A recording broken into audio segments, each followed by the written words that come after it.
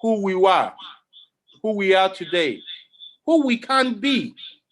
A means to redefine our collective being. A date, just like Christians use Christmas to redefine their relationship with their religion, to know that it is not impossible to find a voice. And let the people of Nigeria use that voice on how we want to be. Are we a general Nigerian nation? Are we a collection of nationalities? Do we want the constitution that we have today, or can we improve on it? How do we want to elect our people? Are we happy with the selection we have? Are we happy with the level of accountability? This is what I think. What does June 12 means to us? Where do we start from? What do I remember of it? And what do I want it to be? A couple of years ago, was it a year ago, we gathered together celebrating this moment in the residence of MK Abiola. And it was decided that June 12 should be a moment that gathers like minds. And that the essence, the spirit, the symbol of June 12 is something that should bring together people who care about building our institutions. You see, ladies and gentlemen, friends, brothers and sisters, we have a problem. We have not spent time to build institutions in Nigeria. People have delved into partisan politics. That is just a part of the whole. The system in Nigeria does not work, not just because some individuals are greedy, are corrupt, or incompetent, but because the system itself does not stand well. We have not decided how individuals and people should live together. We need a crop of people, we need a generation that will build institutions before fighting for power. And June 12th and this is the point, June 12th tells us it is possible to find a common voice that some people would disrupt. Let us not take it for granted. When we talk about democracy, not everybody is a Democrat. There are people who do not like accountability. There are people who do not like one man, one vote. There are people who do not like the fact that just because you're alive, you're a human being, you should be heard. Because it is easier for them. Because they've been talking, their followers, their families, they can fill up political positions with just people around them instead of looking beyond. Because out of chaos, they can prosper. And trust me, the situation where a few prosper because of chaos always means that the more are left out. It is the duty of the many who are good, who are capable, to work for institutions that guarantee Mr. Nobody, that allows us to say, this is the way we want to live together. And these are the things we want to achieve. So I'm going to yield the floor now for 10 minutes, and we'll pick individuals in less than 1 minute that will tell us what June 12th is for them. Thank you, Professor Anthony Killer, for that beautiful background. I hope you can hear me. Control room. Yes, thank you very much, Professor Anthony Killer. That was a very resourceful and beautiful background laid for this convergence. I hear that Dr. Obi Ezekwesili is trying to. Hello? I'm not sure you can hear Wale Okuni. Hello? You are mute. No, it's not. Hello, can you control room, please? Hello? I'm trying to yield the floor for Wale Okuni. Can somebody guide us into that, please? Whilst we prepare for contributors. Hello, can you hear me? We'll let the control room try to mute me as I yield the floor for Wale Okuneye. Hello? Yes. Okay, that's good. I think you're in now. Thank you, this technology. Well, thank God. Thank God for technology, but we need to improve. I must appreciate the background laid by Professor Anthony Killer earlier. Had said that this convergence is to solemnly look at our past and then to chart the way forward for the country. There are a lot of turbulence, there are a lot of instability, but we will get there if we collectivize efforts and democratize our interest. That is the way to go for the country. It cannot be winner takes all. It cannot be monopolistic. Therefore, this gathering is setting the agenda for proper democracy, constitution reform in a new world order. I also see that our oil revenue is beginning to dwindle, just as we have a new world order foisted by COVID-19. So it is important that we grapple with all this and chart a way forward for the country in a more productive manner. It is quite important that we set the template right. For I think it was the Bible that says, if the foundation be faulty, what can the righteous do? Yes, well, can I inform the control room that some of our speakers are finding it very difficult to come in? Dr. Obi Ezekwesili has just sent me a message that she has been trying to come in. Can someone just please help her get into the room? Distinguished ladies and gentlemen, by the program before me, we need to hand over this to God in a way. I hear that Pastor Ichua Ugudalo is already standing by to offer prayers for Nigeria. And also, I can see on my program that we have Professor Ishak Akitola, who sent a message to me earlier that he's having problem getting hooked here to also say the Muslim way. Is Pastor Ichua Ighodalo in the house, please?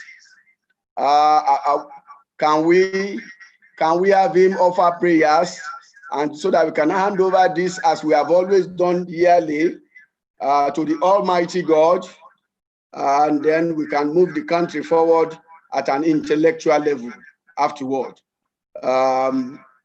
Control room, our MC today is Mr. Alista Shoyode, who is a master of ceremony from London, Ben TV. Alista Shoyode, are you in the house, please? Mr. Alista Shoyode. Okay, is master of ceremony.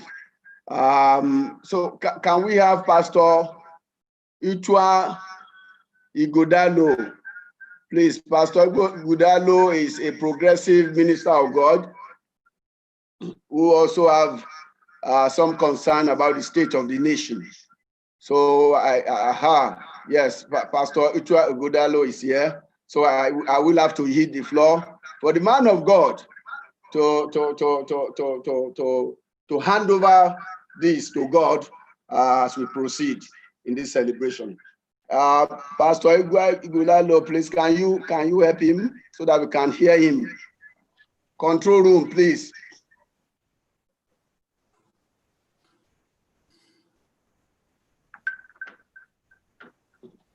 Pastor Ighodalo, we can see him, but we can't hear him. Okay. I hope Professor Ishak Lakin Akitola of the Murik is also in the house. Can we go to Pastor Ichua Ighodalo now? Yes, he's on. All right. Thank you very much, sir. Thank you for this privilege and this opportunity to be part of this very historic occasion. We really, really pray to the Almighty that Nigeria will fulfill its potential and that Nigeria will really be great again. And all the things that we want to do here will be part of what will bring progress to this nation and will come out with meaningful conclusions. I want to thank the organizers for putting it together. I know it's a lot of hard work, even if it's by Zoom. And I want to thank Mr. MC for the job he's doing. Shall we pray? Shall we pray? Let's bow down our heads and talk to God and ask God for total deliverance for Nigeria. Ask God to give us the kind of leadership that will support this country. Ask the Almighty to turn the fortunes of Nigeria around and ask the Almighty to do something great in this country. Father, we lift up our voices to you and we thank you. We thank you for our nation, Nigeria. We thank you for the struggles of democracy. We thank you even today for the life of Chief M.K.O. Abiola, who several years ago, around this time, purportedly won an election freely and fairly conducted. We thank you that somehow the struggles have not been in vain. We ask, O Lord, that you bless his family. We ask, O Lord, that you bless every participant on this process. We ask, O Lord, that you bless our leaders, our President, Muhammadu Buhari, Yemi Osinbajo, all the ministers and all the governors, that like you did for Solomon, you give them the wisdom and the understanding to guide this nation aright. We ask, O Lord, that all our deliberations here will be meaningful, productive, and part of the stones that will lead Nigeria forward in the name of Jesus Christ. And I decree and declare, Father, that Nigeria will be great again. Nigeria will be great again. Nigeria will be great again in the mighty name of Jesus Christ. Amen. And all will be well with us.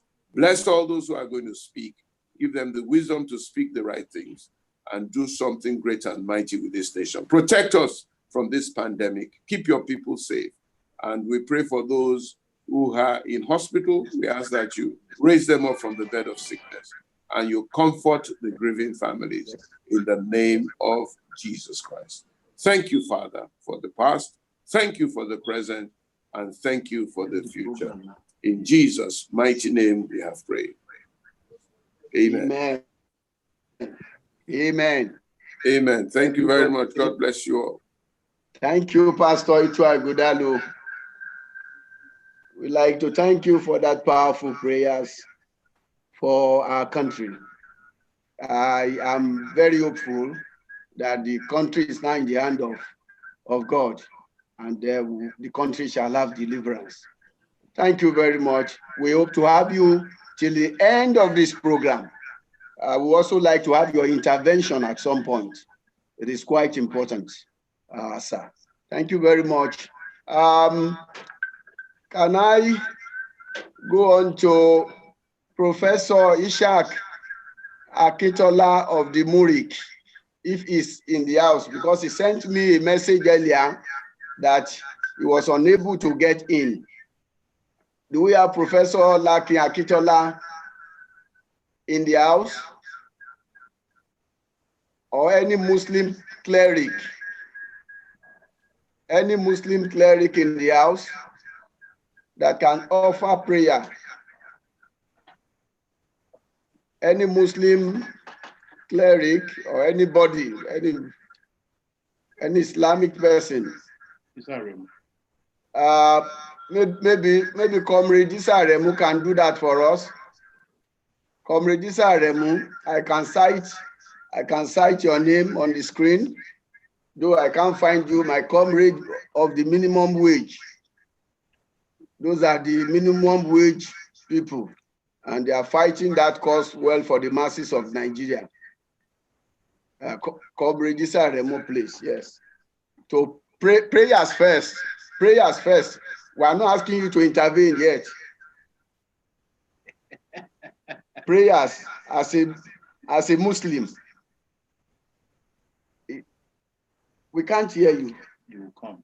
You will do it. Are you hearing me now? Yes, we can.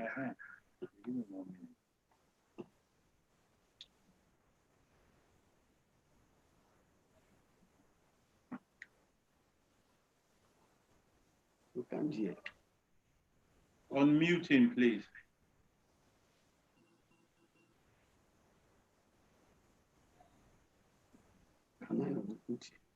Try, but you can't.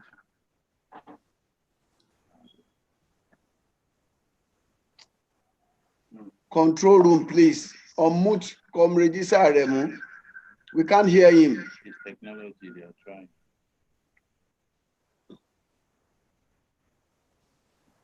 No, comrade. Okay. Now you are on, comrade. Are you hearing me now? Yes. Okay. So we pray. A'udhu billahi minash shaitani rajim. Bismillahir rahmanir rahim. Alhamdulillahi rabbil alamin. Rahmanir rahim. Maliki yawmiddin. Iyyaka na'budu wa iyyaka nasta'in. Ihdina siratal mustaqim. Siratal ladzina an'amta alaihim ghayril maghdubi alaihim waladdallin. Almighty Allah, we gather in your name, and also significantly, based on the sacrifice that Chief M.K. Abiola gave to this nation to deepen democracy, may Almighty Allah grant him eternal rest, as well as all those who have died in the struggle for democracy in this country, especially including his late wife, Alhaja Kudirat, and of course his first wife. May their soul rest in peace. In the name of Allah, we pray. Thank you. Thank you very much. Amen. Amen. Amen, Comrade Isa Aremu, comrade in the trenches for a long time. It's good, nice to see you. You are looking very fresh. The minimum wage is really working, comrade. Somebody has just protested here and sent a message to me that the traditional prayer, I don't know what that means. Whether it's going to be said in English or Yoruba or Hausa, but I think we don't want division here. Ogbeni Lanre Banjo protested, but I don't know whether he has a way of putting that forward. But maybe Ogbeni Lanre Banjo, are you in the house? Ogbeni Lanre Banjo is in the house. Can we have him control room? Hello? Okay, so since we can't have Ogbeni Lanre Banjo, I think, okay, yes, okay, he has something to say, 1 minute. Ogbeni Banjo, can I hit the floor for you? Or mute. I protested on behalf of our traditional worshippers, not I'm one. Donald Trump, who refused the dog, the presidential dog in America, you can see how he's misbehaving. Let someone does it, there's one in the house. I do not know how to do it. Okay, then I don't think we have anybody to do it here, but we can just silently in our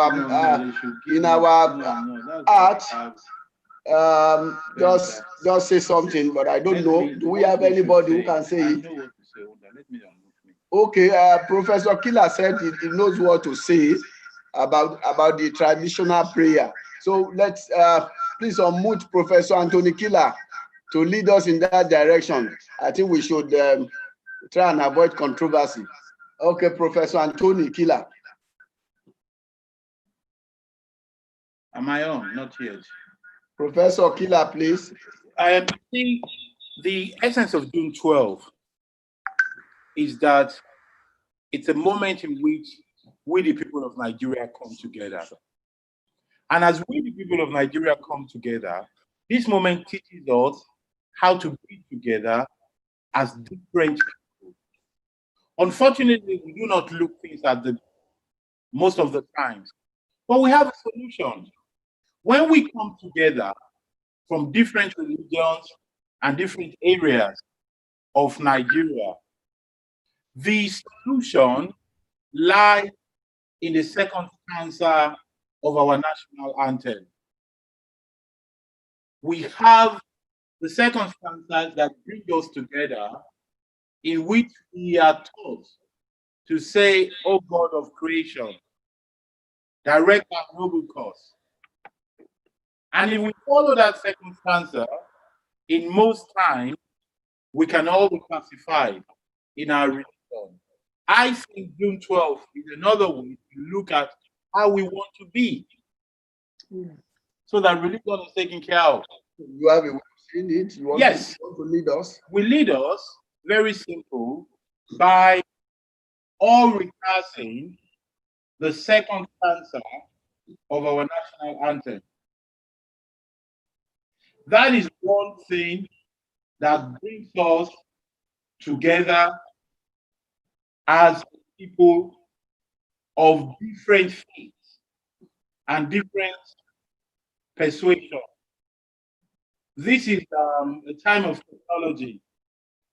So if you don't know it by heart, if you just Google the Nigerian anthem and you look at "O God of Creation," direct and noble cause, you will see what I'm talking about. These are things that we've tried many times, and it has shown that it is a way to be together.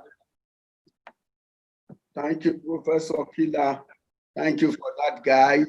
So we implore all to say in their heart the second stanza, recite in your heart the second stanza of the national anthem of Nigeria. I thank you very much, Professor Anthony Killer. You have a lot of work to do later, so we wouldn't want to wear you down now. But now we are going to go into goodwill and solidarity messages. We'll take a few. Professor Killer told us that that will be for one minute, 1 minute. And we want people who want solidarity message or goodwill for 1 minute to just raise their hand about technology here, so that we know those who are raising. There is a button for raising hand.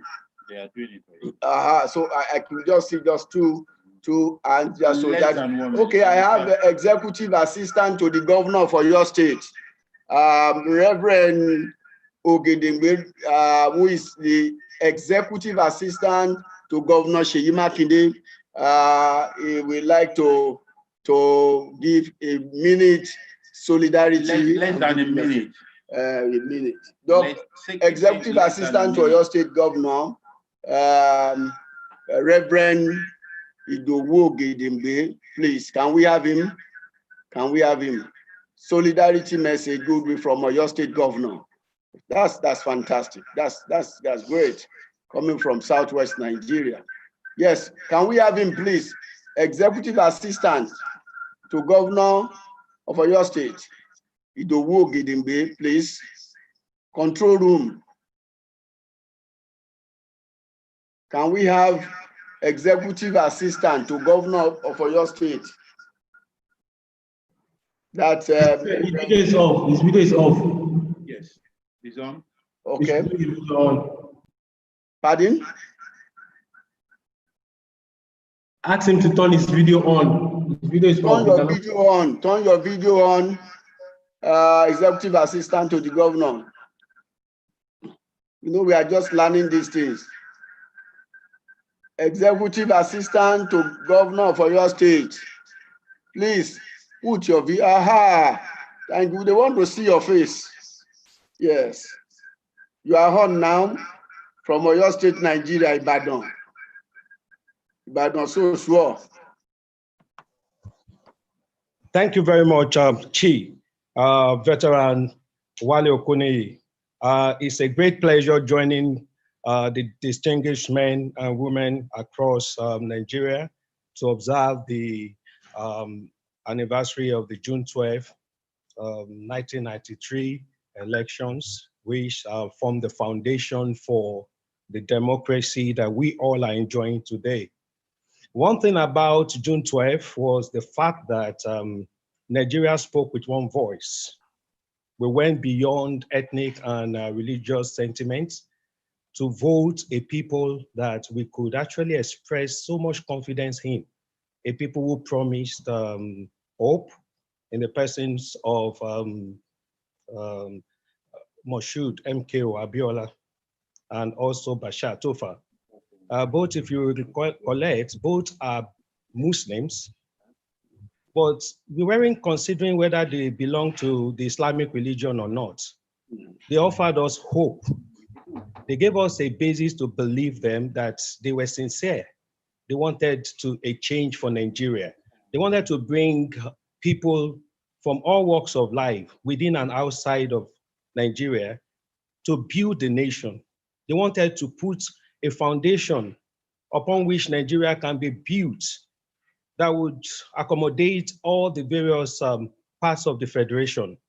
So we all bought into the vision of MKO Abiola, regardless of our religion, regardless of our ethnic background, regardless of our educational attainment or our pedigree in the society. Everybody voted en masse. That was perhaps the first and to date election that was free, fair, and transparent. So Abiola's election gave us hope that we could actually organize election in Nigeria that would be highly celebrated globally, that would be like an example for progressive nations across the universe. So for us, June 12 represents a beacon of hope. It represents the aspiration of common Nigerians, the masses of the people. June 12 represents a time when we can come together to reflect on the way forward and to really bring like minds, people who have ideas, people who have understanding of what is plaguing our democracy, how we can make it work, and how we can actually become the envy of every other nation. And I'm so grateful on behalf of the Oyo State Governor to be part of this conversation. And I want to thank the organizer, and I believe that what will be coming out of this meeting will be helpful and would basically lead us in our efforts to build a sustainable democratic environment. Thank you very much. Thank you, thank you, thank you, Executive Assistant to the Oyo State Governor, Reverend Idowu Ogedengbe. It's good to hear the message of the Governor of Oyo State. Now, I have Dr. Joe Odumakin craving to say a solidarity message, though she's expected to also be part of it, but she wants to bring a major solidarity message as one of the symbols of the struggle for the democracy we are enjoying. Dr. Joe Odumakin, who was arrested several times for the same struggle as a lady, would like to speak now. Dr. Joe, this is award galore. I'm hitting the floor. She's muted.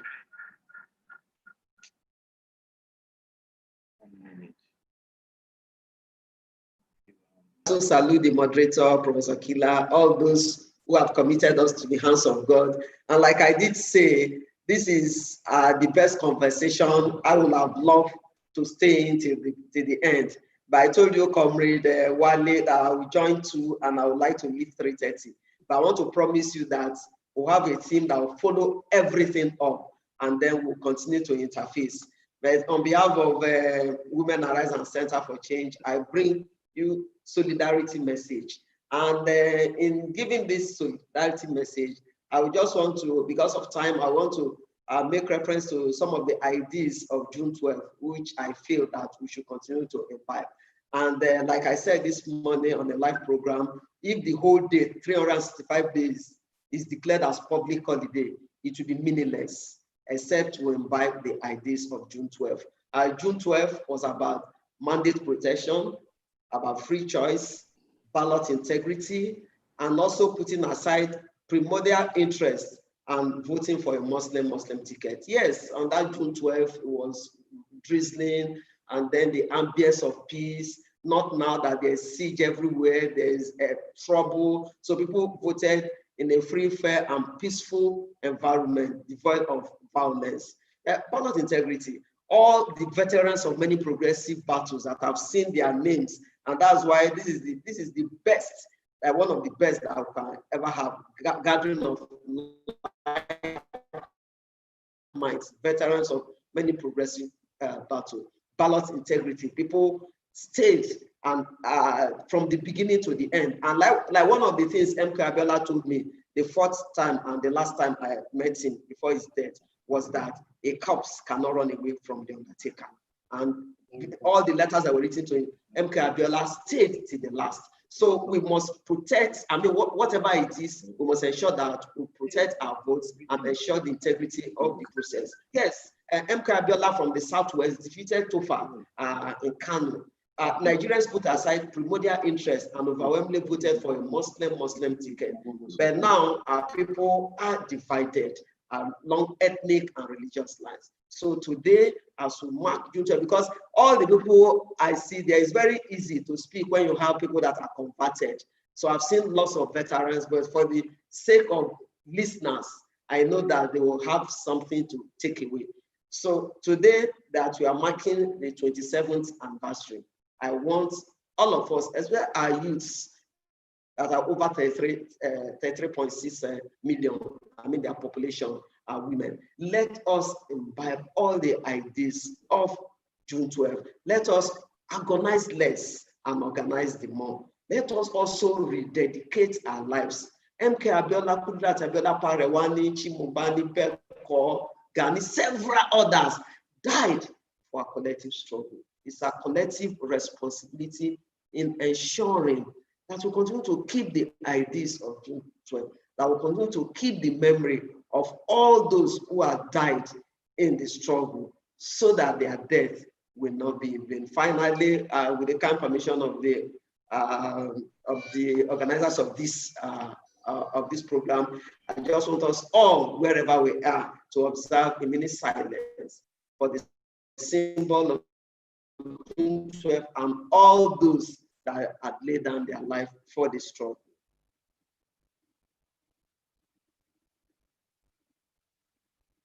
May the soul of MK Abiola and several people that laid down their lives for this struggle continue to rest in peace. Solidarity forever. Thank you very much for having me. Thank you very much. Solidarity forever. Solidarity forever. A luta continua, Victoria Asata. I see that Ambassador Carrington is here with us. Ambassador Carrington was the ambassador when the struggle was on in Nigeria, and he aided so much the struggle. So I don't know if we can have him on screen, Ambassador Walter Carrington. I don't know if he's still in the house, but I've seen him earlier here. But before we bring Ambassador Walter Carrington on, can I call on a former minister of the federal government of Nigeria and the founding Director General of the Federal Road Safety Corps? That's Dr. Olu Agunloye.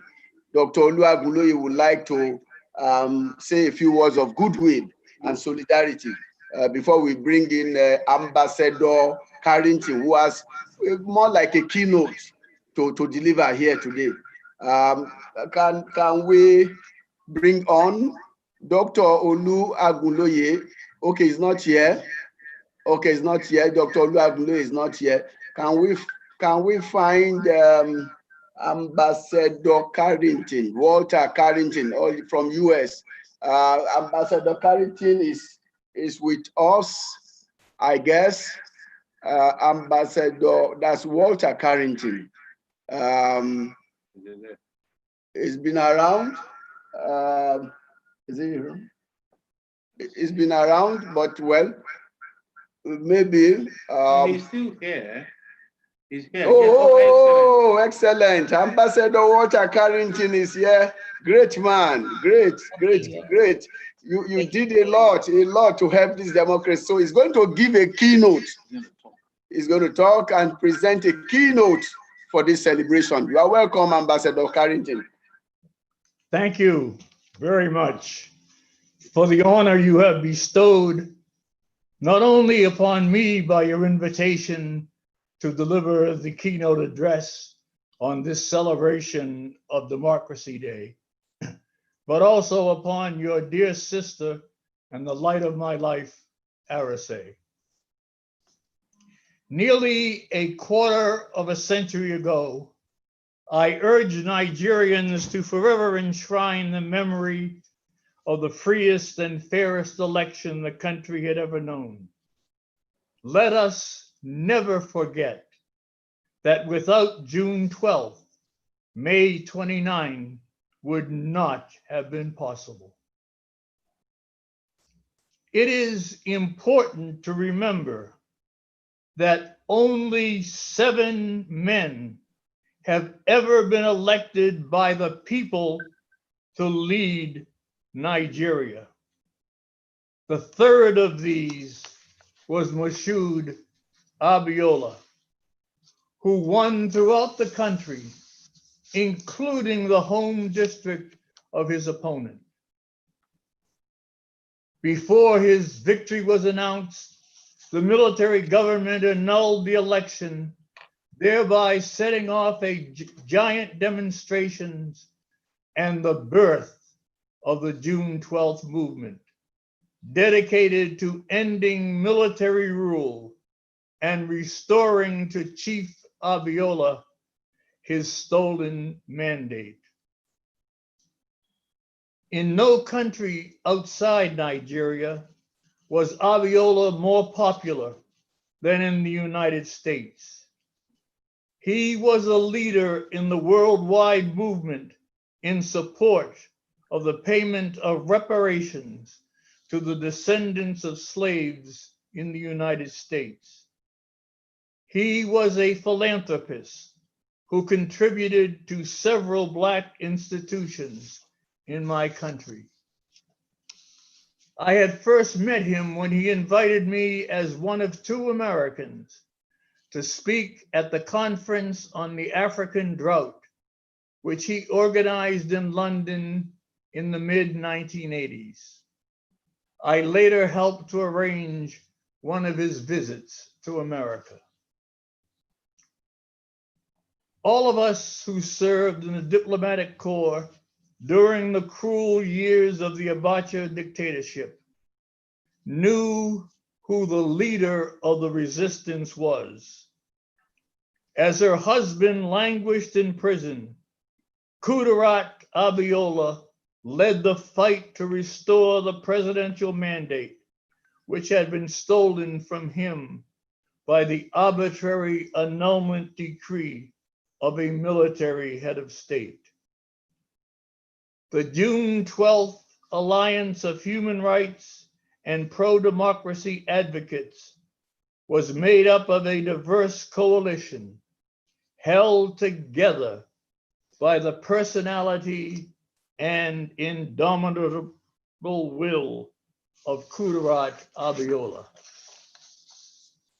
She and her husband paid the ultimate price for their commitment to rule through the ballot rather than through the barrel of a gun.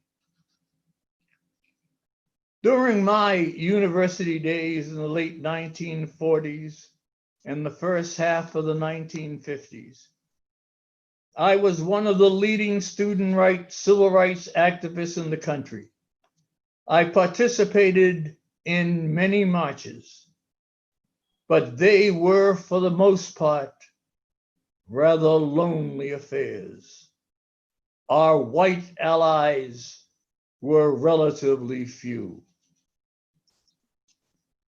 However, never have I been more hopeful than during this recent fortnight of freedom in my country and around the world.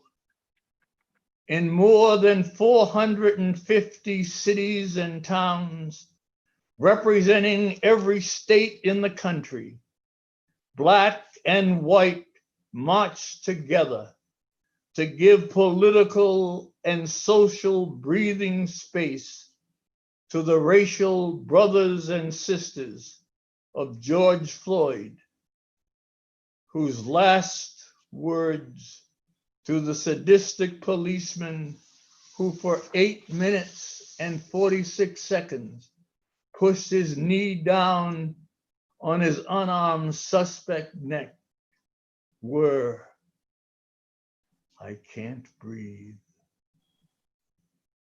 It remains for us the living, wherever in the world we may abide, to use our breath to speak up against group-based injustice.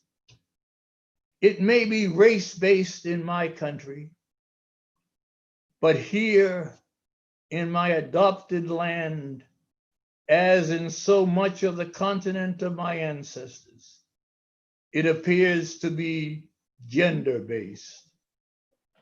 Until women are accorded equality in all facets of life, including freedom from sexual assault, the true promise of the June 12th movement will remain unfulfilled. We are working on eliminating racism back home. You must be as dedicated in eliminating patriarchy here in Nigeria. I can think of no greater tribute you could pay to Kudirat Abiola. Thank you. Thank you very much. Ambassador Walter Carrington was our ambassador in Nigeria from the United States during the struggle. He did And so now much to help the actualization of June 12. Very wonderful ambassador. None has been like him. A round of applause for him, please. A round of applause. A round of applause. Ambassador Carrington did so much. As a matter of fact, is one of the heroes of this democracy. One of the heroes of the democracy. And we have your certificate waiting for you in Nigeria, Ambassador Carrington, and your beautiful wife, who has always, Lady Carrington, who has always supported you and assisted the struggle here. We thank you very much. May I quickly recognize hello? Can I just also say some words? Because it's not just the males that have words to say. So I will join my husband and give a message when if it's appropriate now. Okay. Can you hear me? Yes, very well. Okay. So I would like to congratulate Nigeria on Democracy Day. June 12th being Democracy Day is very meaningful because it symbolizes the people's struggle to restore democracy to Nigeria. MKO Abiola, Kudirat Abiola, and many others fought and died trying to actualize this. They paid the ultimate price. Although they did not live to see democracy restored, without their courage and sacrifice, we would not have the democracy we have today. In America, we are facing the struggle against police brutality and racism, which has taken the lives of George Floyd, Breonna Taylor, Ahmaud Arbery, and many others. Their deaths have spurred protests around the world. And although they will never get to see the reforms that Blacks have been pleading for, they have become the symbols and reason why the US Congress is now putting together a police reform bill. They too have paid the ultimate price. President Abraham Lincoln gave the Gettysburg Address in honor and memory of the soldiers who lost their lives at the Battle of Gettysburg during the American Civil War. He praised the sacrifice of those who died at Gettysburg and asked that their sacrifice should not be in vain, that the nation would have a new birth of freedom, and that the government of the people, by the people, for the people, shall not perish from the earth. On Democracy Day, as we celebrate, we should also remember MKO and Kudirat and those that died for our democracy and those that fought for this democracy.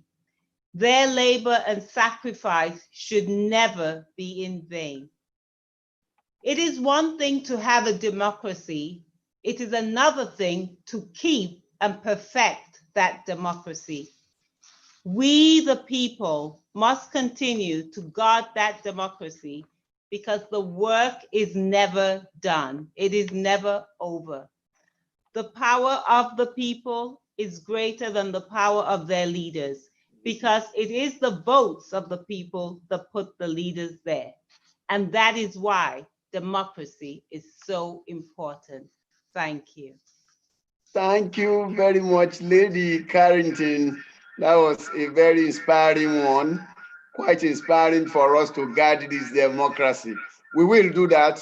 That's a good template. That's the keynote for this celebration. We appreciate you and your wonderful husband. Both of you are heroes, hero and heroine of her struggle. We appreciate you. We want you to continue to be part of this program till the end. We appreciate. Thanks very much. Thanks very much. Yeah. Now I'd like to go on to Ogun State. The governor of Ogun State has gracefully, been part of this program, and the chief of staff. I could see the chief of staff to the Ogun State governor. That's MK Abiola State. I hope we know that. That is MK Abiola State, Ogun State. And Ogun State was in the forefront of the struggle. I remember I was seconded from Lagos, campaign for democracy, to go and lead the Ogun State battle. I remember those days. And then we moved to Ogun State. And Ogun State struggle, even overwhelmed that of Lagos at a point. Ogun State is standing by now, control room. Can we have my brother, the chief of staff to the Ogun State governor, that's my brother Omoyayi, who is standing by on behalf of the people of Ogun State, Nigeria. We welcome you here. We'd like to hear your goodwill and solidarity on behalf of His Excellency, Praise Dapo Abiodun. Thank you very much. Thank you, Fetran. Thank you, my brother. Thank you, everyone. Let me start by saying that the governor of Ogun State has logged on earlier on. For some technical reason, it was logged out and has been struggling to log in back since then. Nonetheless, I am here to deliver his goodwill message, and it will be in two parts. First and foremost, we would like to thank everyone who stood by MK Abiola all through his travails, from the international community represented by Ambassador Walter Carrington to those Nigerians who, at the risk of their lives and their comfort, did everything to support MK Abiola's emergence as the president and to validate his mandate. You have been very wonderful over the years, without any intention to localize MK Abiola or his mandate. Abiola, we recognize, is a national avatar. It's a symbol of the resilience of Black man and a global icon.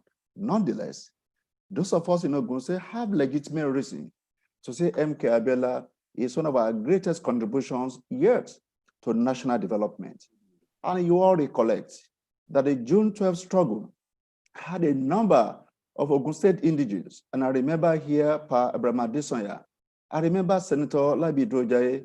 I remember Pa Ayo Adebanjo. I remember, of course, our leader and father, Chief Olusegun Ashoba, among many other sons and daughters of Ogun State, who, not just for the sake of kinship, but because of the ideals of democracy that we have continued to espouse. So my boss, my governor, the governor of Ogun State, wants me to convey the sincere appreciation of the government and good people of Ogun State to all those who have put this together and have continued to rekindle the Hope 93 that MK Abiola represented.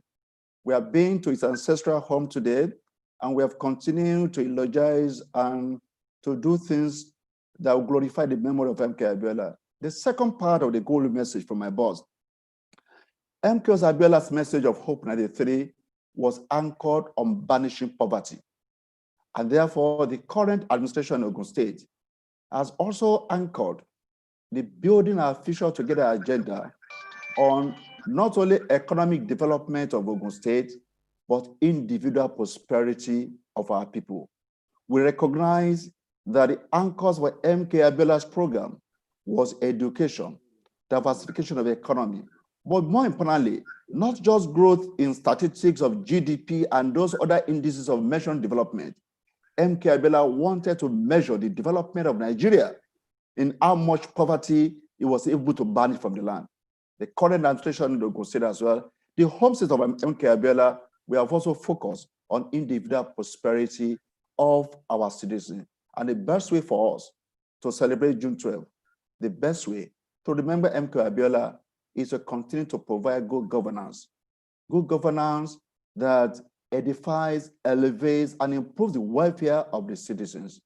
Once again, on behalf of the government, His Excellency, the governor, and the good people of Ogun State, we thank all of you for keeping the memory of yet another avatar, an icon, a symbol of our resilience, and of course, also an emblem of the leading role of our forebears in the national development of Ogun State. MK Abiola lives on. June 12th is sacrosanct, and we say, Ìgbéga ìpínlẹ̀ Ògùn, àjọṣe gbogbo wa ni. Thank you. Thank you very much. Great job. Good job. Ìgbéga ìpínlẹ̀ Ògùn, wọ́n ní àjùmọ̀ṣe gbogbo wa ni. That is collectivization of development. That is what we have said here. You can see Ogun State is actually excellent.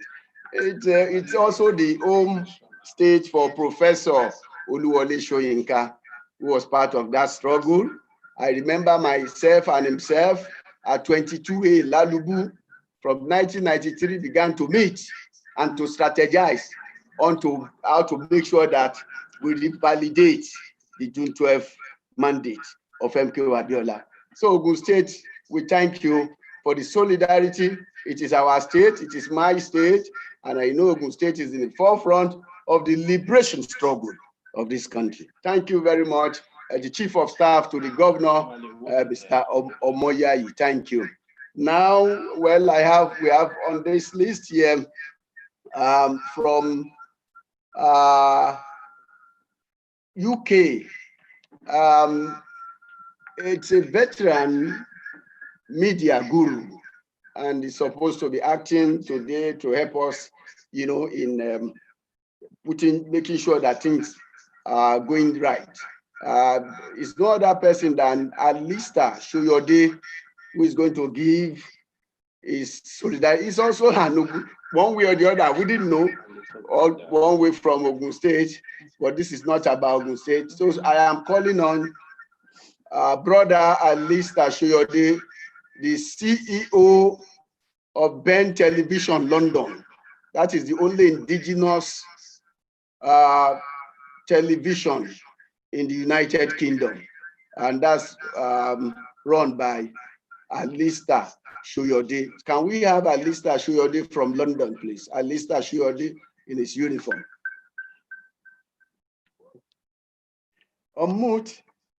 No, give him time. Thank you very much. It's a pleasure to be here. June 12th indeed has arrived, and we're grateful to the government for making this dream day come true for Nigeria, for Africa, and for the Black race. As we have heard the Ambassador Carrington really speaking about June 12th, it's a pleasure to know that the Nigerian people are celebrating. We have moved the day away from the 29th of May to June 12th now, which this been the first one. And rightly so, as you mentioned, Ogun State has been driving force in trying to make sure our country stay united.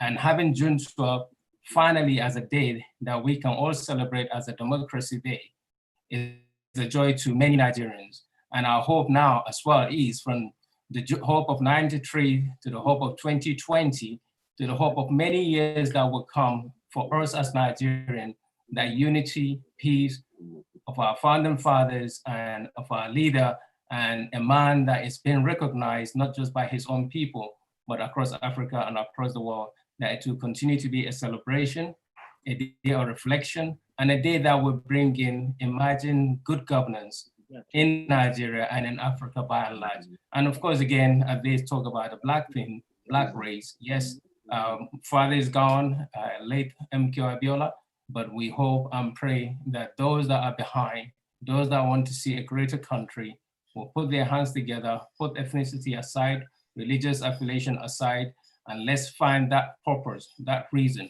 why we should be a greater country. And we do have the opportunity now that we are celebrating today, that we can celebrate many more days across the country and across the continent. Once again, thank you very much. Golden opportunity for all of us. And let's find that reason that unites us as a nation. Thank you. Thank you very much, my brother Alistair Shoyode, for that wonderful admonition. I'd like to inform all that as we are on here, we're having a live broadcast on NTA, and I think Arise is also doing live, so people can join on NTA and on Arise Television. I can see they are on live with us. Distinguished ladies and gentlemen, I have the double chief barrister Ozekome in the house. I have him there, but he's going to intervene at some point. I just want you to know that he's seated quietly in Abuja. Barrister Ozekome, we have to wait. Now, can I just quickly go to the president of the United Labour Congress? The president of the United Labour Congress is Comrade Joe Ajaero. We want to take solidarity message from the labor movement. They played a major part in the June 12 struggle.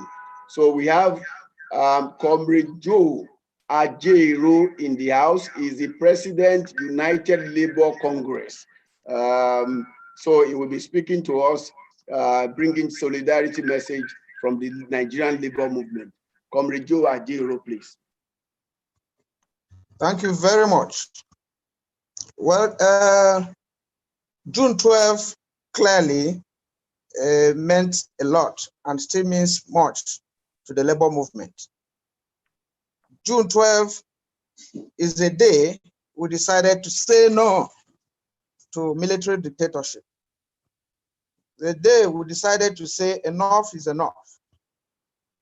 June 12 is not just a day that we elected MKO Abiola, but it was a day we resolved that the changing of the goalposts by the military should stop. And Nigerians spoke in one voice and unanimously. Going forward, as of today, we still reflect that June 12 was the day. After June 12, we lost almost everything. We lost the strength of the labor movement. We lost the strength of the student movement. And the major participants of June 12 were never in governance, apart from one or two. And June 12 is a date we fought for others to take over. We fought for others to inherit.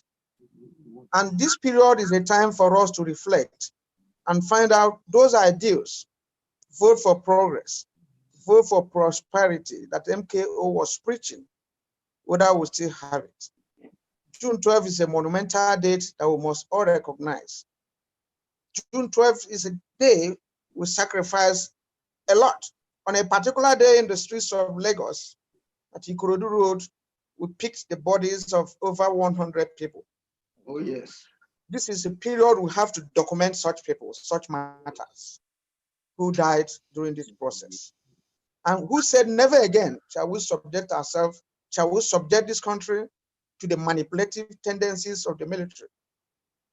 June 12 is not just a day of public holidays.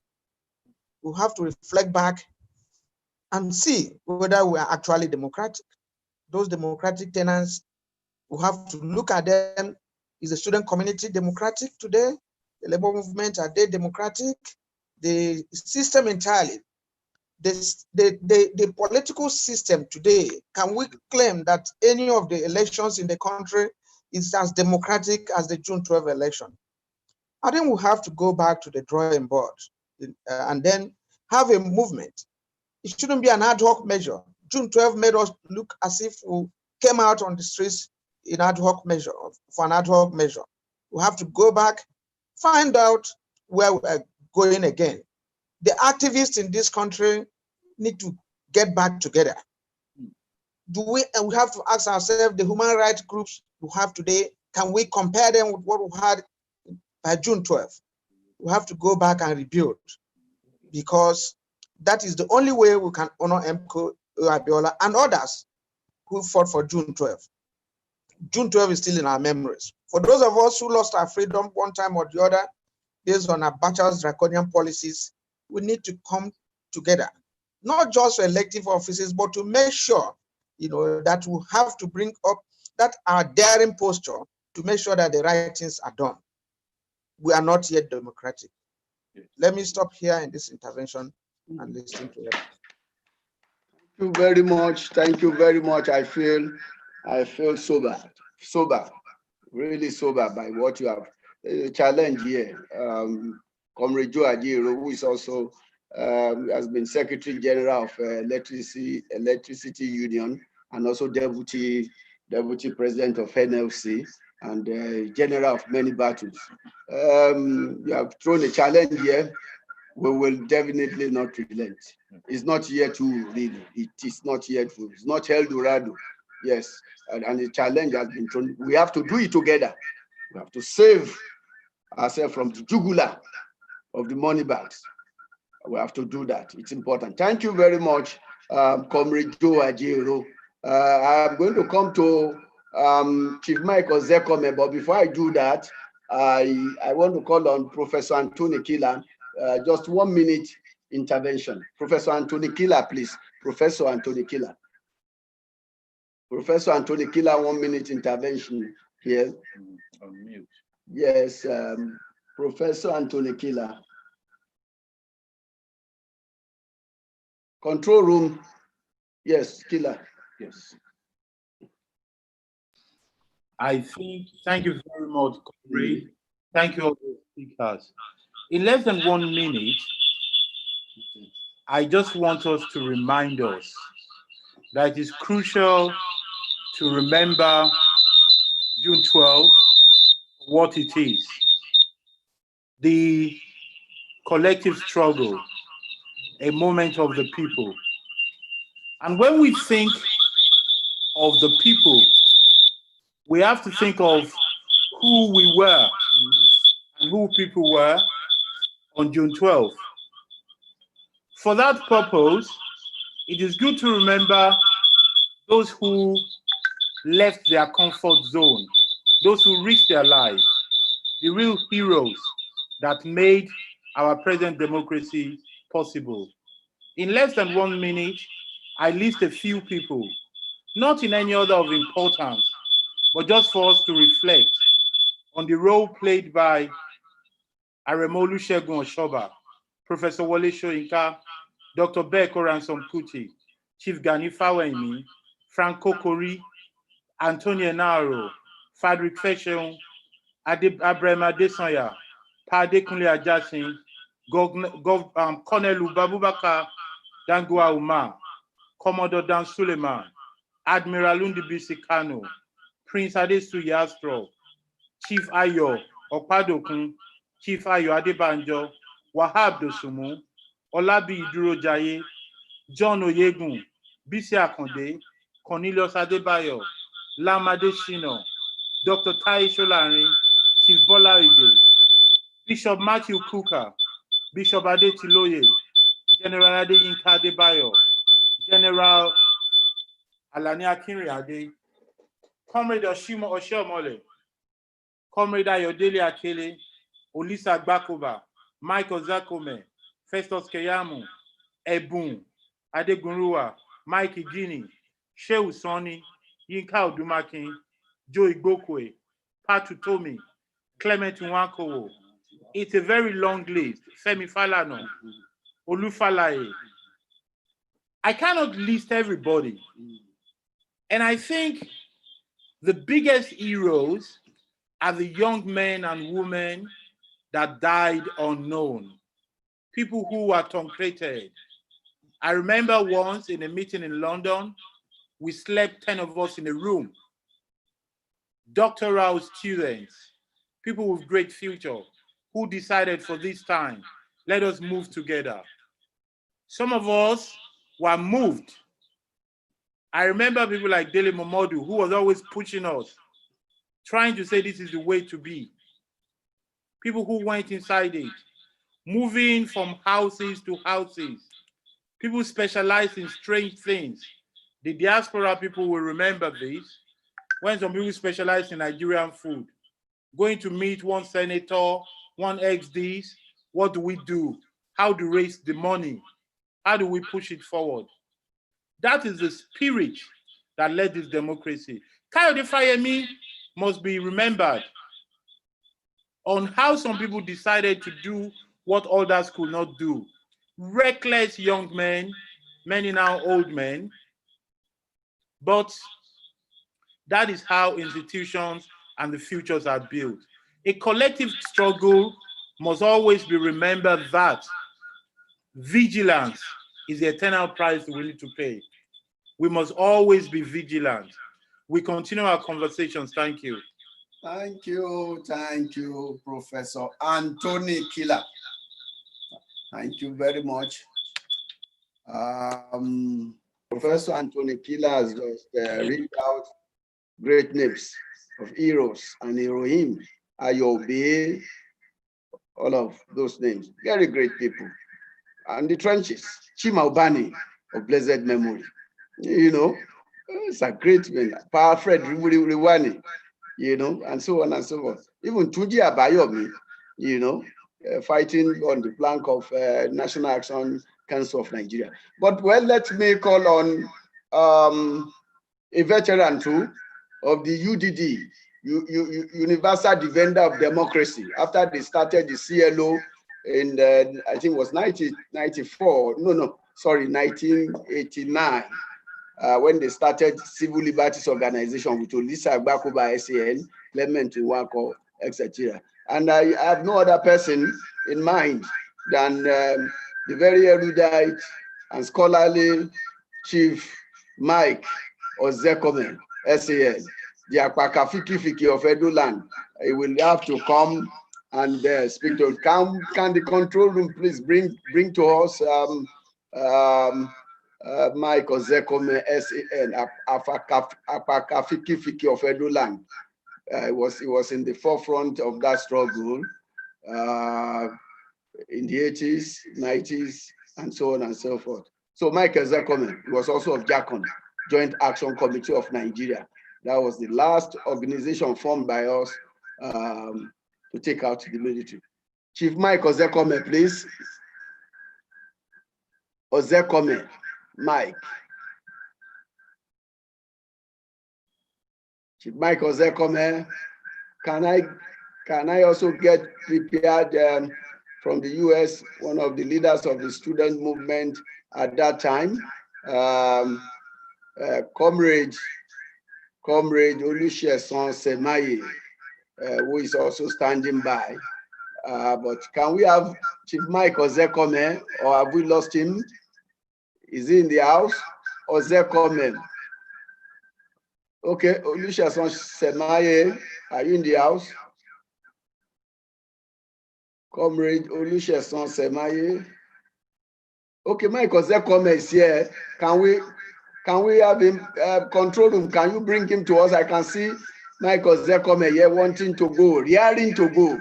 Or is using Osilama Ozekome here. Osilama is the name on his screen. Control Osilama. I think he's using another person's. Hold on. Chief, hold on. We can't hear you. They'll bring you to us. Control room, please. Osilama Ozekome. Can we find him? I can see him. Yeah, yes, I can see you. I can see you. Let Comrade Semaye be on standby. Comrade Semaye all the way from you, be on standby. But I can see Chief Mike Ozekome. And I know this is not intended. Don't worry, Chief. We'll have you. I can see you raising your hand. We are coming to you. Ozekome, Ozekome. Osila is control room, please. I've sent the name already. Yes. Ozekome, please. See. Okay, well, since we can't quickly go to him, we don't want to waste time. We see our Professor Jubri Ibrahim in the house. We have Comrade Saremu standing by. We have so many of our comrades still standing by. So maybe, I don't know what is happening at the technical room. If they can't bring Ozekome, can we bring Olusegun Semaye? And I know Chief Dele Momodu, Bashorun Dele Momodu is also standing by. Is behind the scene. Bashorun Dele Momodu is here. I can see us live on NTA. Oh, thank you, finally. Finally. Chief Mike Ozekome is here with us. Can you unmute? Can you speak? Chief Ozekome, please. You have to unmute. You have to unmute. Now? So that,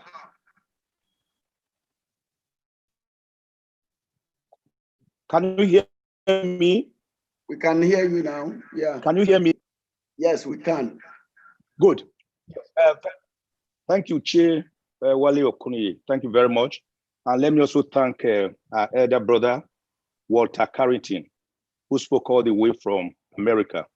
And he quickly gave me the reminiscences of the day we wanted to have a meeting of the pro-democracy movement in Pa Onasaya's house on Ajaoro Surulere. And the military got wind of it, barged in on us, and we escaped quietly and relocated to the house of Chief Ayo Adebanjo in Aguda. Chief Gani Fawemi was there, Bekor and Sonkuti was there, I was there, Walter Carrington, a great hero of democracy, was there.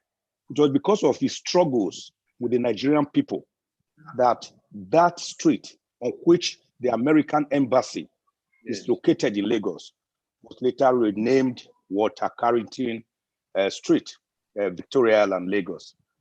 I want to say that the June 12th struggle would have come to naught if we continue the kind of dismal electoral process we are having today, where votes are neither counted, and where they are counted haphazardly, they are not allowed to count.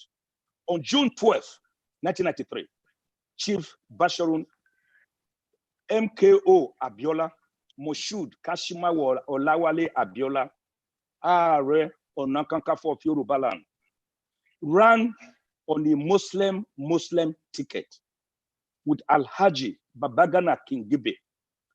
Nigerians did not bother themselves that this was a Muslim ticket. I said this from the backdrop that each time we want to pray, we want to start an event, we say Christian prayer by my brother, Pastor Igodalo. Then we say Muslim prayer. That is because Nigeria is still not united. We are still searching for nationhood.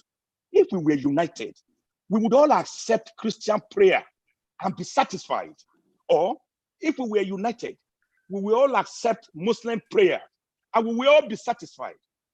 But to satisfy the various Dolly Parton's coat of many colors, the contestations, the contending forces, we must have to please every religion. That was why somebody suggested that we should also give vent to African traditional religion. On June 12th, Nigerians from all walks of life came to vote, men, women, Muslims, Christians.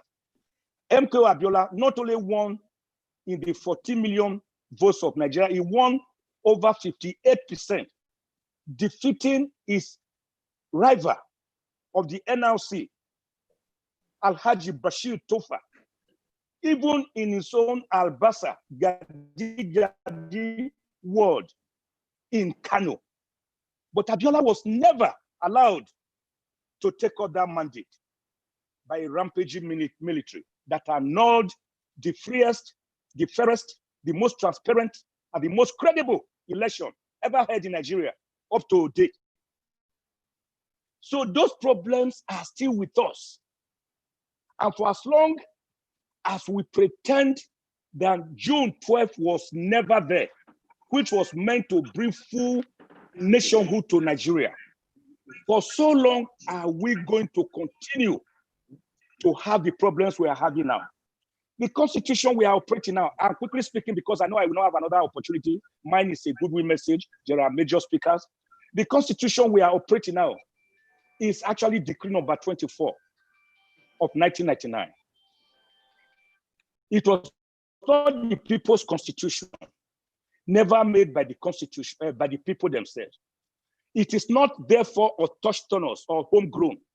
It may be legal, but it lacks the legitimacy of the people, the type that the American people gave themselves in 1787 after they met in 1776 on August 2 in Pennsylvania to have a more perfect union.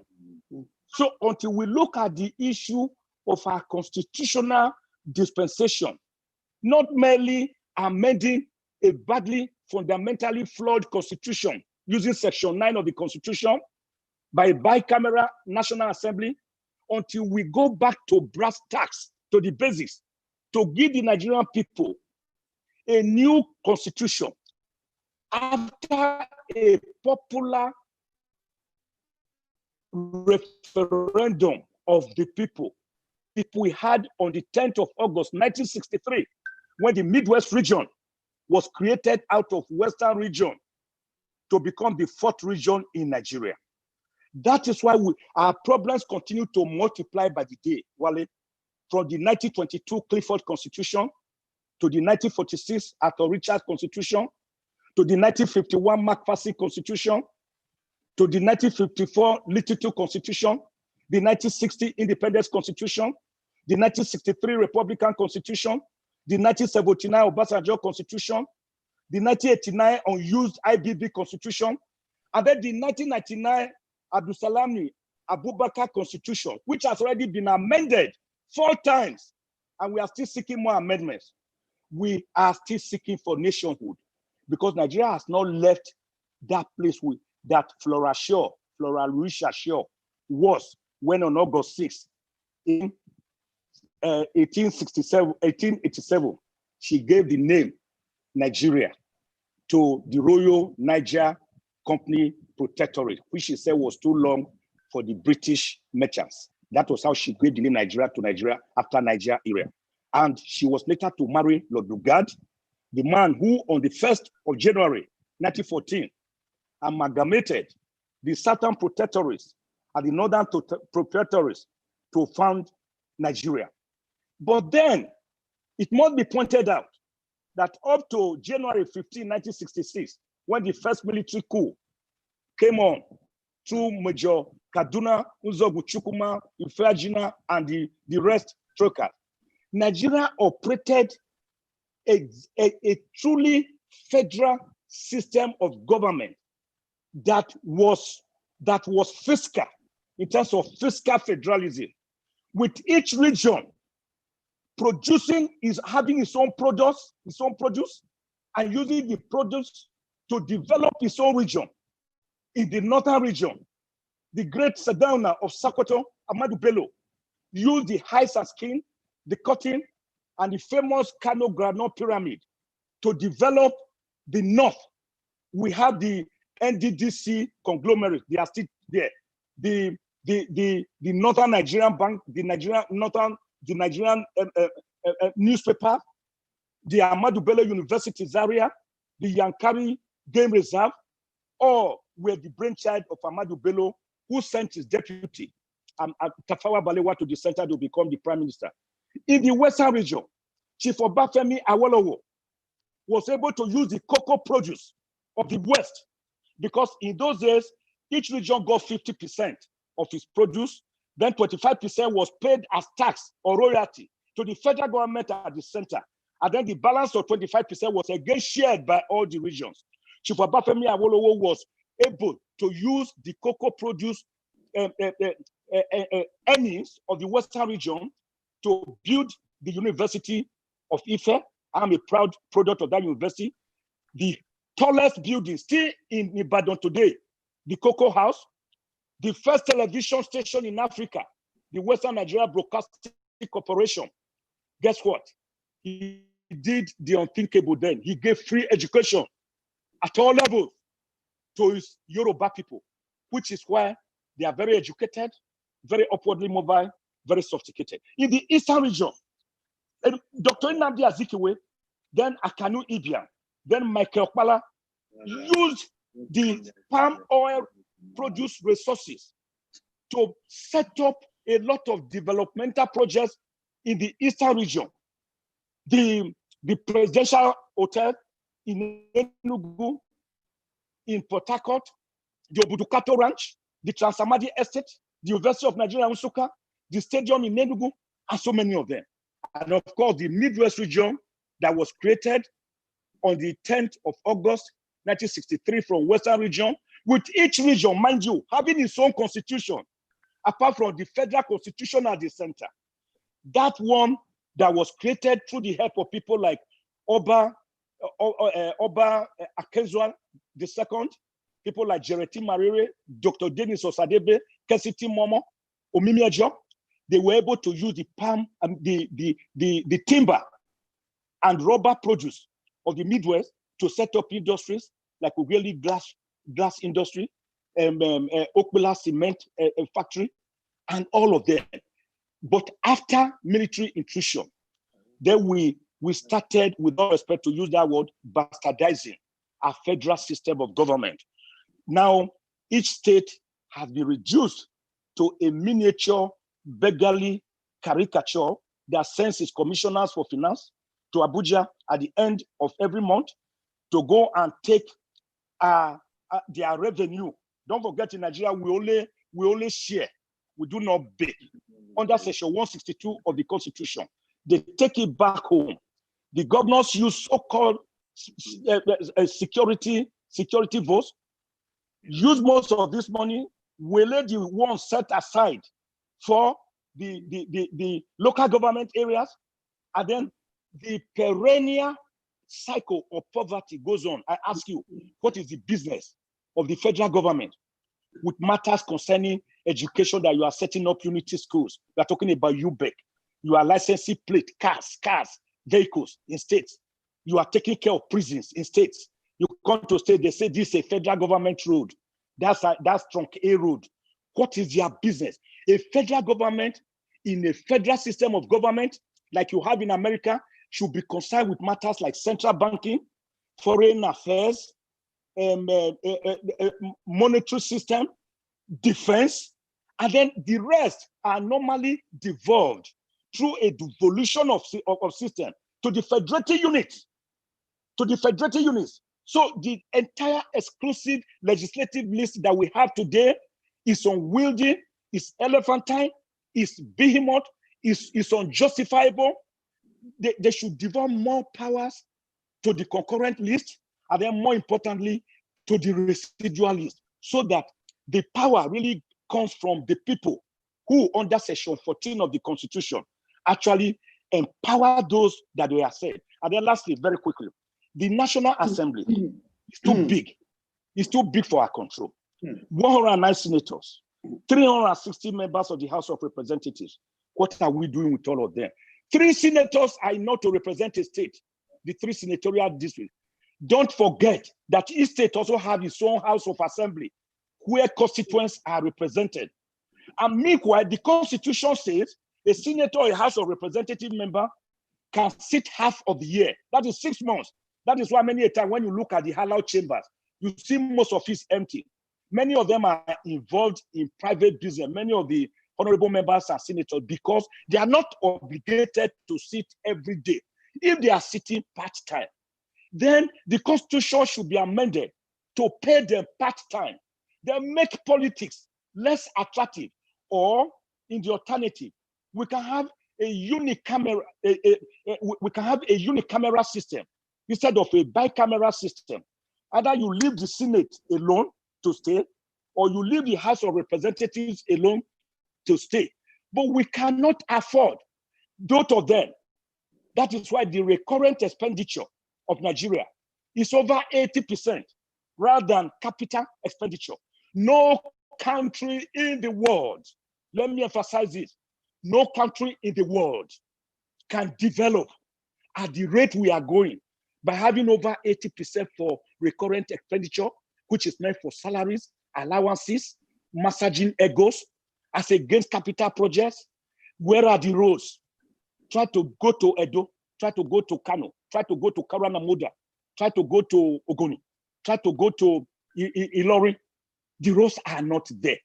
Meanwhile, some of our elected officers or officials are receiving between 10 and 15 million naira per month.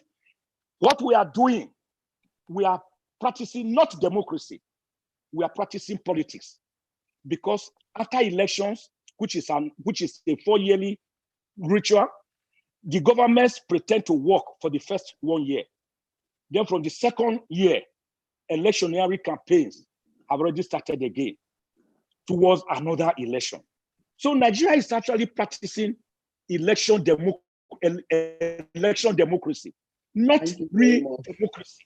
And for as long as we do not realize this, then June 12th, and Abiola, the hero of our democracy, whose redemptive messianism or messianic redemption was blood that was spilled to correct our sins and many sins and many transgressions, then he would have died in vain. I will end by saying, you see, democracy is not just a mantra word. The democracy means government of the people, by the people, for the people, as defined by Abraham Lincoln in his 1863 Gettysburg Declaration. When you continue to talk about peace, you can have peace of the graveyard or peace of the cemetery. We do not want that. We want the real genuine peace, that is peace that is imbued with egalitarianism, peace that is imbued with mutual respect, peace that you will use as manure to cure the poverty of the people of Nigeria. Otherwise, you continue to talk about peace of the graveyard. Thank you. Nigerians, God bless you. It's not all hopeless. Thank you, Chief. Light at the end of the tunnel. And finally, the civil society, you must get up, challenge governments, as we did on the streets, all over. It was in 1989 we founded the first human rights body in Nigeria. It was on the 15th of October, 1987, with Olisa Agbakoba as the president, I as the director of legal services, Clement Nwankwo as the secretary, the first human rights body in Nigeria, the Civil Liberties Organization, CLO. Before I founded UDD in 1992, then we founded JACON in 1998 with Ghani Foreman. So the struggle that we were on, we are still in the struggle. We may not be on the streets every day at our age. I'm over 60 now. I've done this for 40-something years. But I use my pen now and my intellect and my mentoring and my guidance to the younger ones to know that, as Leonard Hand once said, the only price we have to pay for our liberty is eternal vigilance. Thank you. And if we do not have eternal vigilance, even in our own homes, we can become dictators if we are not checked by our wives and by our children. Thomas Jefferson, when the people fear a government, then there's tyranny. But when the government fear their people, then there's true democracy. I want a situation where the government will be fearing the people. Thank you. God bless you. God bless Nigeria. Thank you very much. If Michael Zekome, the Apakafiki of Edoland. Thank you. Was a brilliant one. Thank you. I can see my friends are removed. Thank you very much. Just like a keynote, you've done a great work about our nation building, constitutional reform, etc., etc. We'll have time. We'll have time to deal with all that. We have done a fantastic work. Well, distinguished ladies and gentlemen, it's important to also say here that what we enjoyed today as June 12 Democracy Day was given by the federal government of Nigeria. That's led by President Muhammadu Buhari. Whatever we say about government, we can't take that away from the leadership of President Muhammadu Buhari for acknowledging the correctness, acknowledging the credibility of our struggle, and announcing and giving this day as a democracy day in Nigeria.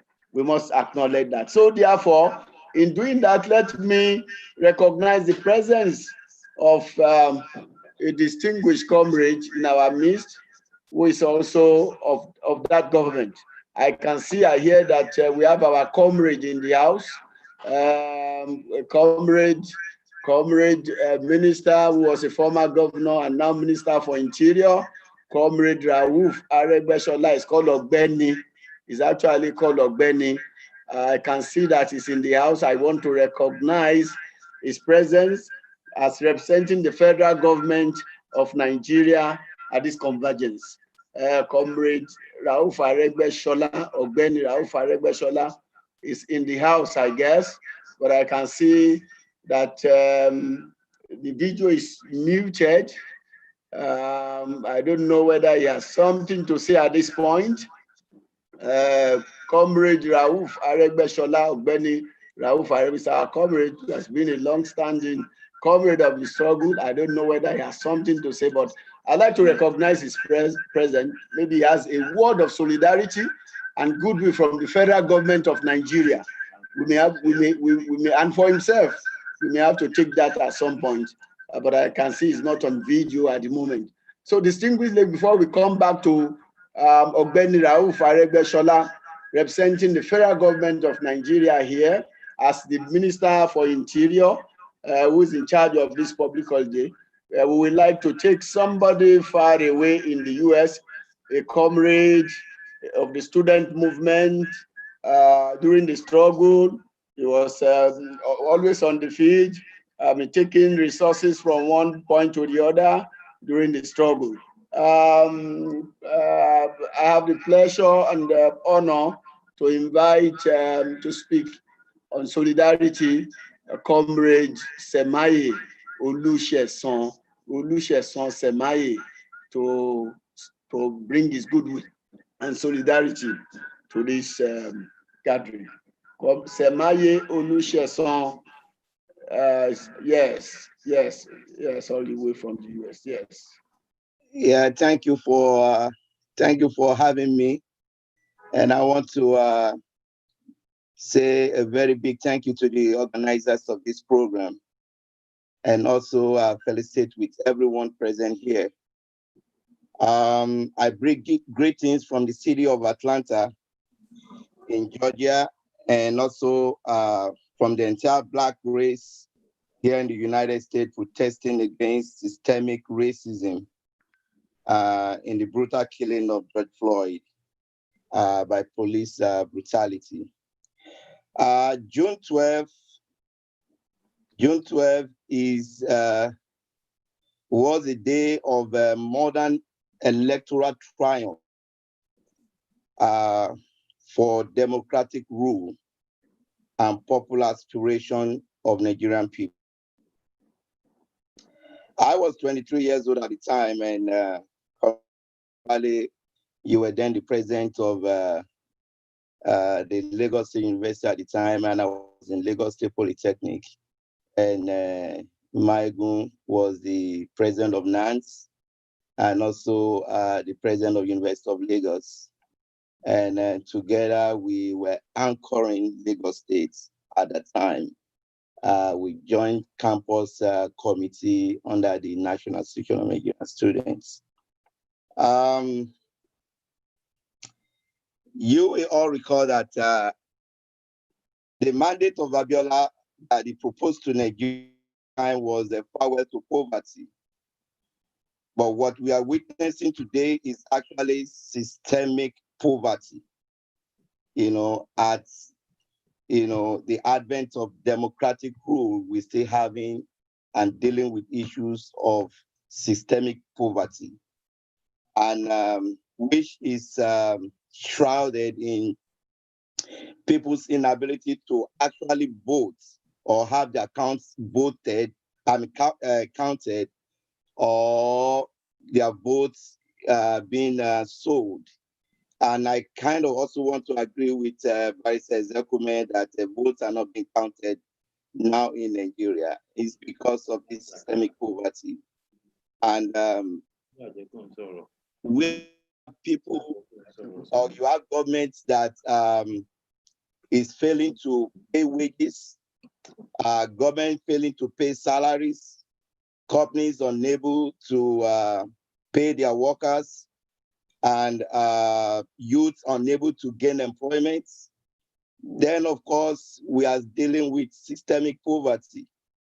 And that is what Abiola was against, and he proposed to us a farewell to poverty. It was a total package to emancipating Nigeria from not just only the military rule, but also from economic deprivations.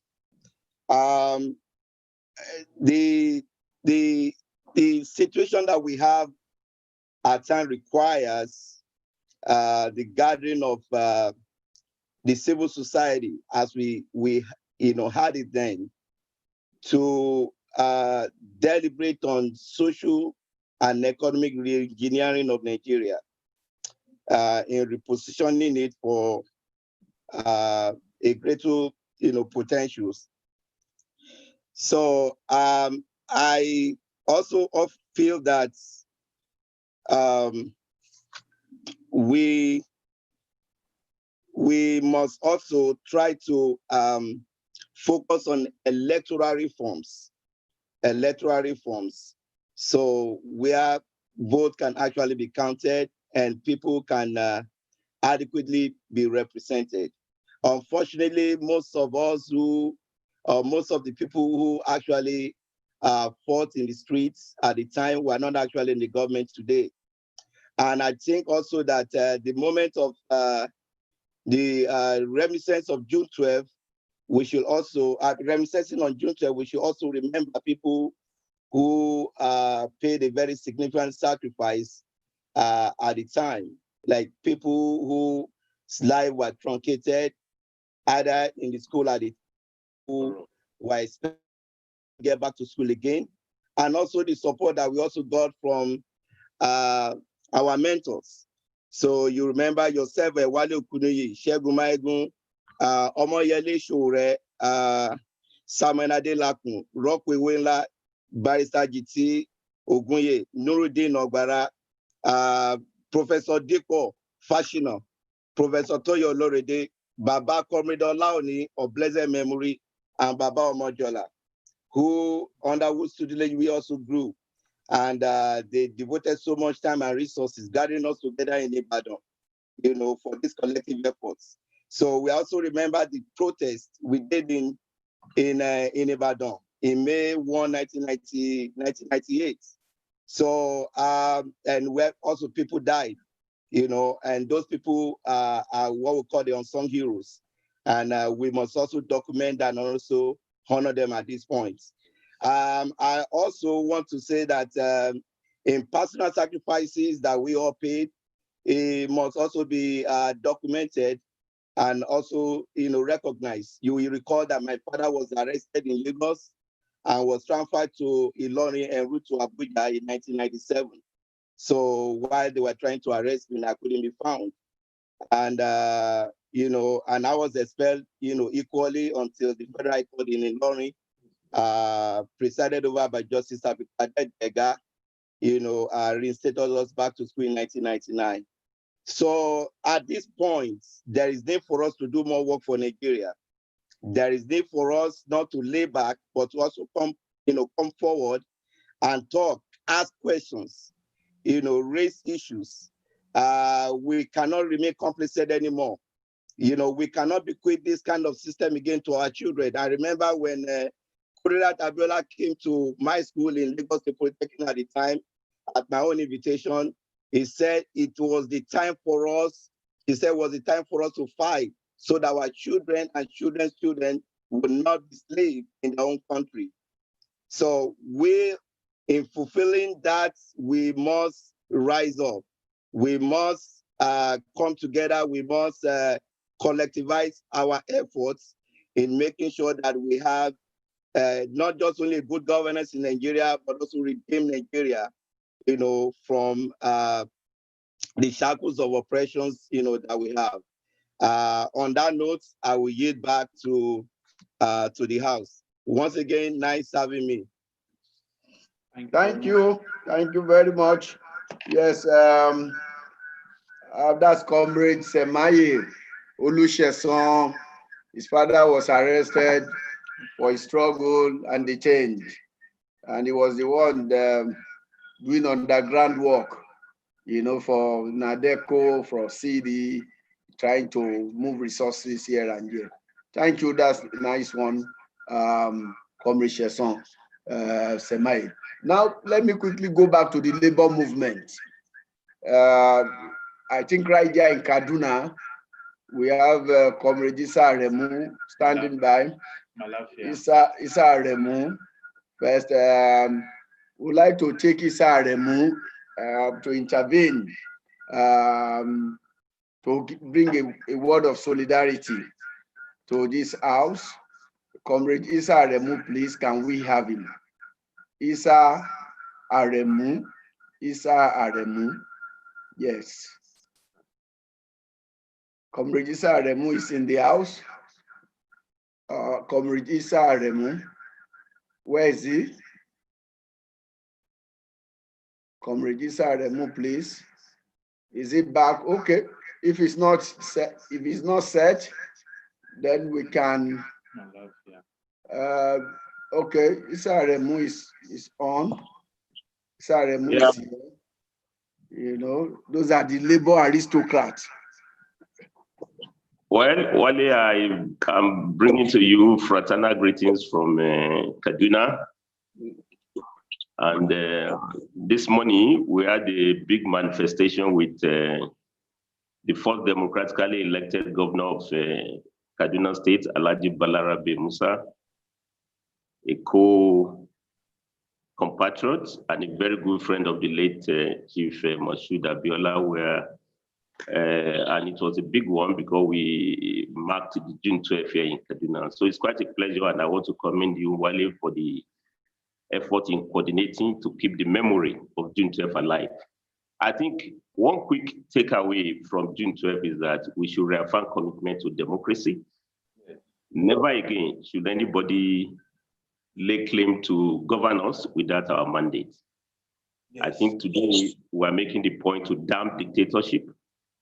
And the point you raised before is also very valid. I think we should give it to President Muhammad Buhari for the historic apology, which he gave yesterday for the violence that the military did to Nigerians, and indeed Africa, in terms of annulment of the election. I think it shows the character integrity of the president. And by that historic apology, has also explored the character flaws of those bunch of military cabals who, cowardly, couldn't even see the transition program which they have set in motion. That election was free and fair, and they did everything to provoke, riot in a way that the election wouldn't work, but Nigerians resolved that it was time for military to go. But at the end of the day, the election was criminally annulled. So I think today that's the major takeaway. But two quick points I want to raise because I know time is gone. Wale, we should also know that this year's anniversary is taking place at a time that the world is witnessing a lot of dramatic changes. We're just trying to get out of the COVID-19. We're trying to ease out, but the number is still climbing. Close to 500 deaths have been recorded in Nigeria, with almost 15,000 infection rate. The point I want to raise here is that, and I think the comrade from United States made the point, is that we should look at the vision of Chief MK Abiola. For him, politics is not just an end in itself, it's a means to an end. It's a means to eradicate poverty. He says so, farewell to poverty. It's a means for prosperity for all. At the beginning of COVID-19 crisis, we saw solidarity economics, both the rich and the poor. They were all looking for palliatives. Everybody was looking for bailout. Central Bank of Nigeria to cover close to 3 trillion naira to bail out both big, small, and ordinary people. So we had solidarity economics, but all of a sudden, as we are easing out, what we are hearing now, seems to be back to business as usual. Zero-sum economics. We are hearing of budget cuts. Some state governors are even talking of cutting of salaries. Some private businesses who have gotten support from government are already closing shops. They are already retrenching workers. I think that will not be in the spirit of Chief MK Abiola, who pursue inclusive economics, and who thought the best way to salvage the continent is to eradicate and banish poverty. I mean, he witnessed it all. He says so in one of his remarks. He said he could smell poverty, he could hear it, and he said you need to, the cane that with which you use to chase away poverty, don't throw it away because poverty may come back. I think we need to, the best tribute.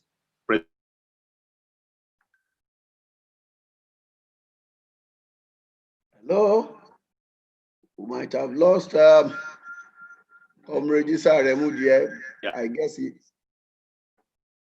maybe he had the low battery. We may have to go back to the US. We have to go back to the US. We may have to go back to the US now to take Ogbeni Lanre Banjo. What the government can give to this? Are you back? Do we have you back? Because we are already, okay, he has a low battery, I guess. And Ogbeni Lanre Banjo is standing by already. Control room, can you search for Lanre Banjo? Lanre Banjo. We can't see you. Put your head a bit low.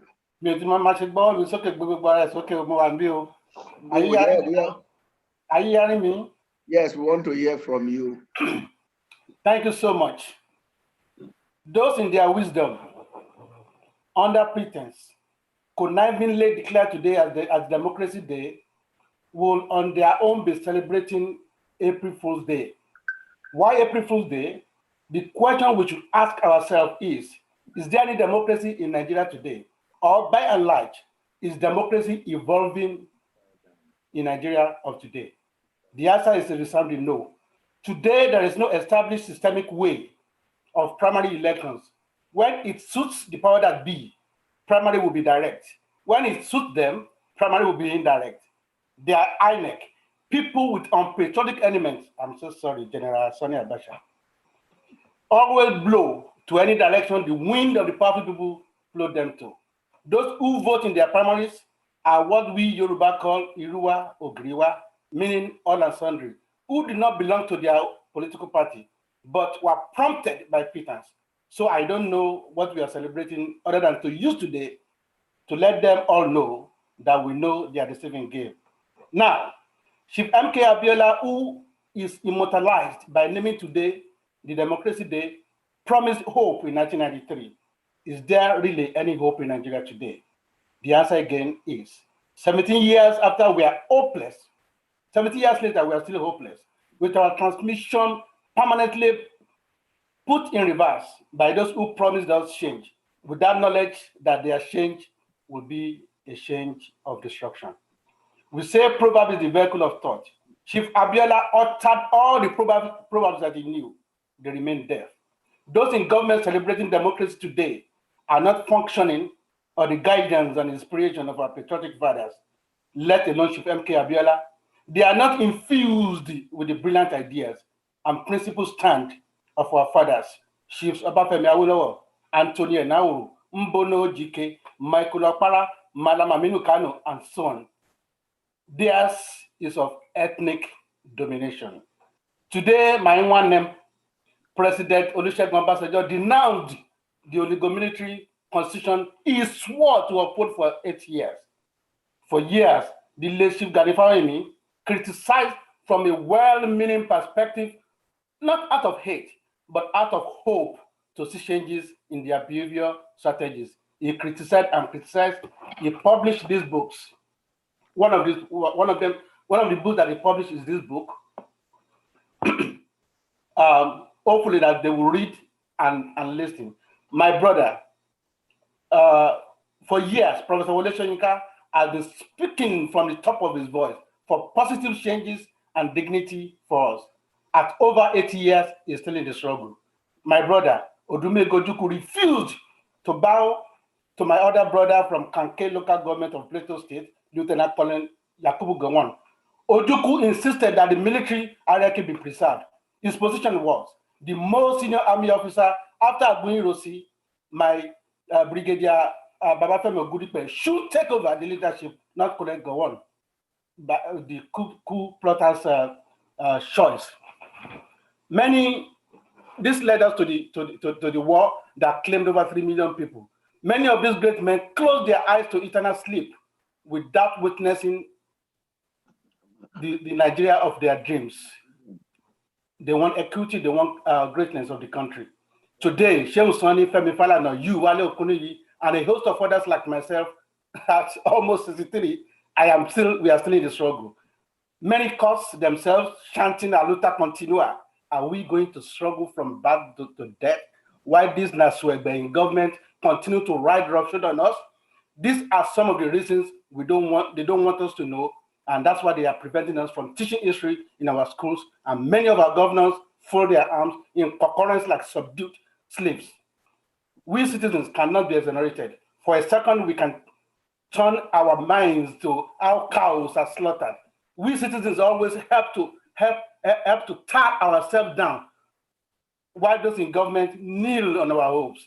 They kneel on our future. They kneel on that of our children. They kneel on the resources that it pleases God to endow Nigeria with. They kneel on both human and natural resources. We citizens help them to hold ourselves down, for them to kneel on our lives, on our greatness, and that of posterity. Quite often, we would cry like Governor Otom of Benue, helplessly watching his people to be slaughtered in a manner worse than their cows. The Earthmen are bold enough today to say anything in Nigeria without fear and threat of arrest. And I cannot say that I want a revolution. Keep your senseless democracy day. I do not need to wear a beret. There is a necessity for revolution to keep June 12 alive. Now, my brothers and sisters all over the nation, out of the claws of the suffocation of our oppressors. Thank you for listening.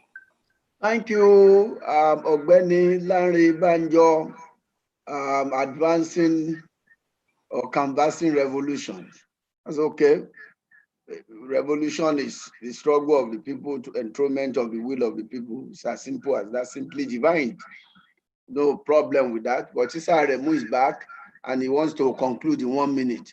Let's have Issa Aremu 1 minute conclusion. Oh, no,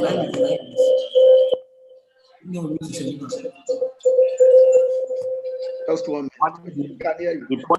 I hope you are hearing me now. Yes. Yeah, I think the point I wanted to raise is that the Chief MK Abiola that we know, acted local, but he was also global in his outlook.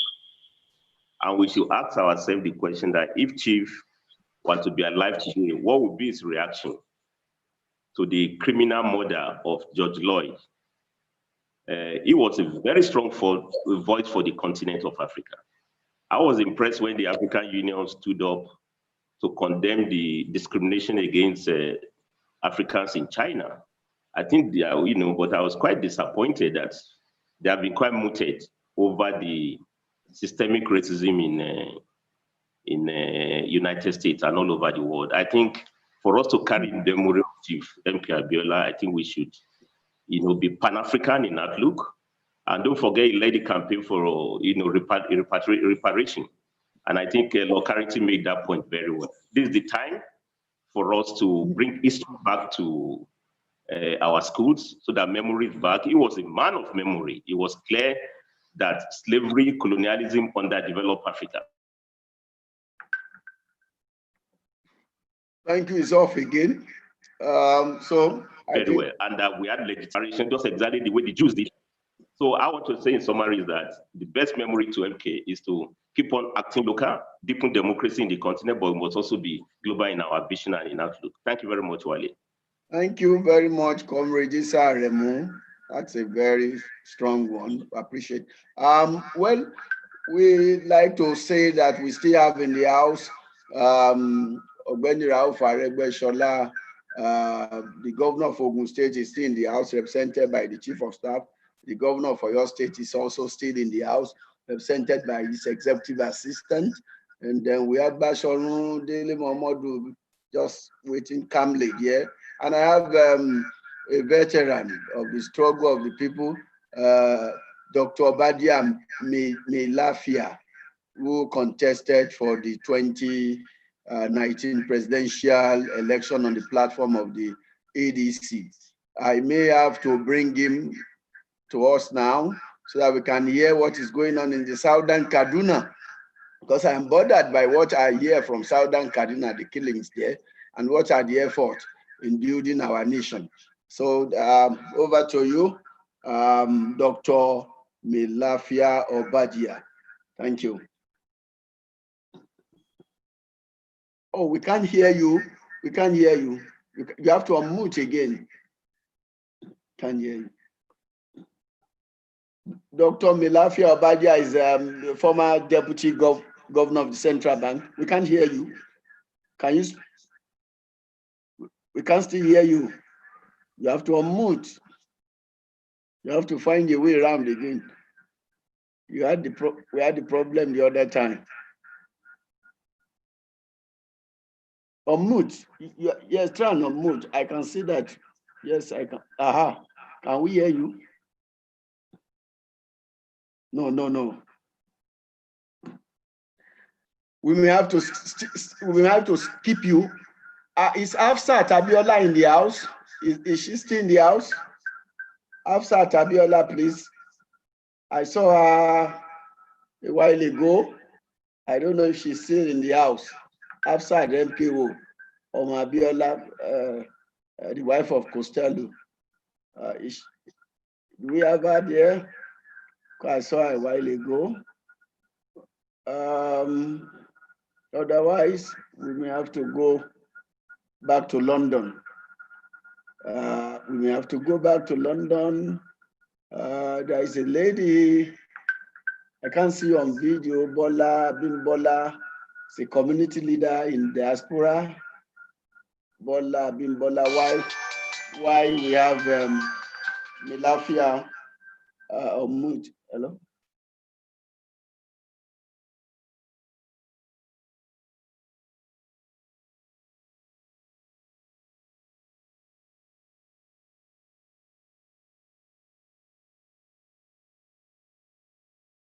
Advise that Dr. Melafia Obadia should remove his earpiece.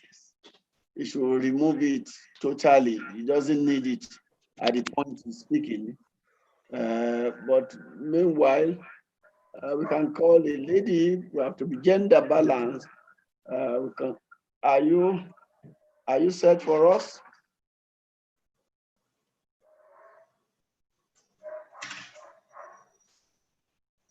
Can you? Yes. Can you hear me? I can hear you. Oh, you can hear me. You are good to go. Oh, fantastic. Thank you so much, Veteran Chair, for having me.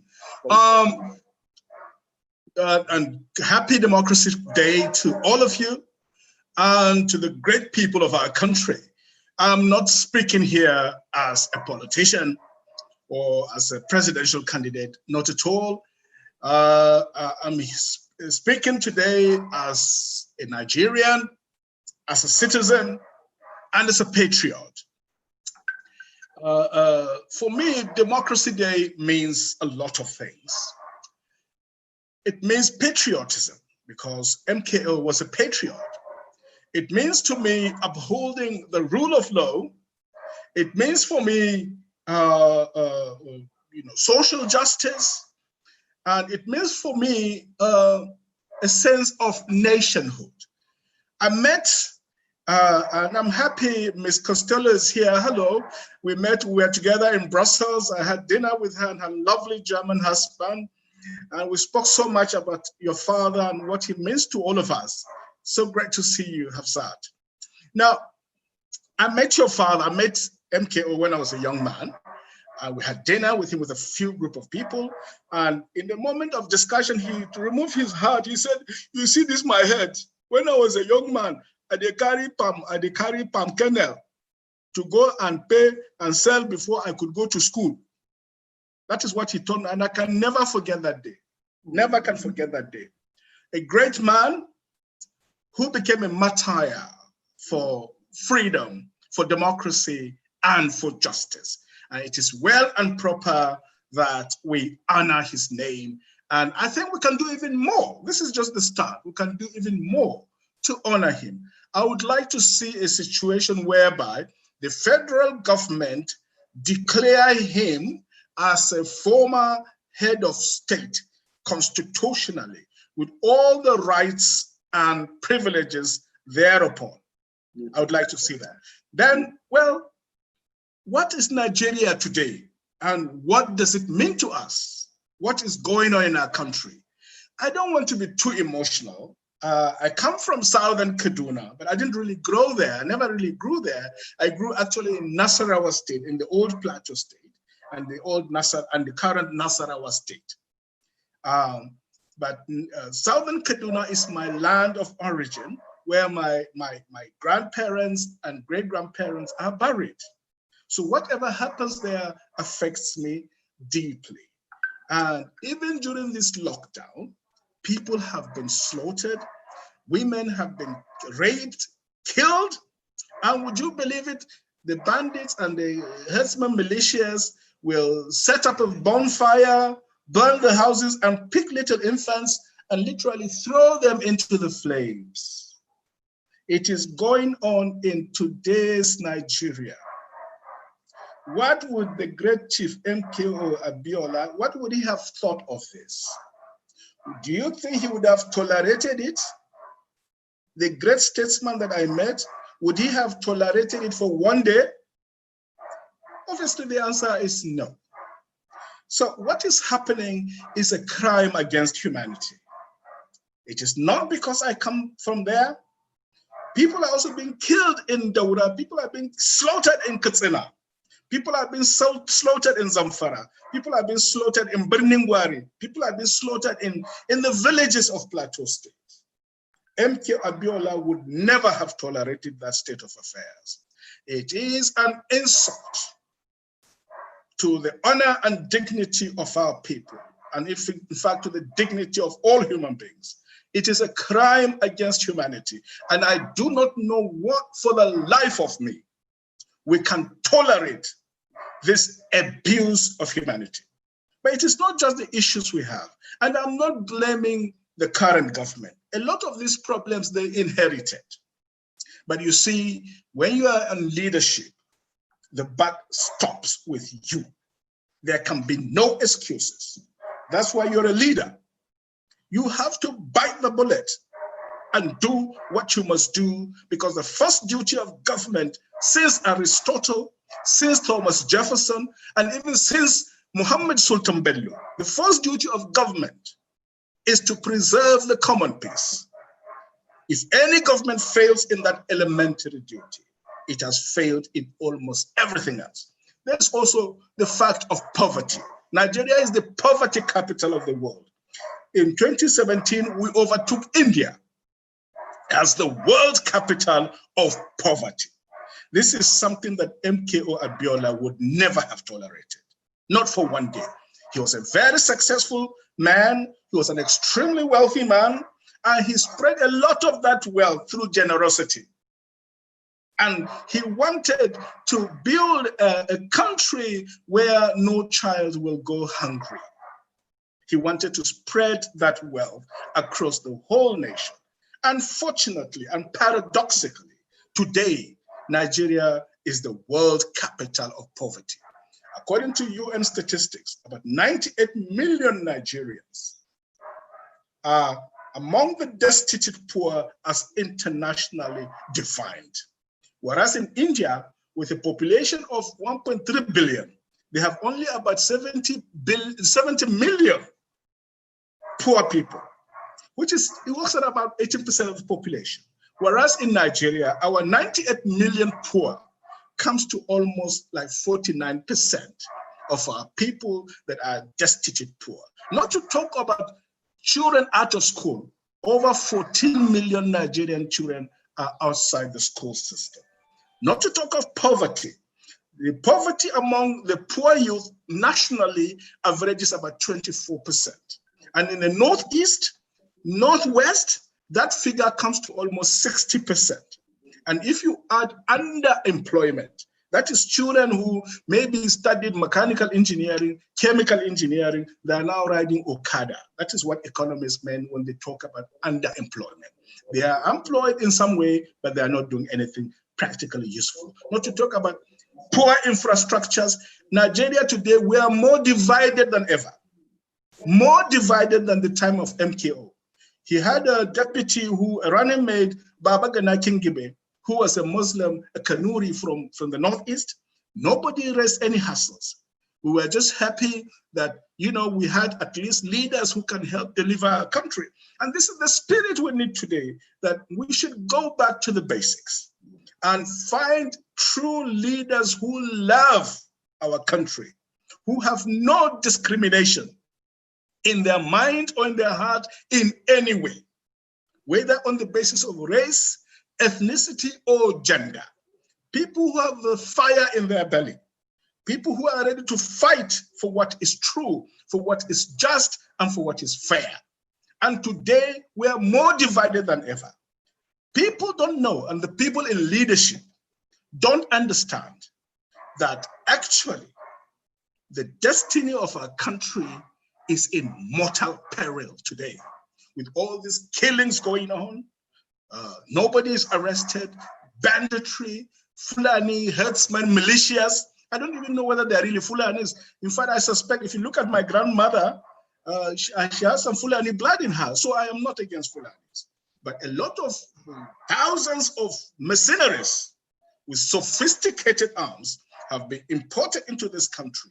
They are killing, they are maiming, they are raping, they are burning, they're taking over houses, properties in the villages, taking over, renaming them. And we know from their Hausa that they're not even Nigerians. When you speak Hausan Kano, you know this is Hausan Kano, Hausan Katsina, Hausan Daura, Hausan Sakwato, even Hausan Jas, Hausan Bauchi. When they speak their raw type of Hausa, you know that they are not Nigerians. So people who have allowed millions of these people to come into our country, to kill, to rape, and to maim, have committed, I think, serious crimes. They are accessories in crimes against humanity. And today, Nigeria has the weakest image in the world. We have no leverage anywhere. People see us as a banana republic, a lawless country that has no purpose and no destiny and nothing to offer the world. This is how Nigeria is perceived today in the World Committee of Nations. And I say, this is sad, this is shameful, this is below the standard that MKO Abiola, Kudirat, your mother, have said. The price they paid, what is happening today is an insult to their memory. And for the life of me, I can't see how we tolerate it. And I'm not against government. When I was a young man, I even used to play games with a very gallant general. I was a Nips Kuru, very gallant general who was GOC of Rikuba Barracks by the name of Muhammadu Buhari. So I have nothing against him. But I'm a patriot, and we can only speak truth, and it is the truth that will set us free. I thank you. Thank you very much. Dr. Melafia Obadia, you said well, you've said it well. We'll have to quickly go to Hafsat Abiola. And I'd like to inform you that Pastor Itua Igodalo is still waiting. And then we'll have Professor Pat told me joining us very soon. Some of them have challenges entering into the room, but I'd like us to come to Hafsat Abiola to hear our intervention. Comrade Okuni, I'd like to thank you. I'd like to thank all the members of the organizing committee for putting together this commemorative event. June 12th was such an important day for my family, and to have it be Nigeria's Democracy Day is symbolic and meaningful, because as everyone has said, it was the time that all Nigerians came together. The last speaker, Comrade Malafia, said that now Nigerians are so deeply divided. And I can understand why we are so deeply divided, because the country has challenges that are quite difficult to manage. And yet we are facing now, because of the impact of COVID-19 on the world economy and also on the Nigerian economy, we're expecting to have even more stress on the economy. I think the Vice President has said that as many as 40 million Nigerians could lose their jobs before the end of the year. So I would like to appeal, all of you that are here gathered who have been part of the June 12 struggle, we now are facing an existential threat to the corporate body of Nigeria. Because I cannot imagine that a country that will lose 40 million jobs when already 90 million people are already in poverty and stand. And I really would like to urge all of us to convene now and to begin to work at every level, at the local government level, whichever is our local government, at the state government level with our state authorities, and at the national level, if we have that opportunity, to make our impact felt. Yes, the government is not perfect, but if Nigeria falls, so will fall the continent of Africa. No African country can absorb a country of 200 million in crisis. So I would like to really urge, because I know I'm speaking to those Nigerians who are so committed to the country and are ready and have shown that they're ready in the past to sacrifice their own interests for the broader interest. That this is not the time that you look at the governments of our country from afar. The whole point of a democracy is that the power in the country is yours if you would exercise it. So I would like for us to engage with our government. And as we think about our next steps, I would also like for us to remember that MKO was not only for Nigeria. MKO was a Pan-Africanist and fought across the Black world for space for Africa. So we should also engage, we should use our resources to engage with the rest of the continent of Africa so that we as Africa are moving in one direction and are speaking with one voice. A challenge is on the table to Africa at this time, embodied in the person of Dr. Akiwumi Adesina at the Africa Development Bank. This is a challenge to the continent that we must not allow to lose even more autonomy. Because the challenge that the continent faces and the challenge that Nigeria faces is not only the weakness of state capacity, it's also global interference that in a world with the right judicial system would be criminal. But the world is as it is, and there's certain institutions that are not in place to protect countries like ours. And so different players, sometimes non-state actors, engage in our territories, undermining our people, killing our people, fomenting violence, arming different bands of young people, drugging the people so that they're not fully aware of what they're doing. And I urge you, if you take a long view of history, this is no more or less than what Africa has endured for 400 years, when bands of people would be given arms to go into villages, destroy communities, and bring out slaves. And I say to you that this challenge to the continent of Africa will continue until we in Africa can rise up and organize in such a way as to defend our interests, only because there's so much wealth on the continent that we keep drawing to ourselves all kinds of opportunists, and including those with no conscience and no moral direction. Certainly, my father had been fighting this battle. It was part of why he was fighting the reparations cause.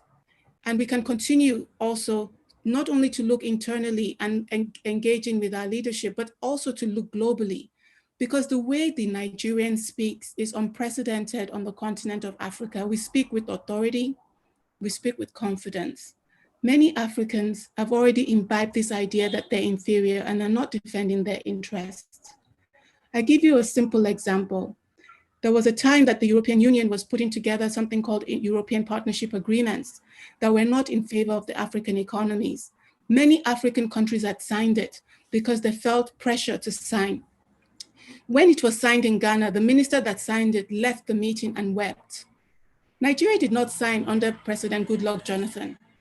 When President Buhari came in, they started putting the EU again, mounted President Buhari to sign it because they didn't know the nature of the man.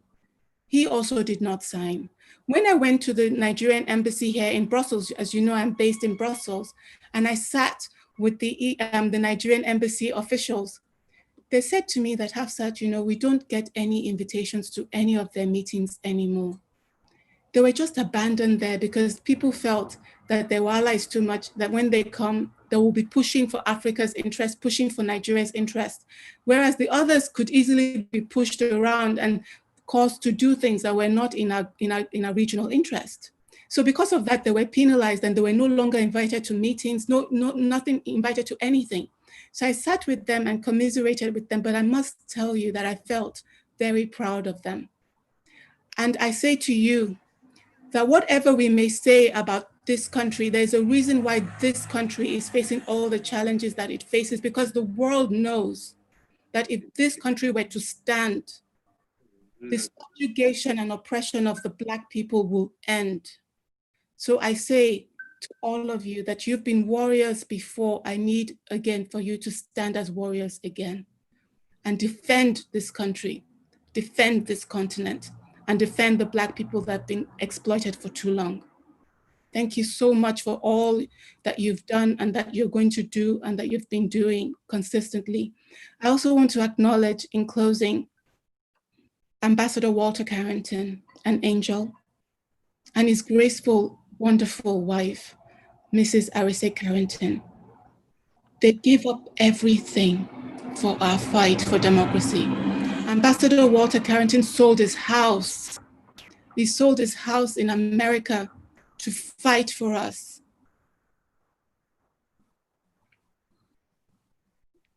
Sorry. We owe them so much, and we owe so many in the United States and so many around the world who stood up in our defense. We owe them a lot. But what I know about the Nigerian country and the Nigerian people is that we always show up. And if we know that there's a challenge, we set aside our differences and we show up. We did it for MKO, we did it for June 12th. And I say, there is a challenge at our door yet again.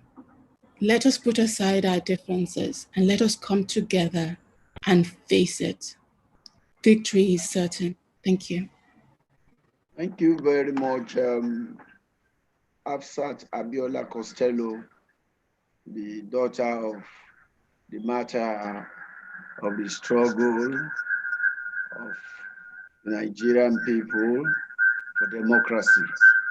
That was a very inspiring one from you. We appreciate that. Appreciate that. And thanks for the good work. And please keep it up. Keep it up. We are proud of you. God bless you. Now I'd like to quickly go to United Kingdom. We're expecting Dr. Obi Ezekwesili to come in and Professor Patutomi. Professor Patutomi is calling me here, but I don't know Professor Killer can deal with that. Let me quickly go to the United Kingdom and bring to us a lady, a grassroots mobilizer, community leader, Bola Abimbola. Bola Abimbola, yes, that's Bola Abimbola's, yes, Bola A. She's Bola A on this. So she would like to speak to us on June 12th. Thank you. You are on. Hello, can you hear me? Yes. Hello, good afternoon, everybody. I would like to thank the organizers of the event, of this very auspicious event, Sir Wale Okuniyi, Professor Killer, Alistair Shoyode of Ben TV, Dele Momodu, Ovation, NTA, Arise. Really, without your consistent commitment and dedication to continue to mobilize and organize these events, we would really not be where we are. And yes, there are still struggles, but I do believe that we have made some progress. I would also like to say good evening to my former boss, Weni Rauf Aregbesola Kushesa. There are so many things that I wanted to talk about, but I know that we are short of time. And I would just like to also say that I do commend the efforts of all our leaders of years past, especially Chief MKO Abiola. And this event obviously marks his 27th anniversary of his passing. I do my one comment is really around Compact 2014, because as much as we have had several processes in the past to move our country forward, to have unity, the unity that has been mentioned by several speakers today, including Honorable Osegome, Dr. Odumaki, we have all witnessed a nation that has been through a history of disunity, a history of distrust, and we need to move forward. And I believe Compact 2014 was a unique opportunity for us to do this. And somewhere along the line, that report did not get presidential assent. So we are still not sure where that is. But I believe that this is the way forward in terms of actually promulgating the constitutionalized democracy that this country needs. And I would like to suggest that we may want to consider a federal directorate for democracy that would focus on this unity that we need. We cannot have a unified identity. We cannot have a leadership that everyone will trust until we have a constitution that is really accepted by the majority of people. We are the enlightened political community. We will continue to work together, and we will continue to support the masses to be educated, to move out of that place of grief, that place of disenfranchisement that we have. We must continue to do all of that, including the state capture that we are wanting to become more effective at state level. But until we have the solidarity of the nation incorporated into a constitution, a people's constitution, we really will not be able to move forward. And all the efforts of years past will not be accomplished.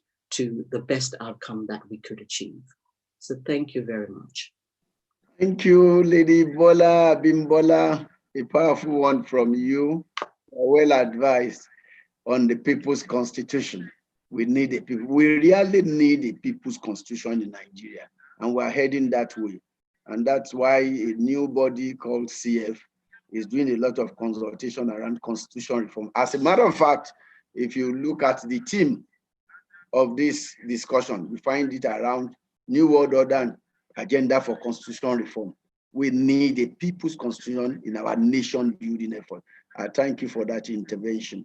Now we are waiting for Dr. Obi Ezekesili and Professor Patutob. They're having challenges. They just called me to say that they can't sign in, they can't sign in, they can't sign in. I've been doing everything to see that there. But I have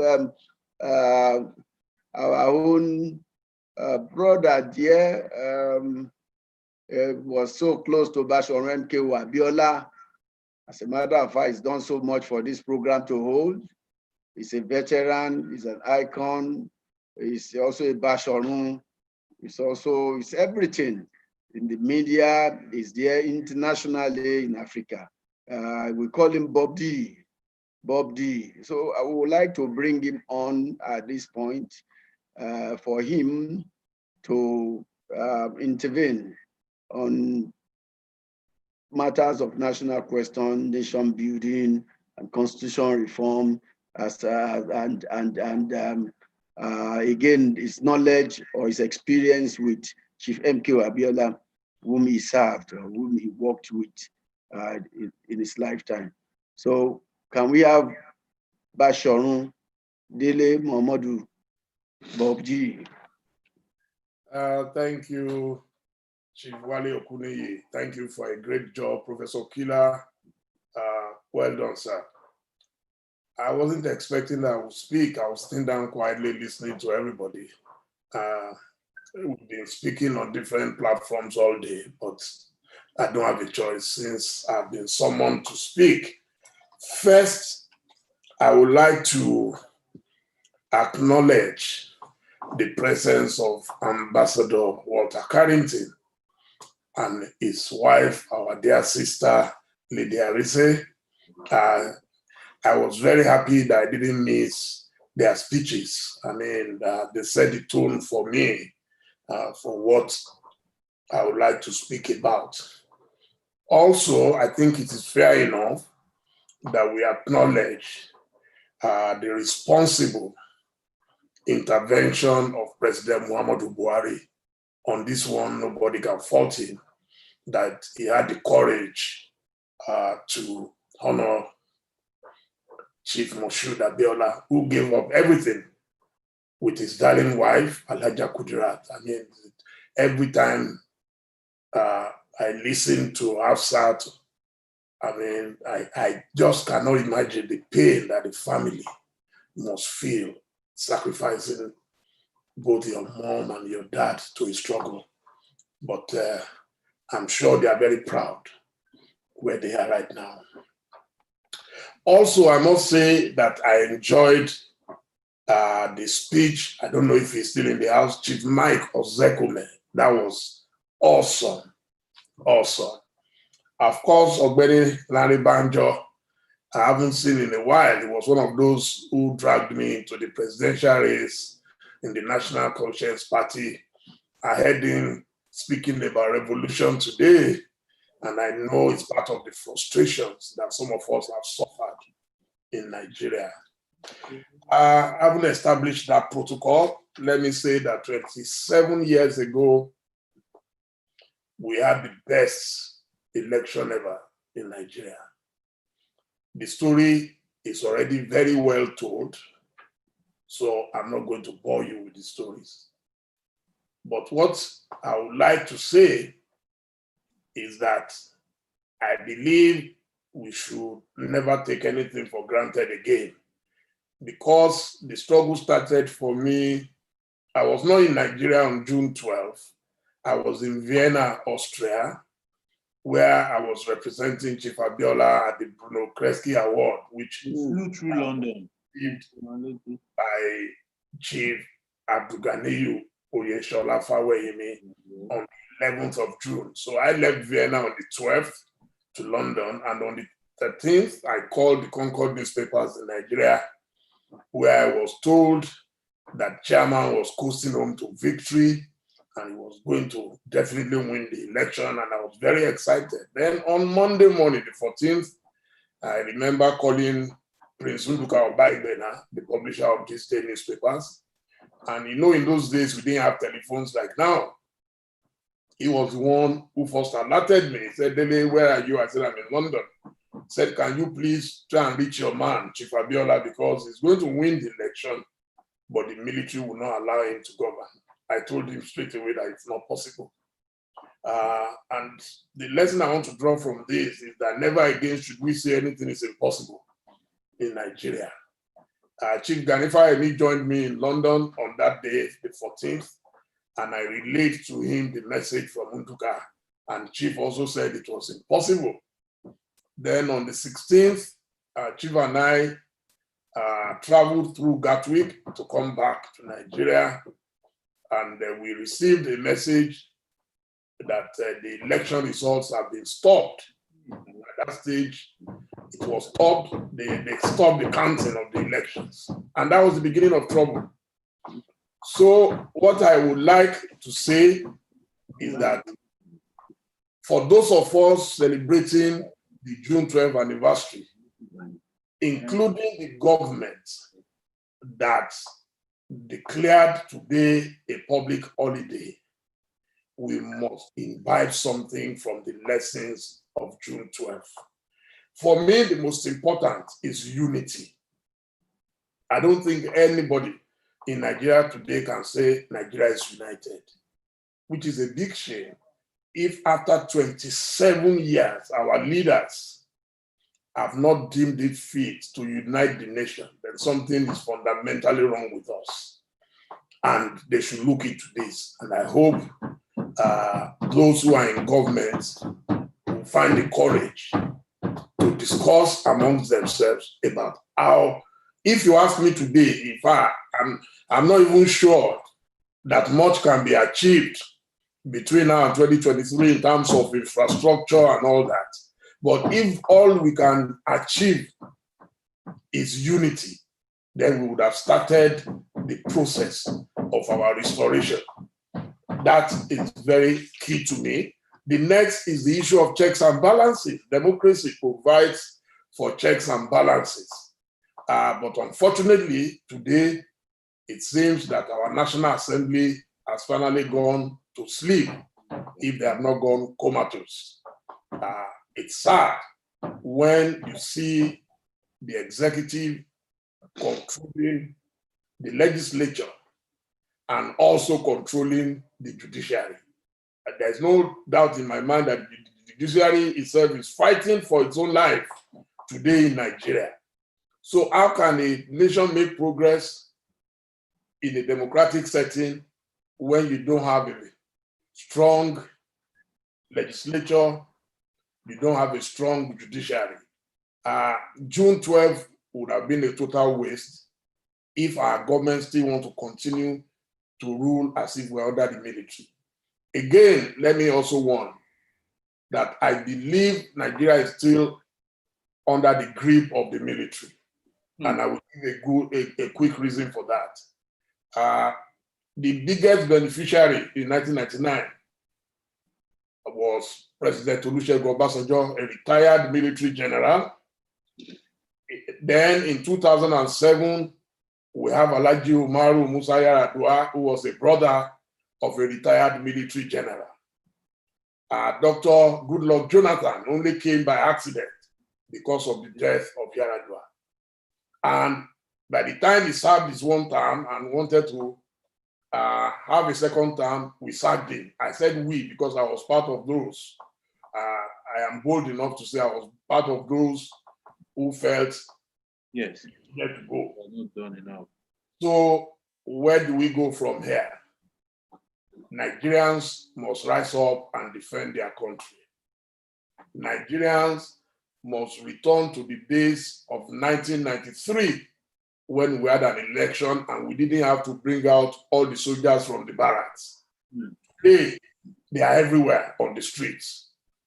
If the soldiers must come out at all, please let them go in the direction of Sambisa or wherever we have trouble, and leave Nigerians alone to decide who they want to lead them.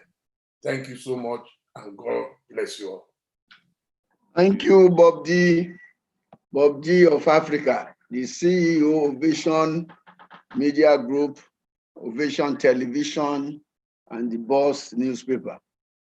Done wonderfully well for this celebration this year. We'd like to appreciate you, Bashorundele Momodu.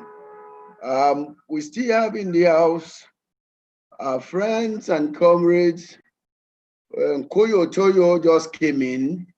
Nkoyo Toyo is an ambassador to Ethiopia, and she's just coming, just as we have been waiting for Dr. Obi Ezekwesili and Professor Pat Utomi joining us. Nkoyo Toyo is ambassador, but a veteran in the civil society of Nigeria, a June 12 stakeholder, a very progressive woman, very, very progressive.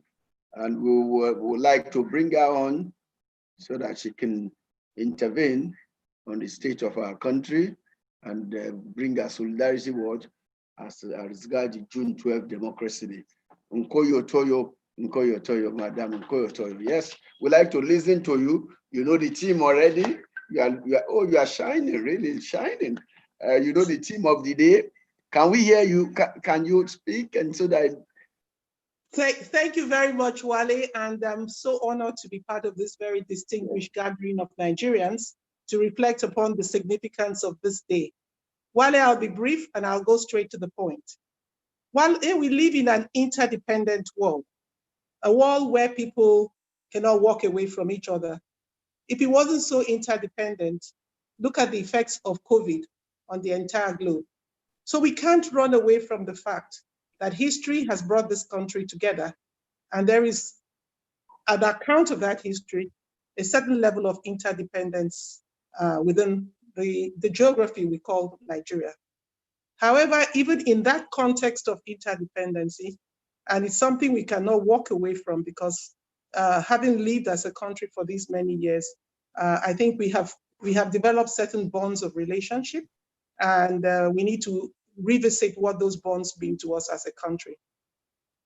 But let's also look at the reality on the ground. The reality on the ground really is that this is a very poor country in many regards.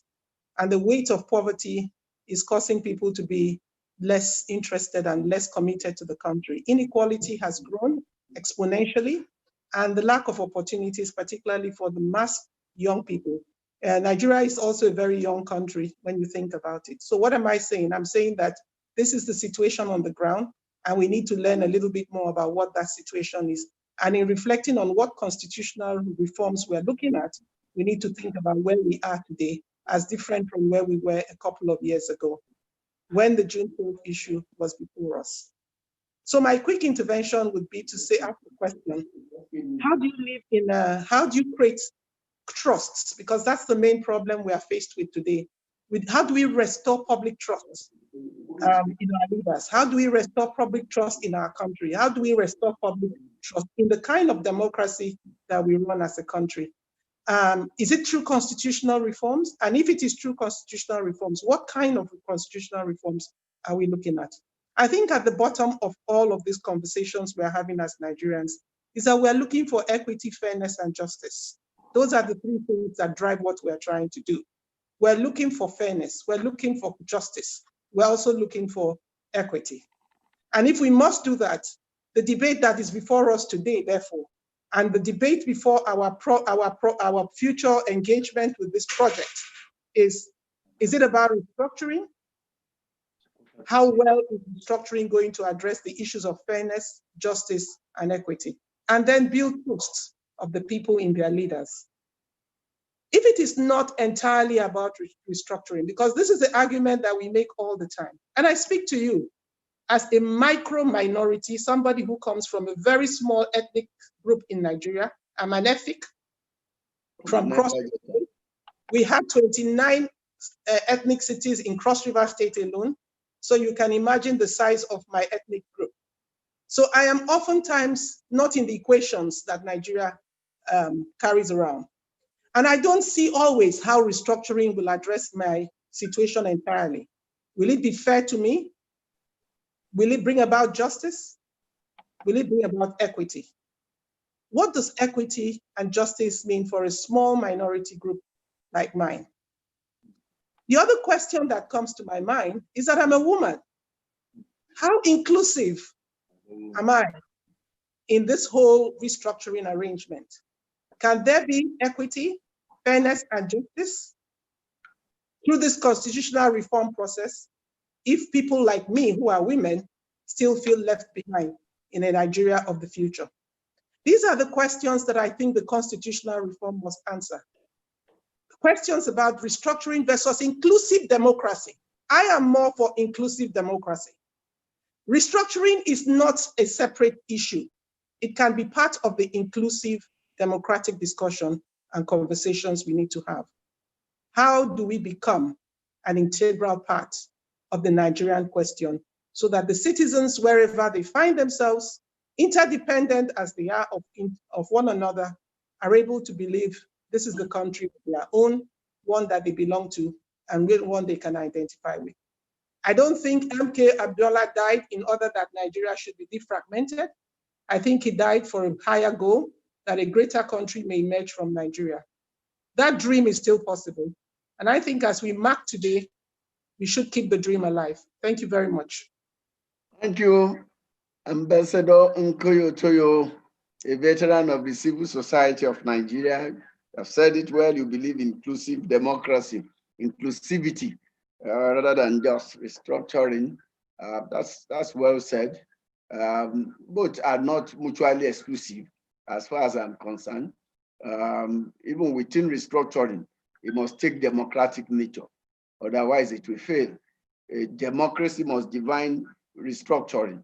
So, and inclusivity itself is the bedrock of every democracy.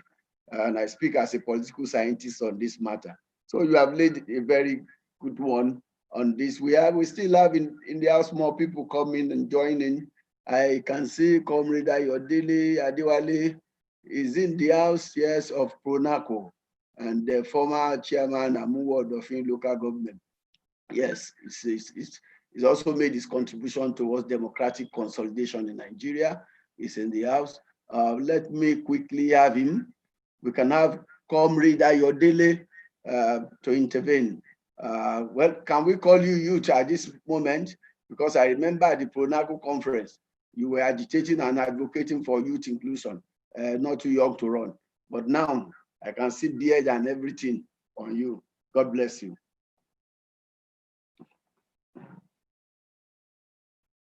Unmute, please.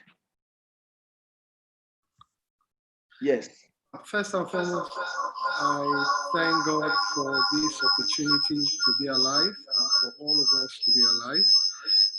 We also pray for the soul of Chief MK Abiola.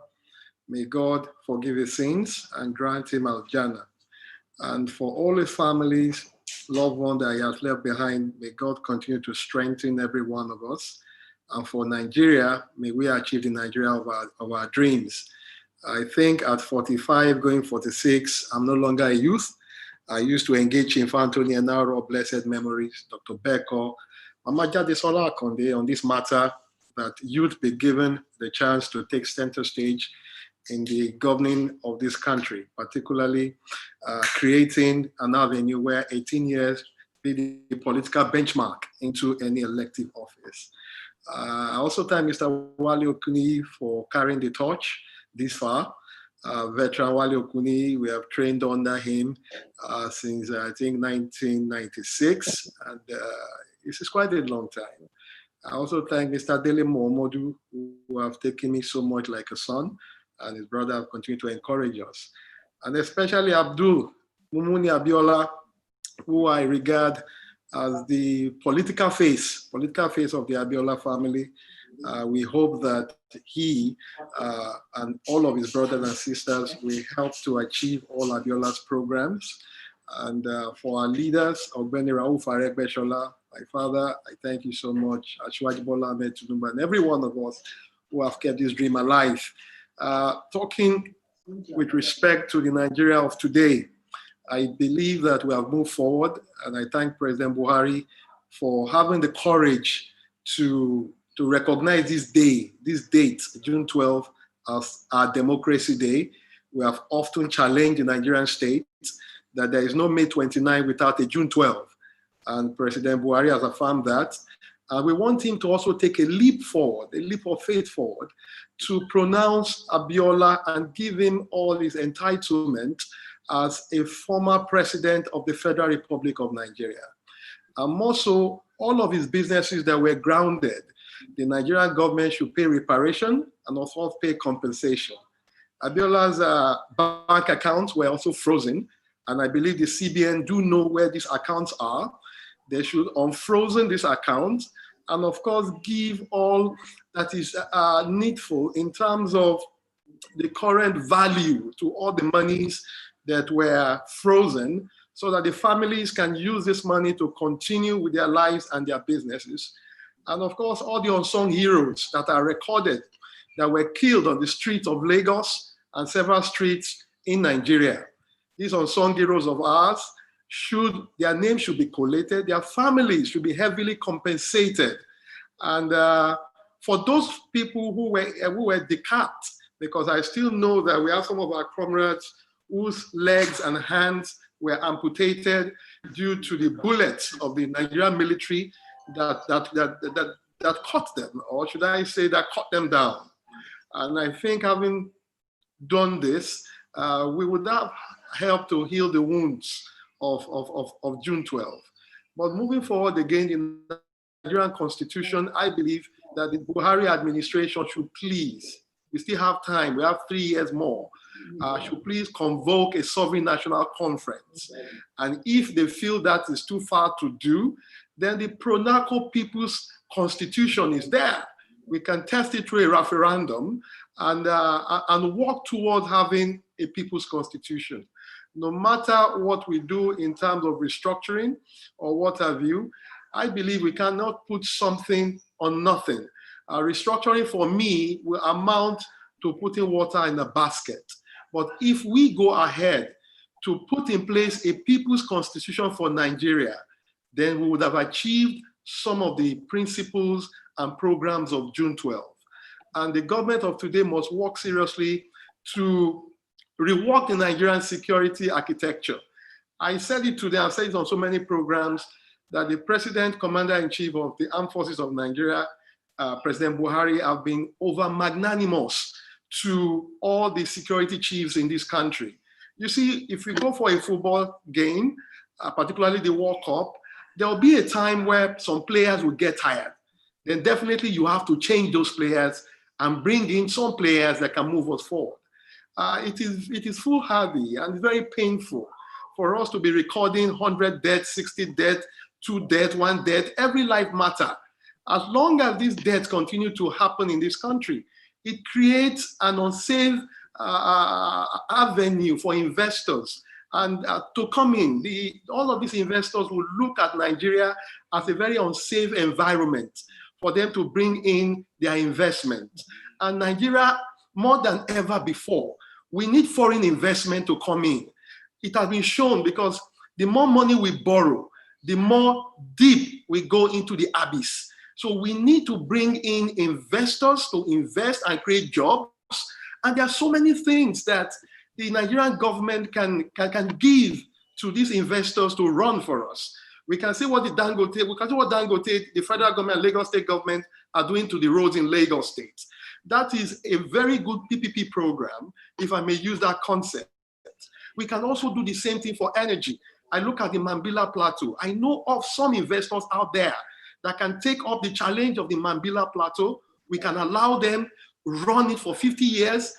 You understand? Bring a very good energy generation infrastructure there. Our roads, we could bring in investors to take up the challenge. The rail system, Nigeria don't need to spend money on rail system. I mean, look at what is happening in London and some part of Europe. investors are taking up this challenge. The same thing goes for China. What the government can do is put subsidy into transportation, put subsidy into energy. This area, if they are heavily subsidized, then it will create a springboard for SMEs and big corporation companies to grow in Nigeria. This is the way I feel we should go. And the National Assembly must also stand up to the challenge. They should think out of the box, create more economic framework that will encourage investors to come into Nigeria. And I challenge every Nigerian youth, and I mean youth within the age of 18 to 35. I don't mean youth at 36 up and above. Another election is coming. We have 3 years. We have 3 years to do something that is very concrete. Mr. Wale Okuni can testify to how I became a chairman of local government.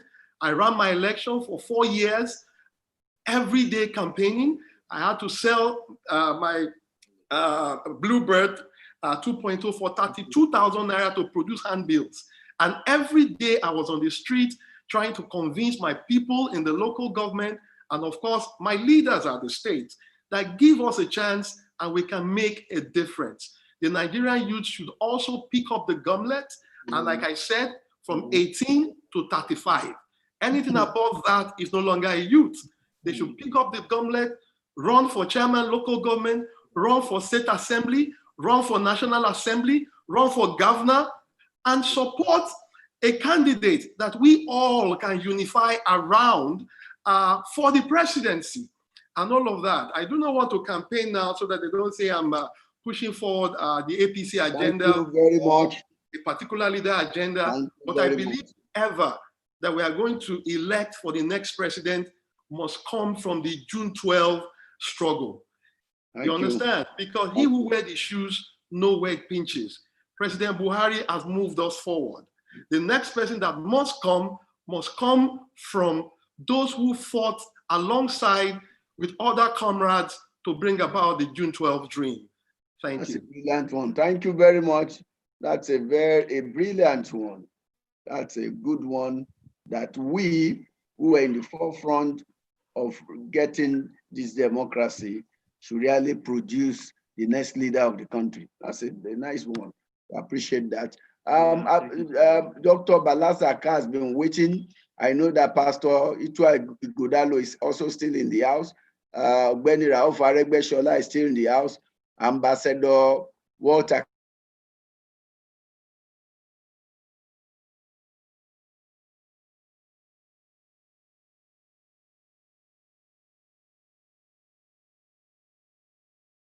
Carrington and his beautiful wife are still in the house, and also the governor of your state, represented by.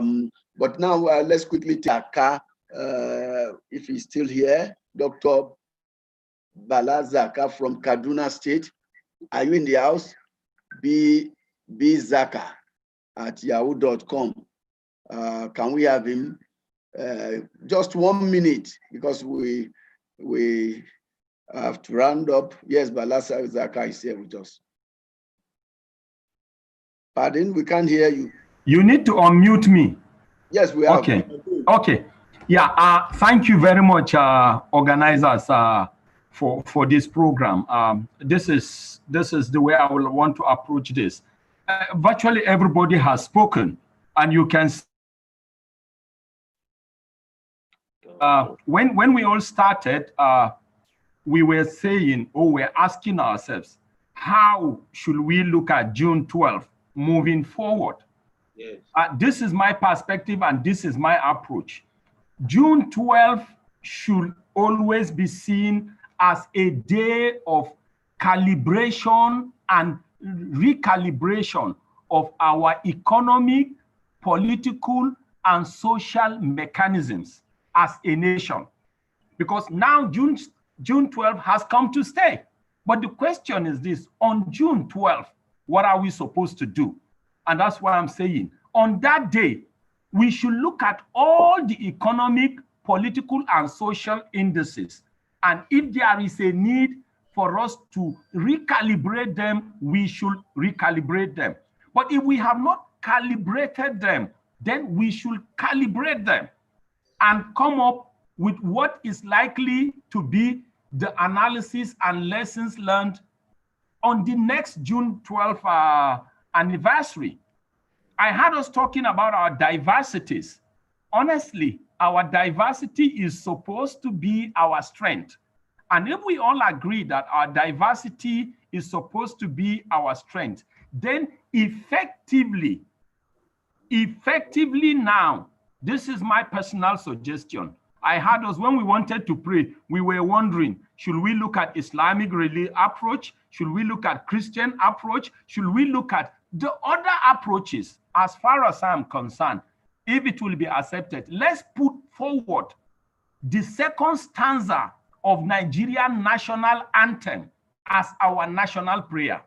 The rhythm is the same, and the rhythm and that prayer can come in all the how many languages we have in Nigeria, as long as the rhythm is the same. It's either we sing it in English, or people should look at all their respective languages and make sure they come up with that same prayer and we sing it that day.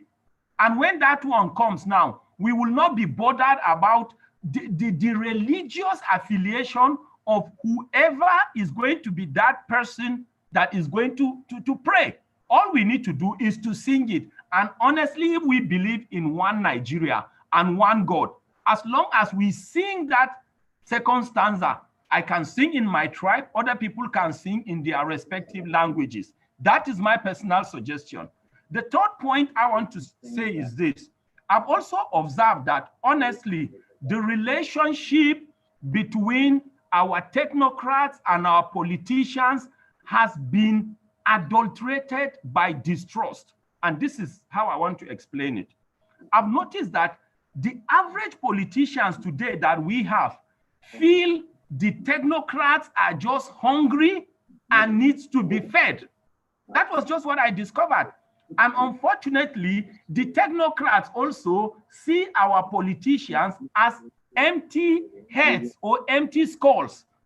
So every time a technocrat wants to come close to a politician who has the power or who is supposed to be there, the technocrat is seen as a hungry person that needs to be allowed to come closer to chop or to be fed. While the technocrats will go and sit with his friends and be feeling the politician is a dickhead and an empty skull. If we can bring the congruency of these two, the politician and the technocrats, and merge them together, honestly, the synergy is going to be in the positive interest of this country. And finally, everybody talks about restructuring. As far as I'm concerned, we've been trying to define restructuring in the last decade, and if care is not taken, in the next decade, we may not agree on the definition of restructuring. But this is my definition or approach to the definition of restructuring. Let's ask ourselves basic questions. Are we happy with the state of our health system today? Yes or no? Let there just be that column of yes or no. Are we happy with the state of security in Nigeria today? Yes or no? Are we happy with the state of education in Nigeria today? Yes or no? Are we happy with the state of politics in Nigeria today? Yes or no? Believe me, by the time you give out that questionnaire, people are likely going to tick no, no, no, no, no. So my definition of restructuring is this. Anything we can do that will change all the no, no, no, no, no's to yes, yes, yes, yes, yes, is the definition of restructuring. And we can now contribute in whatever manner. As long as we can change the no's to yes, as in on the state of our health system, security system, education system, politics, as long as we can change everything so that when we are asked, we will say yes, yes, yes to the state of all these indices or variables, then I bet you will have defined restructuring. Thank you, and God bless our great country, Nigeria. Thank you very much, Dr. Balazaka, all the way from Kaduna State. He's a petroleum engineer, a brilliant chap, He was with us at the National Political Summit Group, and he did very well. Pastor Ichua Ighodalo is back, I guess, and I can see Dr. Obi Ezekwesili after a lot of struggle. I will say hallelujah to this. She's here, and we are still expecting Professor Patu told me, maybe, and I have Dupe Kila Kafidipe in the house. How do we do it? And Tokpe, Baba Tokpe Ojo also in the house. How do I take it? I want Dr. Obi Ezekwesili to settle, because it's like more like a keynote. Ambassador Carrington is still much in the house with his wife, and Ogbeni Rauf Aregbesola, the face of the federal government here, is here. The governor of Ogun State, represented by the chief of staff, Alhaji Omoyayi, is also in the house, and the executive assistant to the governor of Oyo State. So let me take Pastor Ichua Ighodalo now before I come to Dupe Kafidipe. Pastor Ighodalo should really speak to us. I hear he's been doing a lot to galvanize Nigerians, at least politically this time. Corporate Nigeria. Yeah, corporate Nigeria. Well, once again, thank you very much, sir, for this very, very important and exhilarating session. And I do believe and I hope that with all that we're discussing today and all that we have said, Nigeria indeed will be transformed, and Nigeria will be great, and Nigeria will be really wonderful. I'm glad that the government has also agreed that we can observe today as a democracy day, and it's a very important day. In fact, the month of June is very, very important for Nigeria. This was 2 days ago. It was also eventually passed on, and it was the month of this all great democracy, 12th of June. So in my church, we have been praying the whole of this month. We have been praying and fasting, and we pray every day. As a matter of fact, in another 45 minutes, I need to go and join them in prayer and praying for Nigeria, because not only do we have to do the physical, we also have to ensure that the spiritual intervention is there. We have to do both in Nigeria to cause a mighty turnaround for this nation. And I would like to use this platform, this forum, to appeal to every single Nigerian who desire good for this country to rise up and play their part to ensure that Nigeria is greater than Singapore, Nigeria is greater than the US, Nigeria is greater than China, because Nigeria has all the fundamentals to be great. The weather is fantastic. The mineral resources are extraordinary. The human capital in terms of intellectual capacity is also there. Anywhere you go in the world and you see a Nigerian, be it medicine, engineering, academia, you'll find that Nigerians are the leading people in all these places. You go to any hospital on Harley Street in London, the best doctors there are either from Nigeria or maybe from the Middle East somewhere. So we have all the fundamentals to be truly outstanding. And I have committed the rest of my life and the rest of my abilities to working on 3 or 4 things in Nigeria. Number one, mobilizing Nigerians, and not just Nigerians, Africans, because we now know, and everybody should know, that the people who founded Nigeria, our colonial masters, the people who founded Africa, did not design Africa to succeed. They came to Africa for their own interests, and they wanted to pillage Africa, including the people who they took into captivity and slavery, and to ensure that Africa never succeeds.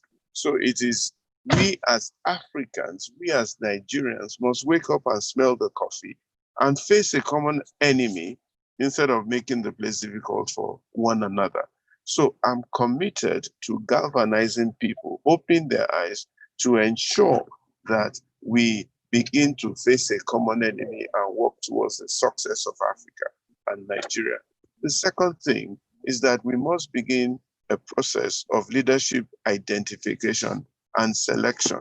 It all rises and falls on leadership.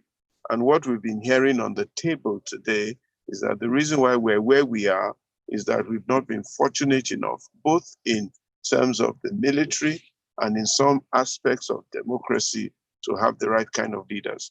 So we as Nigerians must come up and know what leadership criteria we want.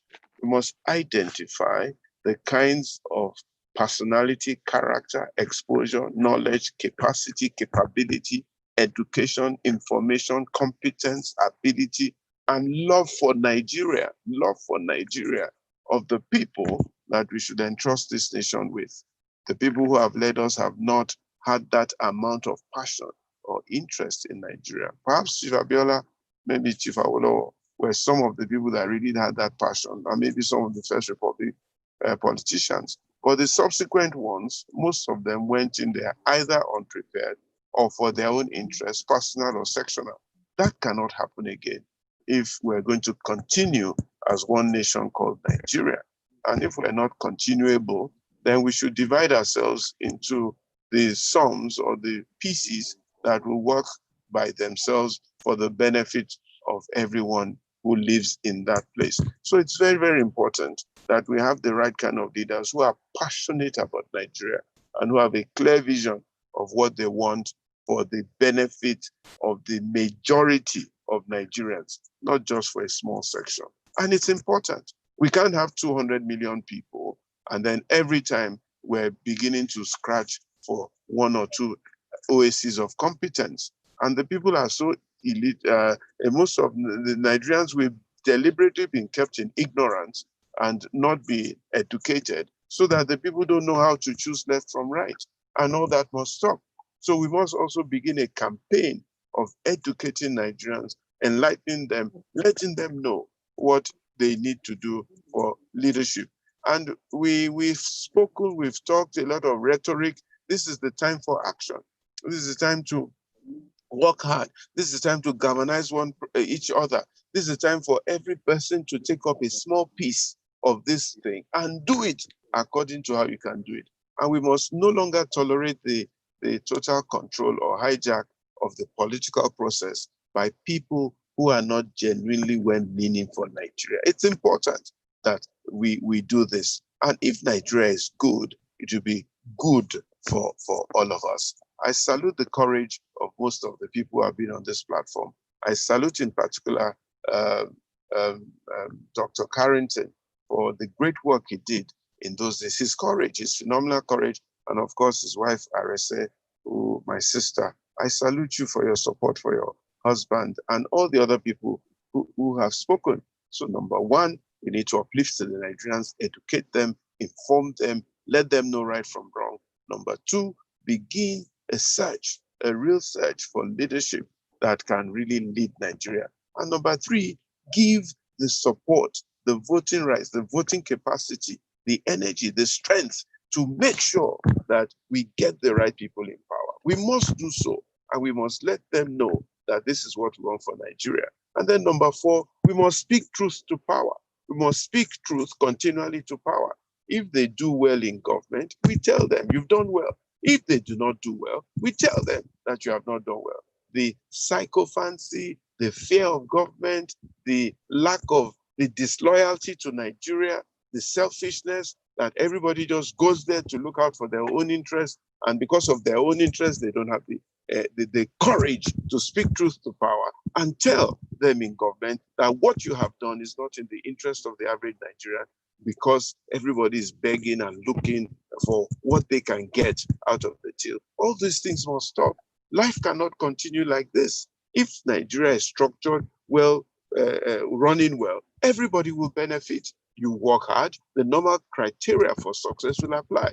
Not sycophancy, not running up and down the whole place, begging people for contracts and things like that. All those things cannot work for a useful society. But all of us have almost been subjected to that kind of level of life because the whole place is not working. So we must speak truth to power, encourage power where power has done well, and discourage them or talk to them where they have not done well. And they themselves must be ready to take the voice of the people, okay? And then number 5, anybody who aspires to leadership or power in Nigeria must know that they're aspiring to sacrifice, to a life of sacrifice, and a life determined to make sure things are better for everyone. If we can all collectively come together with this drive and with this voice and with this attitude, things will get better in Nigeria. This spirit of selfishness and greed must really, really leave all of us. And we only have one life to live, and life is short. A lot of people have been around for before, they've gone, and they didn't leave a legacy. They didn't have the ability to leave something behind. What do you want them to say about you when that day comes? Here we are discussing Chief Abiola because of his sacrifice. He died for Nigeria. Why? Nigeria is worth dying for. How many people out there will be ready to die for this country? We need to look for people who want to die for Nigeria. Nigeria is worth dying for. And some of us are ready to die for this nation. So we must come together and work together. The pastors, whoever they are, must pray and do what they need to do and be sincere and not join the thing. They must lead by example and lead by their love for God and love for Nigeria. And we must look for God-fearing people. Listen, the imams, the Muslims, must play their own part also. The fundamentals of the two religions are the same, which means fairness, equity, good to all people. And we must follow each other that way and not let all these small things divide us. United we should stand, and Nigeria will be great again in Jesus' name. Thank you very much for this opportunity. Thank you all for listening to me.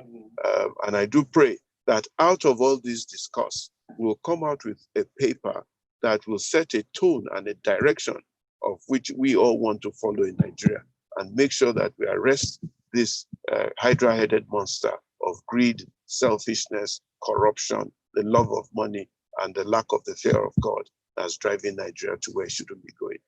God bless you all. Thank you. And this issue of reparations for Africans is very, very important. We must rise up as Africans also and face a common enemy and unite ourselves with our brothers in diaspora so that we can face the world. And this issue of the treatment of people of dark skin must no longer be tolerated, must no longer be acceptable. And we must even rise up on behalf of the other Red Indians and the Aborigines of Australia also. Every man is important, and every man should be counted as important, and every man should be treated fairly. And we must rise up in Africa and face a common enemy. There's some spiritual undertones to this, but I'll leave that for another day. Let's just know that this is the time to rise up and face a common enemy. Thank you very much. God bless you all. Thank you, Pastor Ichwai Igodalo. Yes, this is quite inspiring, mobilizing us towards setting an agenda for the future of Nigeria. And I think the discussion henceforth should take that direction of proposing what we can do to safeguard the future of Nigeria. And on that note, I hope we have Dr. Obi Ezekwesili, former Minister for Education, and Madam Due Process, and also former presidential candidate 2019, and the leader of the Fixed Politics Initiative. We want to see Dr. Obi Ezekwesili make an intervention at this point. Dr. Obi Ezekwesili, please. Control room, we still have Dr. Obi Ezekwesili. Yeah, she'll be putting on a video to speak. Dr. Obi Ezekwesili is one of the keynote speakers for this event. So we want her on the video, want to see her address this very important gathering. Dr. Obi Ezekwesili, fantastic. Yes. Hallelujah. We have you eventually. Thank you. Thank you very much, Wale. And thank you. Sorry that this took rather a while for me to get on, and it's your fault, Wale, so I wouldn't take responsibility for what's not my fault. But I am nonetheless sorry that I came in late. Let me say that June 12th is definitely a historical date for any one of us who cares about democracy and the fact that of all systems of government that have been tried around the world, democracy still comes out empirically proven to be the best form of governance for citizens of any country, especially because democracy is what offers citizens the opportunity to be the best that they can be. When the principles of democracy govern the way that the people are governed, that's a tautology more or less, when the principles of democracy underpin the way that people are governed, what often happens is that people have the freedom freedom of thought, the freedom to innovate, the freedom to be the best that they can be. And so Winston Churchill did say that, democracy is the worst form of government until you've tried all the others, meaning the alternatives are definitely worse than democracy. So for us, June 12th was a momentous date in 1993. As a matter of fact, it was the first time that people like me voted. The first time that I was of voting age must have been by 1979, I wasn't yet of voting age. It was the next election in 1983, I believe, that I was of voting age, but we were in the university, and in those days, you didn't spend your time, except of course for people like Wale, who were very much interested in politics. You didn't, voting, being part of election wasn't the most important thing that you did. You just spent time in school. So it wasn't, and because of militarization, it wasn't until the 1993 election that people like me could vote. And so for a first-time voter, I was really looking forward to that transition. And I was not just looking forward to that transition to a civilian rule, to democracy, because I would vote, but because I frankly was tired of militarization. As a child, I often wondered why it was that our country wasn't the same as many other countries that I knew and saw.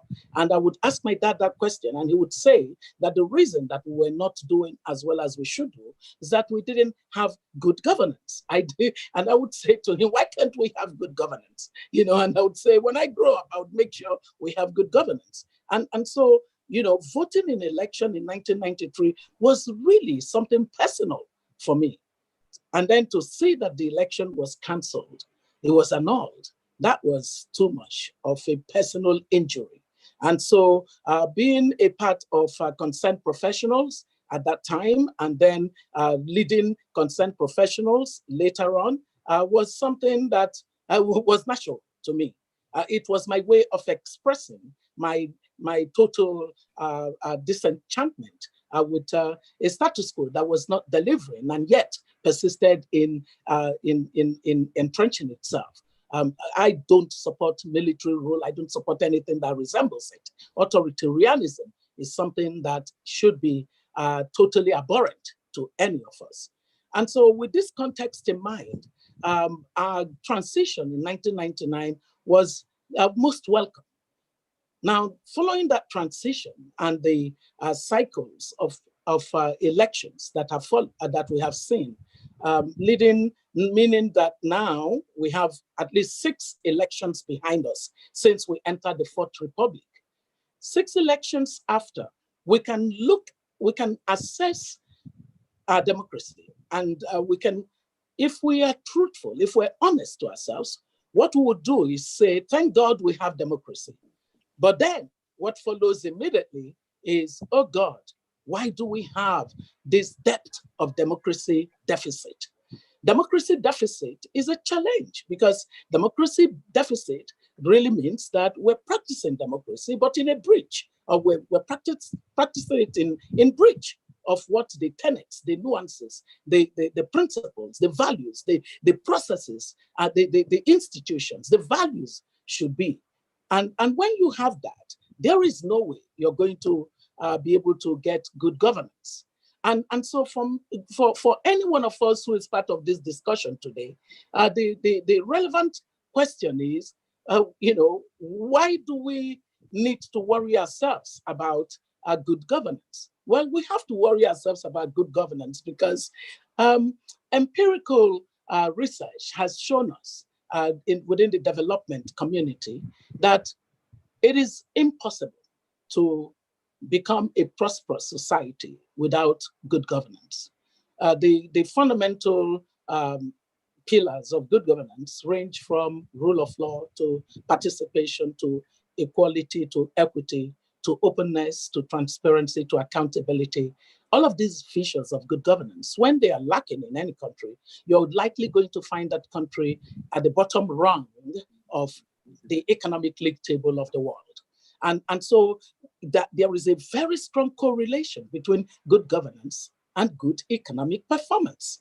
And when you look at what it is that is the greatest deficit of democracy in our society, it is that the absence of all of those important features, critical features of democracy, has resulted in our inability to have what I call the trinity of growth and development. The trinity of growth and development being that our inability to muster in a consistent way the sound policies, whether they be macroeconomic policies or they be structural policies, sectoral policies, sound policies. Whether you're talking of policies that are sectoral to education, health, you're talking about policies that shape, the environment, you just don't have it. You don't master enough of it. You don't have a buffer of policies that would enable you to grow. Or then the second part of that trinity is that you don't have the kind of dynamic, vibrant institutions underpinned by the rule of law, institutions that set the rules of the game, the institutions that create a basis for understanding what the incentive and the sanction regime of the society is. Not a society that is governed on the basis of the whims and the caprices. You don't want capriciousness as a basis for anything you do in your society, but that you're stuck with that when you don't have a good governance, right? And then the third part of that trinity is, of course, the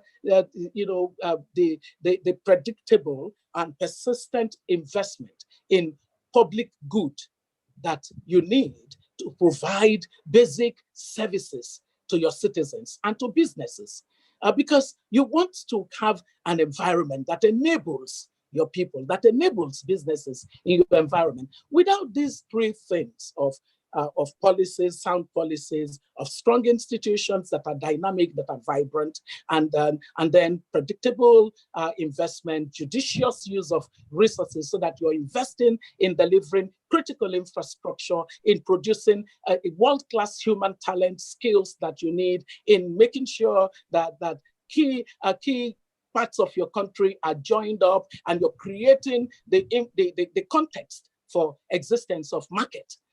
You are going to struggle. And that's why we've been struggling. So our democracy deficit has shown up in the economic underperformance of our country.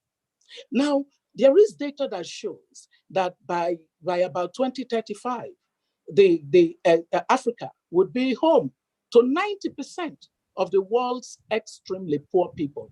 90%. Now, the worst part of that data says that Nigeria and the DRC would make up the largest percentage of that 90%. Our country, Nigeria, already has an ignoble title as the world capital of extreme poverty. If our people are stuck in poverty, it doesn't maintain a steady state, friends. Poverty, overwhelming pernicious poverty in a society does not maintain a steady state. That's why eventually the society becomes so brittle that it just destabilizes. There's an implosion of that society because the center can no longer hold.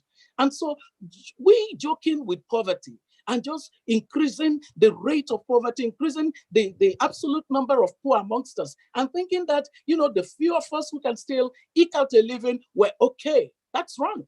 Destabilization is correlated to poverty. And so in this kind of understanding that the lack of good governance is a very significant material explanation that there is a causality between good governance, poor governance and poverty, it must trigger us, or as the young people say these days, it must ginger all of us to say that we must get out of this low equilibrium that we have become stuck in. We're stuck in low equilibrium. So if good governance is a constraint and an obstacle to good economic performance, and when we're stuck with poor governance, we then must say, what is the reason for our poor governance? Well, the reason for our poor governance is also clear. It is that we have poor political culture. Our political culture does not lead to outcomes that deliver good governance.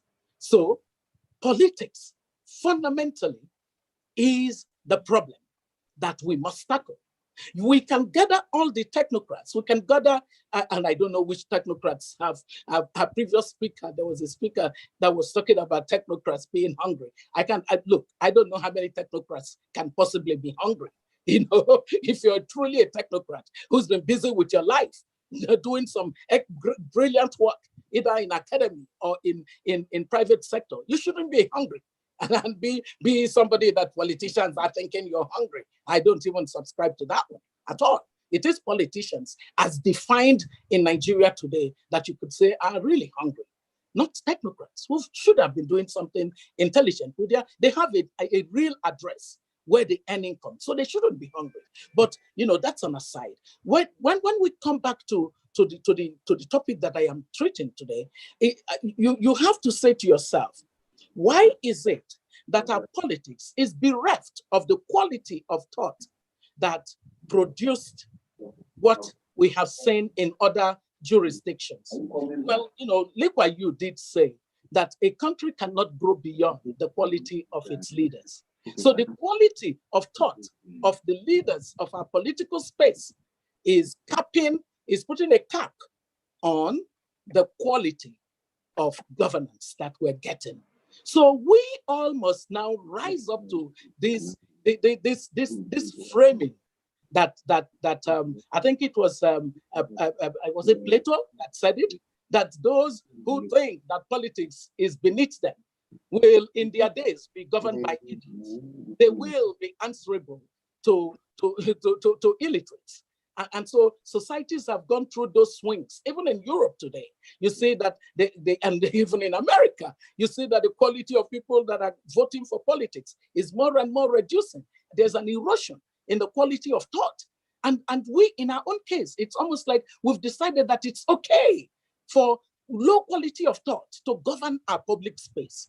That must change. We cannot have this politics. We cannot have good governance until we change the quality of thought of our political process. And so our political culture must change. Our political incentive must change. Our political institutions must change. Therefore, our political outcomes will benefit from that. So what are the three things that, you know, in the course of my time looking at this matter of fixed politics showed up? It showed up that for you to stand a chance of making a dent on this structural deformity that you're dealing with, you have to do it from a systemic and a structural kind of approach. And that means you have to look at it as a triangulated pillar of three key activities that you must focus on. Number one activity is that you need to emerge an empowered electorate. the electorate must feel empowered.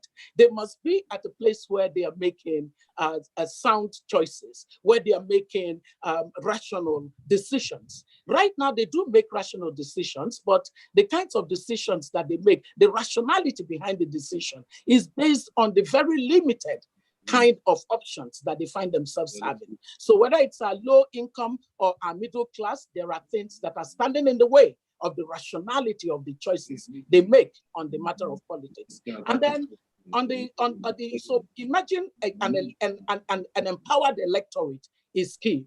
Then the other pillar is that we must produce a strong pipeline of public leaders, which means we must invest in it. We must invest in producing those who would be our new political thought leaders. We haven't done it in a deliberate way. We need to do that. We need to massively produce leaders of our public space.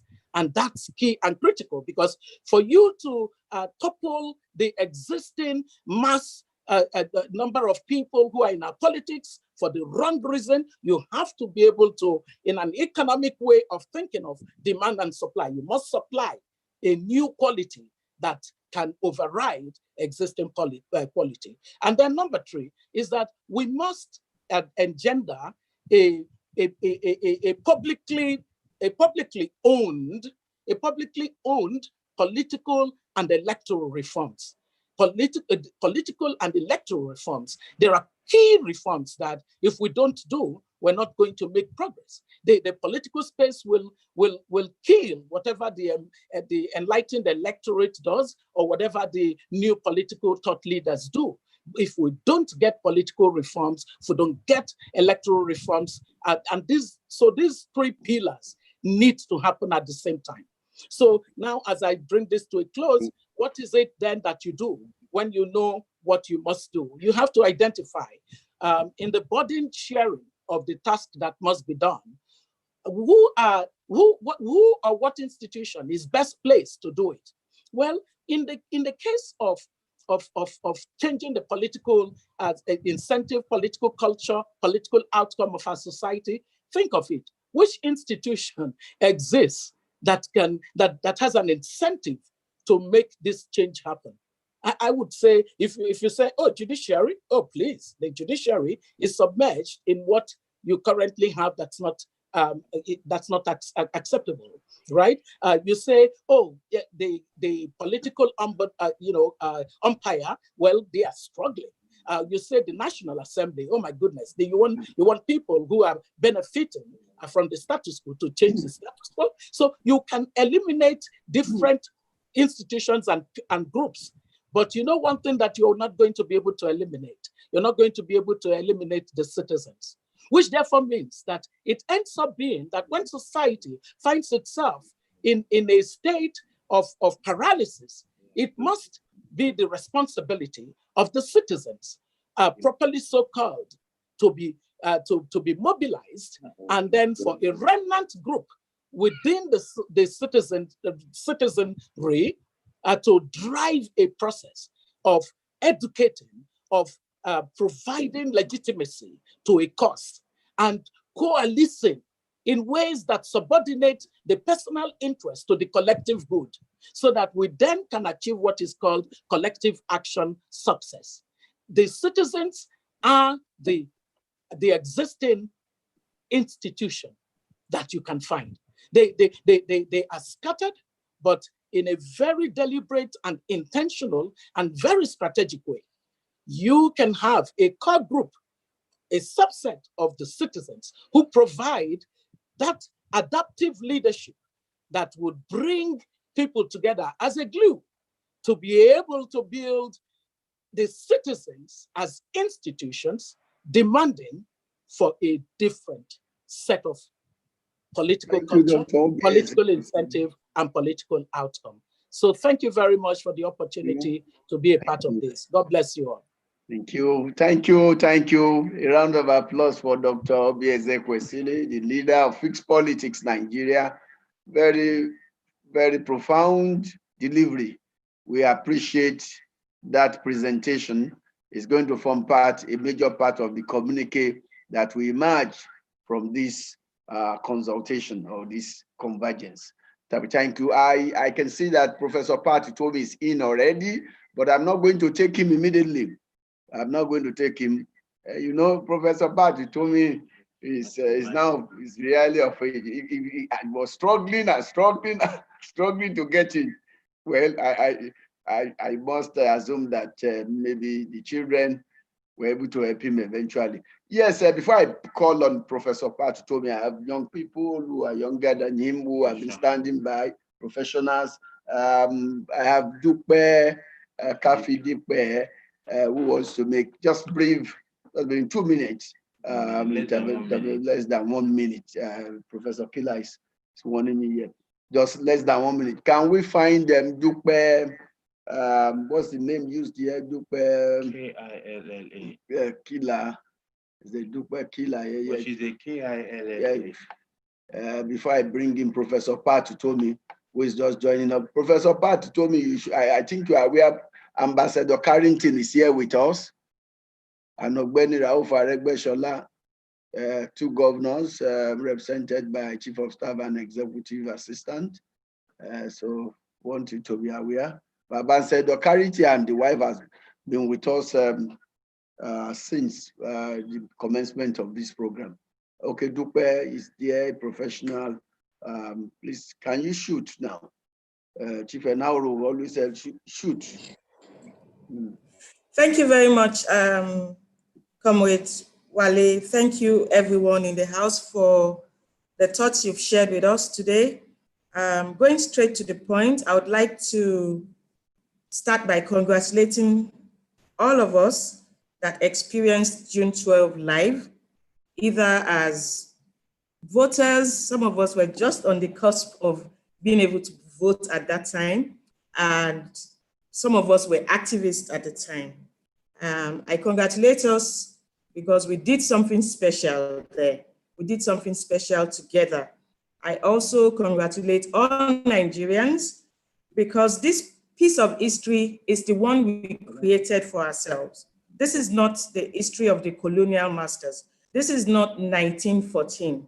This is our June 12. We did this thing. And because we did this thing, we know we can do much more.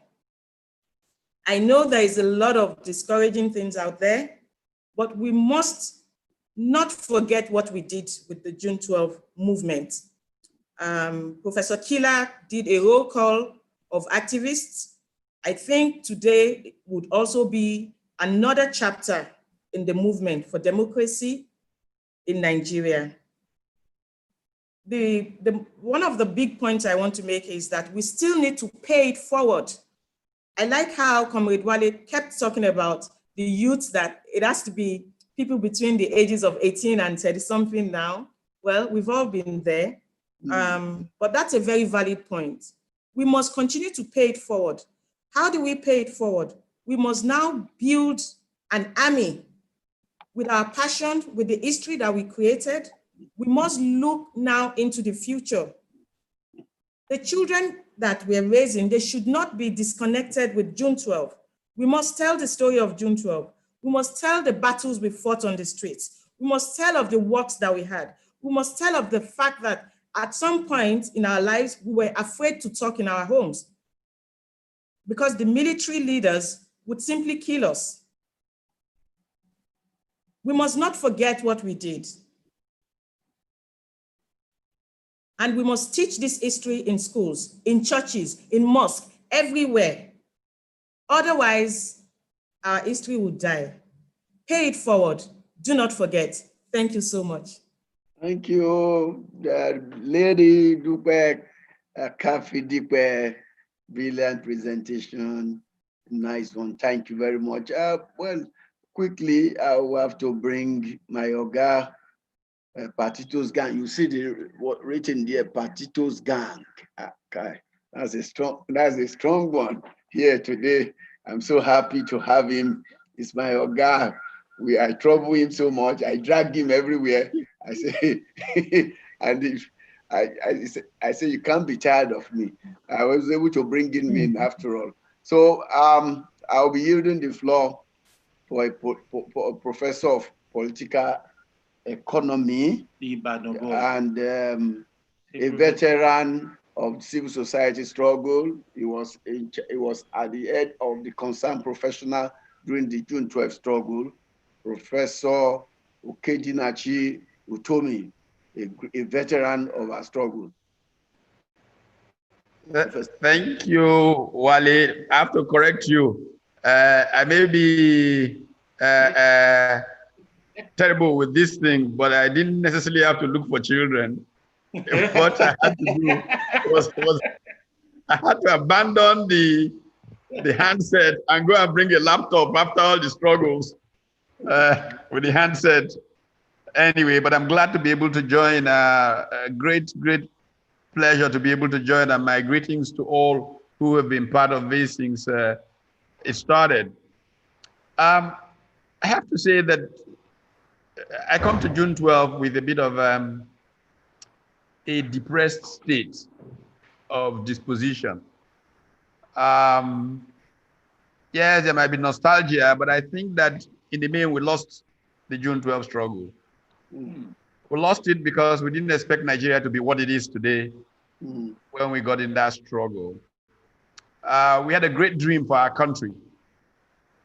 I personally believe that Nigeria was God's way of relieving the black man of what his dignity has suffered for millennia. But we messed it all up. I think that perhaps a good way to put it is a real story, true story. I think it was October last year. I was flying from Washington, D.C. to Johannesburg. And the flight stops in Accra for, I don't know, about an hour or something. And those kind of very long flights, you sleep, you wake up, you talk. So at some point, walking around trying to, a young lady, South Africa Airways, I was flying South Africa Airways because I was going to a meeting in Joburg from DC. It was actually about summer of last year, you know. I started just talking with her, and she said, yeah, you're Nigerian and all of that. She said, whenever I think of Nigeria, my heart bleeds. She said, Nigeria is a mess, a complete mess created by greed. This young woman probably does not have a university degree, South African, and she knew Nigeria was a mess and that the mess was created by greed. In June 12, we tried to struggle against that becoming our label. We thought we succeeded, but I'm sorry to say that I think we failed. I think that Nigeria is a complete mess, and I think that the politics has brought us to where we are right now, very, very, very sadly. Laughing stock, if we are honest, of the world. How did we get here? That bothers me so much. I wrote 2 pieces, opinion pieces that appeared different in 2 newspapers today. I think one was in Vanguard, another one was in the Punch or something. There might be one in Guardian, I don't know. That might be similar to, but it just goes to my state of mind about the Nigeria project today because of the mess. And what makes it painful is that in ignorance, those who think that they are getting the most of Nigeria through the phenomenon of state capture that dominates our country today, that defines us, don't realize actually that they are doing more damage to even their own cause, to themselves. Because as Obi was explaining in the presentation she just finished, I think that it is not possible if you don't have enough understanding for you to realize that in thinking that you're doing yourself, your person, in this narcissism, in this consuming self-love that Nigerian politics is about right now, and you think you're doing yourself a favor, and in your ignorance, you don't realize that you're doing yourself even greater damage. I mean, I've become notorious in using this example, but it helps make the point. You know, unless you produce, unless you can produce, you are not going to make significant progress. In Nigeria, the logic is, unless you get a bigger share of the pie, you're not making progress. And for long time, I've kept telling people about what is often called the lottery effect. When you get a lot, like a person who has just won, a poor man who has just won the lottery. If you check that poor man out a few years down the line, he is much poorer than he was when he won the lottery. And that's what has happened to Nigeria. I mean, look at the prosperity, the quality of life of the average Nigerian in the 60s. I grew up partly in northern Nigeria. It was my early formative years before I became a Lagos boy. And I can remember very clearly the quality of life in Kano, in Guzo, in Jos in 1962, 63, 64. Things are worse, much worse today. And yet, if you take the sharing business, those parts of our country have received a lot more of the share, so to speak, in the years since then. So how come those parts are poorer? It goes to, you know, when I play teacher, when I teach these things, I like a guy called Thomas Sowell and his work around this. He wrote a book, Wealth, Poverty, and Politics. And Thomas Sowell gives illustrations through history. Turns to Spain as an example. Spain, the conquistadores, so much gold flowing back from the Americas and all of that. And they lived like Nigerian elite are living today. But they didn't invest in their children, in their education, and the things that sustain progress. So that today, Spain is one of the poorer countries in Europe. Needed the EU to bail it out. It would have gone completely under not too long ago. It's the same thing, unfortunately, that's happening in Nigeria. So when you get to the arena of Nigerian politics and you say, look, we're not electing the right kind of people, they say, my grandma will go chop. Yes, because those guys may think that they are doing their best, but they are creating disaster for the future because they don't understand what they are doing.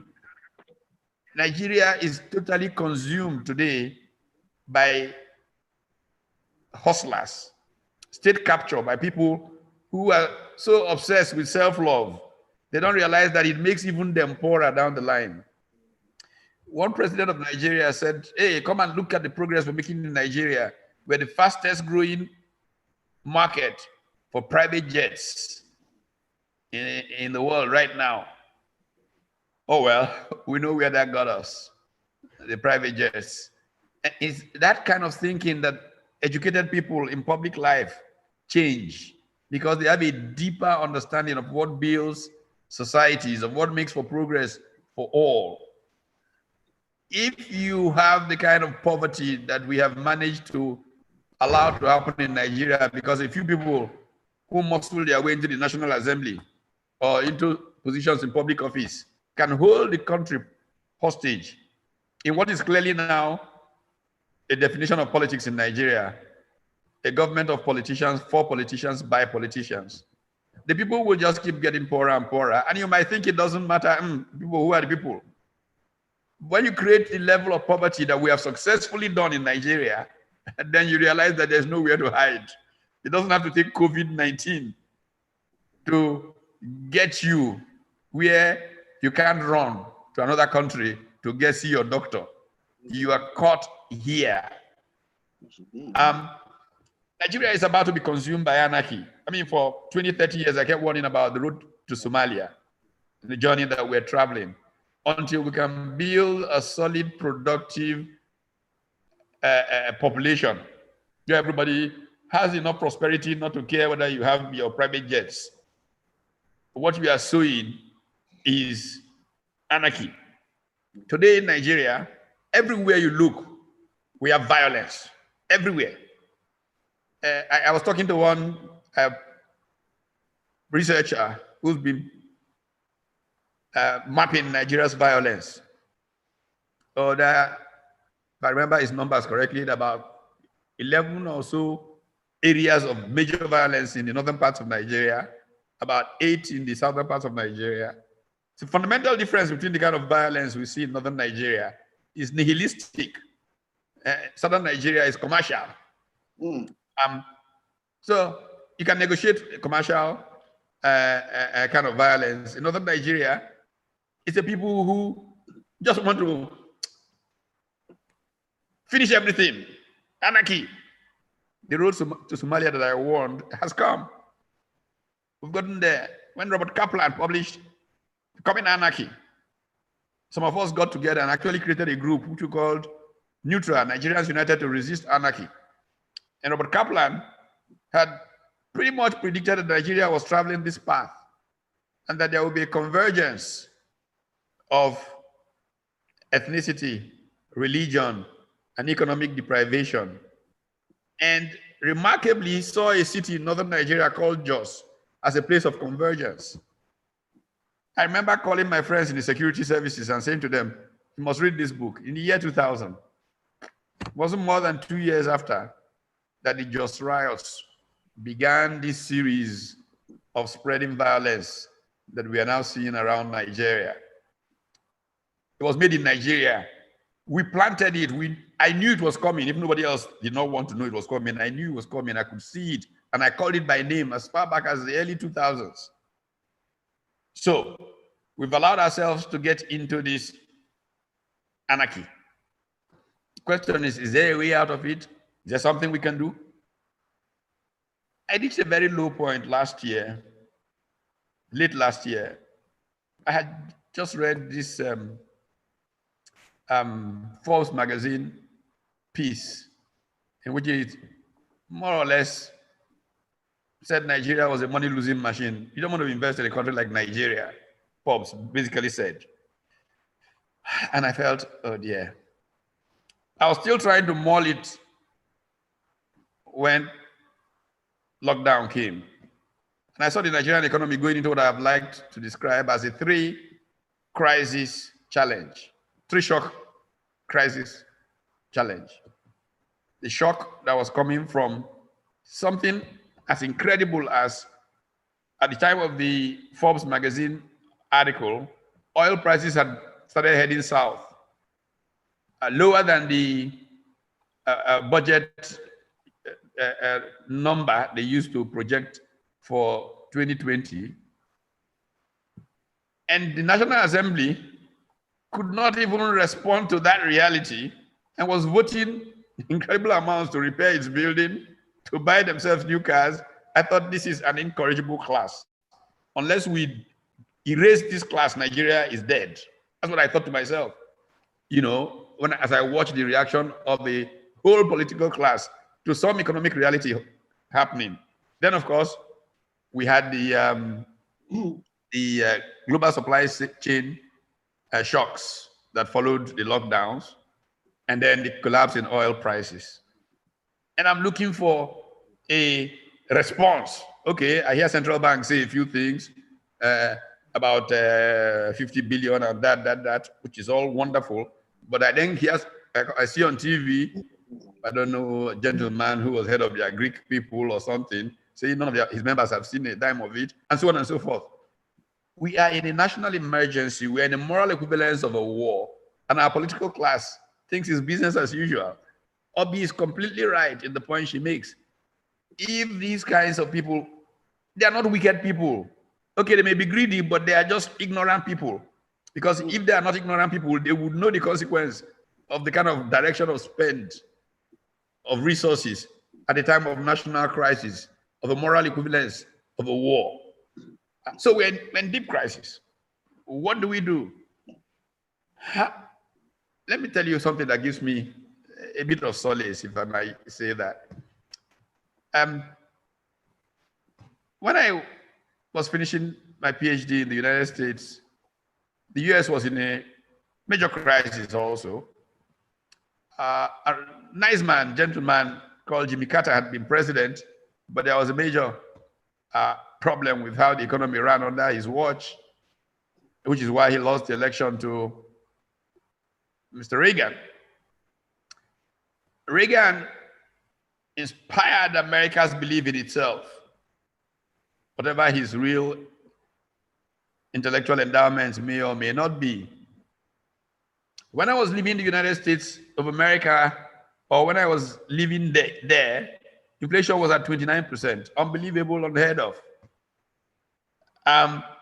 Japanese companies were overtaking American companies.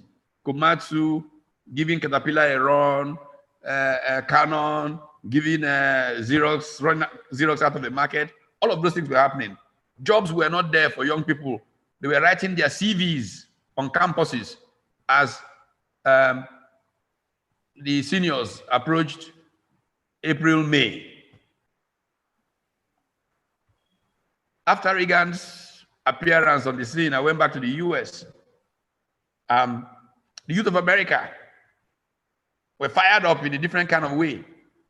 The youth of America literally invented a new economy. A technology came along as telecommunications, computing, broadcasting began to converge, and the dot-com bubble was on. The youth of America, essentially, they were not writing CVs anymore in April, in March, the kind of time that they were writing it under Carter and not getting jobs. They were working on their CVs, and they had created a new economy, and America was back. I kind of have hopes somehow that the youth of Nigeria will rise like that. But the blockage is hard. These characters who run Nigeria today, these guys who have state capture, are so unable to understand what is wrong with what they are doing that they are going to try and block these young people, but they can't. I don't think they will succeed. These young people will run them out eventually, one way or the other. If the young people don't run them out, anarchy will run them out. One way or the other, they will be run out of town. It is only in that Nigeria will be saved. If not, Nigeria is gone. I've written it off already. Right. You know? So how do we provide a guide? I think we, in a sense, have to draw on the magic of June 12. If you remember the real magic of June 12, first of all, Hope 93 goes on, Nigeria on the move again. It excited people that it's possible to get this right. And all the things Nigerians thought were the stereotypes they had built up to divide people suddenly collapsed. Religion, ethnicity. Nigeria wanted some fresh thing to move it forward. And it began to make that progress with the Hope 93 thing. And then come the elections. People voted massively in a particular direction. I voted somewhere around the ExxonMobil building there in Victoria Land, the street I used to live on at that time, Aboyade Cole. As soon as I finished voting, stood there, saw the votes counted, I took the results. Everybody had their results. By that night, we knew what the result was in the whole country. 2 or 3 days later, I left the country to go to a convention in Boston. I was at that convention in Boston when I heard of the annulment. And a very natural reaction was for me to say, no, this is unacceptable. I didn't think of myself as being from this part of town, that part of the country, or anything. I didn't think of myself as some big man, because I was a very senior executive of a multinational company at the time. I withdrew from the floor of that convention and went to my room, and I wrote an article that was titled, "We Must Say Never Again." And I faxed that article to The Guardian. The reaction to that article led to the founding of the Concerned Professionals. And we marched on the streets of this town, CEOs of corporations, Tola Moboluri, just name them, were beaten by police on the streets. It did not matter. That was wrong in this country, and we needed to right it. And I'd like to say that what we did pulled our country out of the mess of military rule. Ambassador Carrington, who is on this, will remember very clearly that after he arrived in Lagos to take leadership of the American Embassy, at an event I hosted to welcome him in my home on that same street from which I was talking about how we voted. We caught a view of our country. And when in 1998, the army beat a retreat, we made a fundamental error of judgment. We wanted the politicians to come back and give the country leadership. And so all of us, more or less, we voted and decided to return to being professionals since we didn't think we were politicians. After that meeting, which took place in my office on Bishop Idowu Taylor in Victoria Island, and we came out, Donald Duke said to me, "Oh boy, I don't know what you guys are talking about. I'm going to go and organize a Cross River." And that was where our mistake came. The late Waziri Mohammed, who sided with Donald Duke, thought we should all go into politics. We thought, let's leave politicians.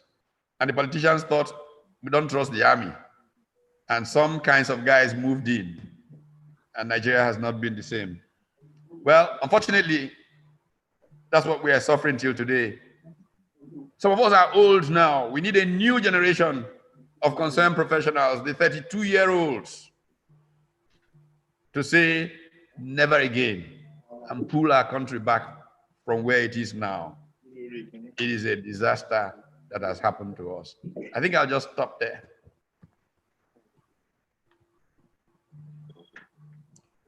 Wale, I are holding a sovereign national conference around you. So you don't know that I have finished speaking. Oh, sorry, Professor. It's Professor Killer, Professor Anthony Killer here. Sorry, Professor Patto. Thanks very much. That was a great one, inspiring. It's been noted here, Professor Killer, noting all the key points for the communique. Very powerful intervention. I just spoke with Barrister Dr. Olisa Agbakoba now, who says he's coming in, but then we are rounding up. We are rounding up. I have Abdul Abiola in the house. MK, if you look at the cap, MKO, and I want him to take vote of thanks. I don't want him to talk now. I want us to do all the. I want him to be the one to talk to us like vote of thanks. But then Abdul Abiola, we acknowledge Madam Adenike Taiwo Begore, she's in the house. Then Baba Tope Ojo, I recognize your presence. I don't know whether you want to talk Baba Tope Ojo, just less than a minute. You can take your intervention. Yes. Unmute. All right, thank you very much. I count it a very rare privilege to be able to speak tonight. I remember I was about 21 years old during the elections of June 12, 1993. And back then in school on campus, I remember how we gathered together, we talk, guys from different ethnic groups, but it never mattered to us. All we saw was a hope that Chief MK Abiola presented to us. But today, when I look back again in secondary school, I never knew where anybody came from. It wasn't something that we were interested in. It wasn't until I got to Rivers State that I knew somebody who answers Wilcox is probably from Bonny Island in Rivers State, where I currently work. But today, we look around, it is not actually the problem of the ordinary Nigerians. You go to the marketplaces, to schools, to the church, we relate as one until the next election. And that is when it becomes a problem. And that's when we start saying, this guy is my brother, I have to vote for him, I have to vote for that. I think we need to go back to those days where everybody saw themselves first as a Nigerian before you see yourself as either an Igbo man or a Yoruba man or a Hausa man for that matter. So I think what we need to do again is to talk to our citizens. Can you hear me, please? Yes, you're okay. So Nigerians today, we need to work on our citizens because we seem to have lost all hope. Everybody now doesn't know what to do. So we need to talk to our citizens. We need citizen education to know what our rights are, what we need to do, because for as long as we take that position of being laid back, then these people are just going to continue to ride short on us. I ask myself again and again, why is it that in the private sector we are making progress, but our public sector just keeps going down and down and down? We need to work on our civil service. I actually think the civil service is a bigger problem than the politicians. If I go to the immigration service to get something done, I have to pay a bribe to get my passport. But the Nigerians there, we always blame the politicians as the corrupt ones. But we need to start looking at ourselves.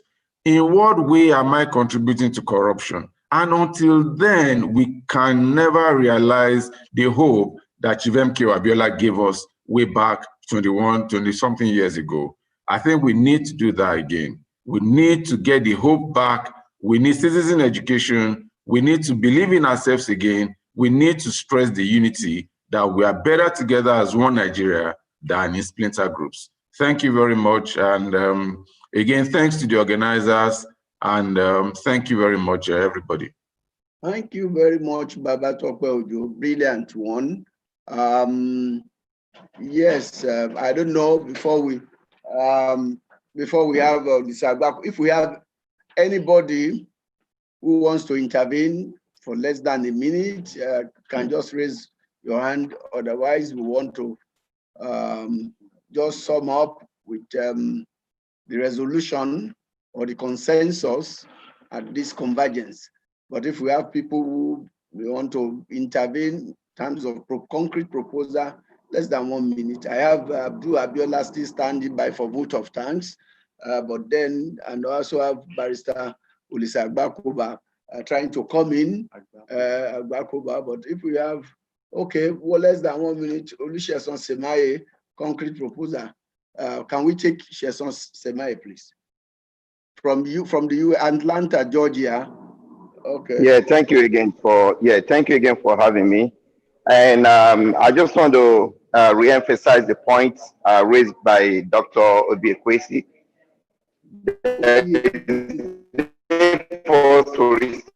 To re-strategize and involve a new civil society. And also to the point of the last speaker is also to have a kind of political education. There needs to be a movement, to cultivate all of these ideas that we have. What happened in June 12 was actually an eye-opener. So like our brother Dele Momodu just said.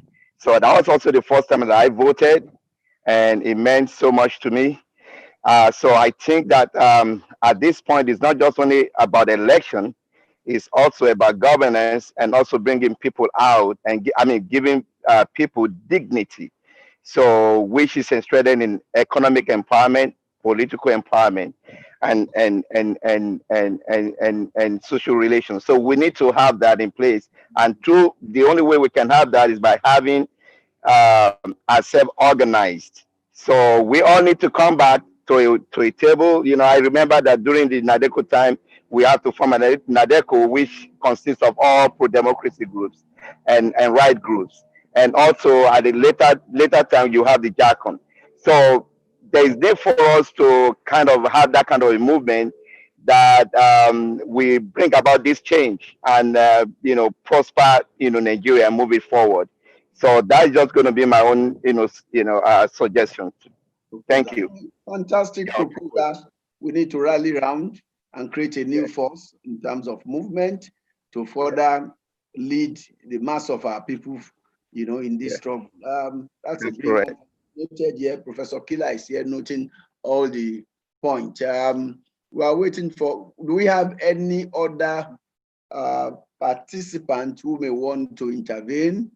We will have something to say. Just raise up your hand. There is a button for raising, hands. You can just raise up your hand because I don't know. We may have to leave Olisa Agbakoba by SON now. He just called to say he's coming in. He may have been struggling too.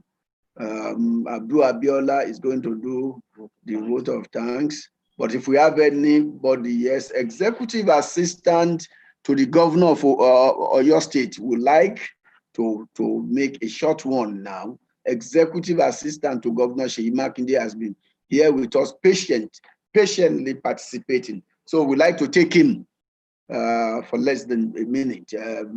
Reverend Idowu, we're representing the governor for your state at this meeting.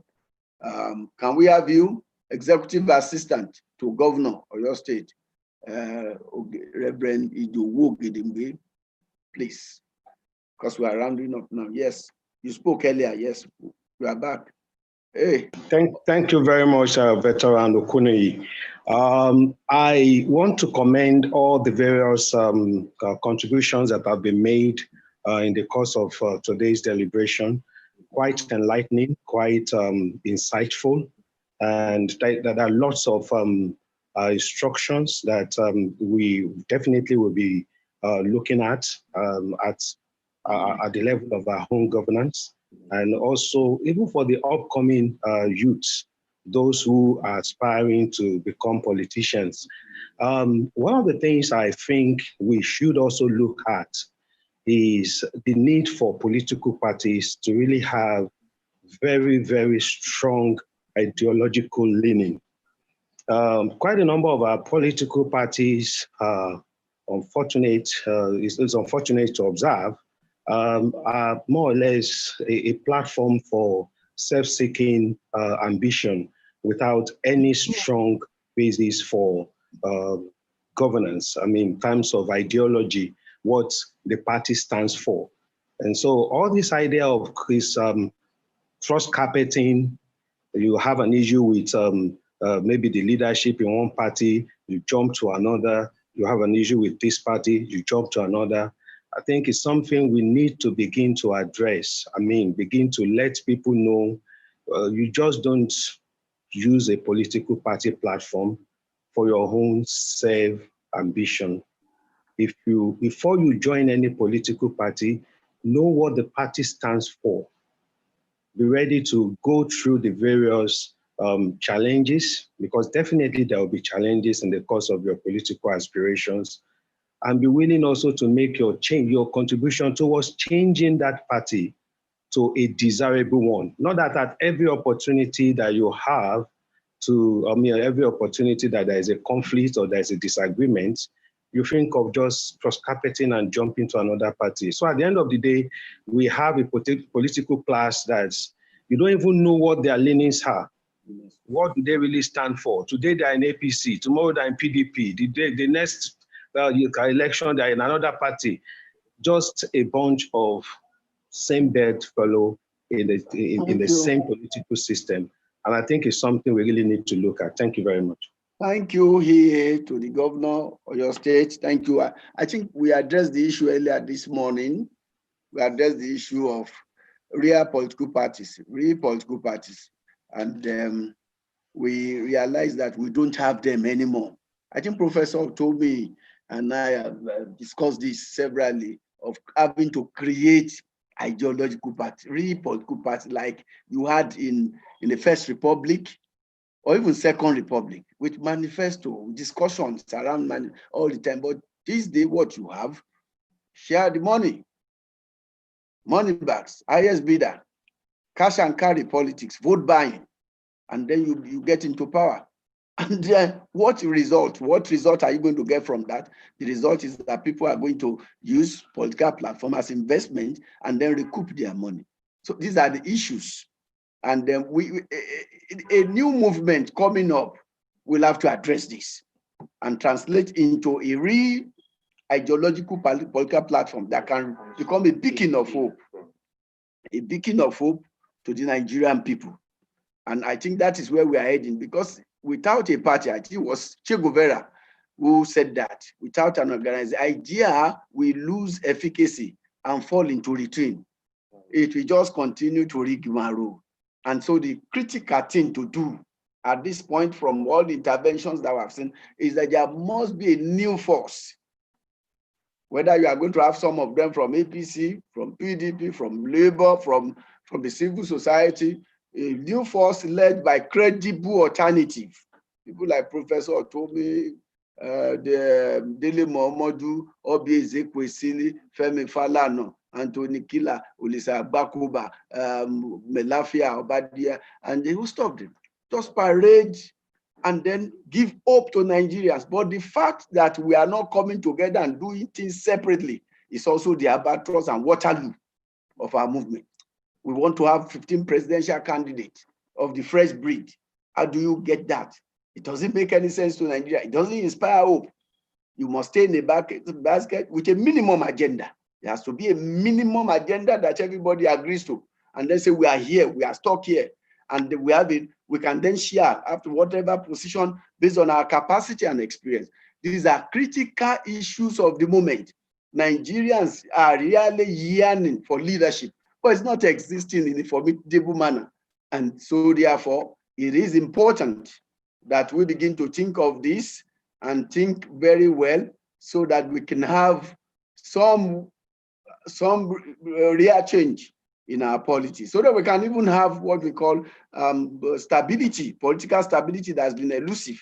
Because one of the problems in Nigeria is political stability. It doesn't exist. You do not really have what appears to be government of national unity, as canvassed by us after the death of MKO. We canvass three things. We canvass one, sovereign national conference. We canvass a government of national unity, and we canvass that immediate political transition. The only one was approved, which was immediate political transition by the Abdulsalami Abubakar regime. So we are getting practical now. We have done all the theories, all the templates, but practical now. We have to give the Nigerian people as one body hope. There has to be hope. I think Chief Dele Momodu, I want to call him doctor, will have to intervene. He's raising his up, so I will have to yield the floor to him. Yeah. Bashorun Dele Momodu, please. Unmute me. Okay.